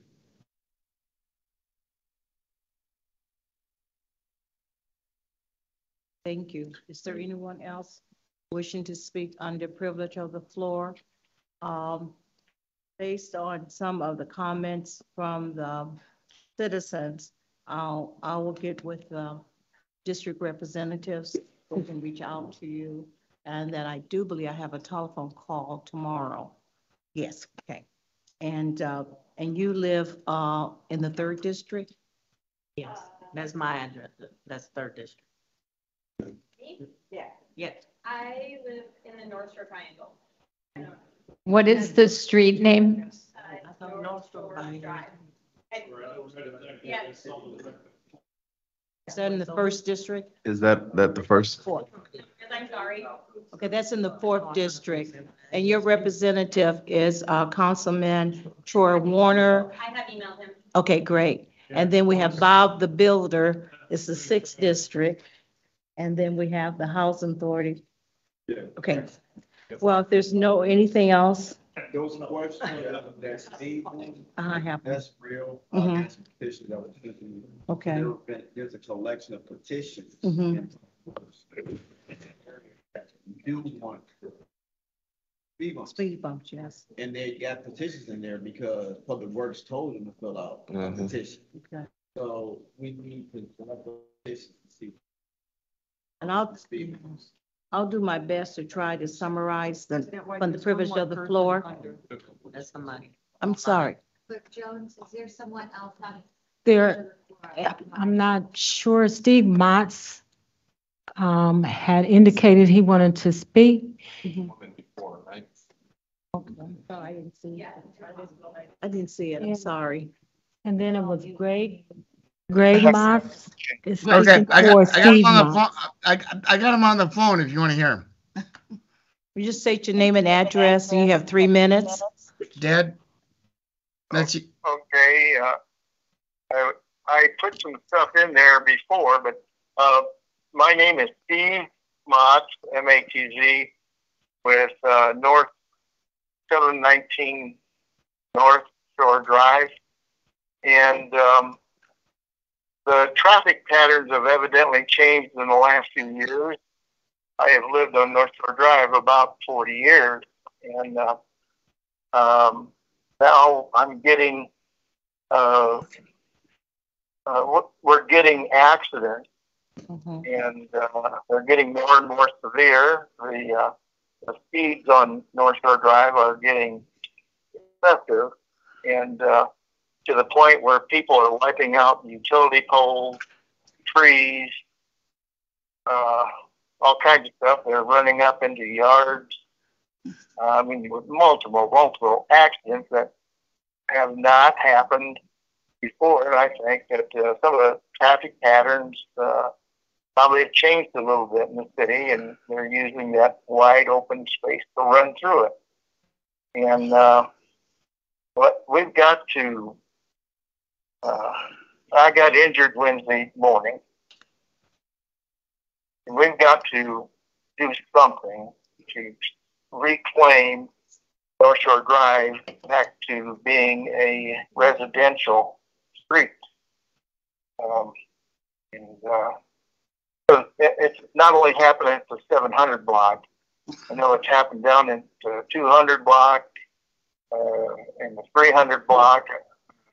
I'm aware of other people having been run into and cars broken and bushes and trees taken out. So I'm proposing we put some stop signs at Iroquois and Lafayette and Arcavay to try to slow these people. You got to do something about that curve. They need to have a light flashing to slow down, that there's a stop sign ahead or something, because I've got grandkids down the street, and we need to protect them and every citizen that lives and walks. There's a big walking avenue.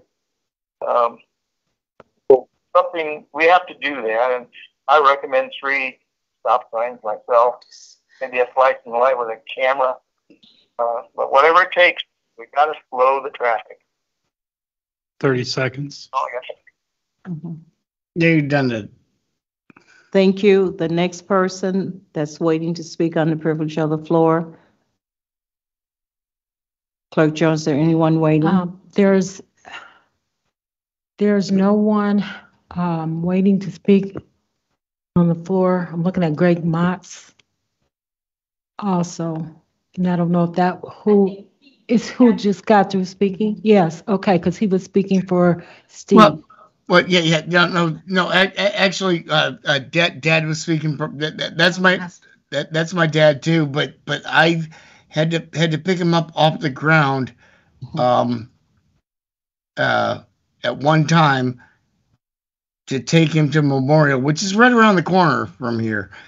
And I realized we had a lot of stuff that was really important tonight, and I really respect all of the stuff that came before the council tonight, but my biggest deal is my dad. Okay. Thank you. Okay. Yeah. Thank you. We appreciate that. Is there anyone else? There is no one else wishing to speak on the privilege of the floor. Seeing there's no one else waiting to speak on the privilege of the floor, this meeting is adjourned. And again, I thank the council members, the clerk office, and our attorney, and you, the audience, for still being with us at this particular time. Thank you.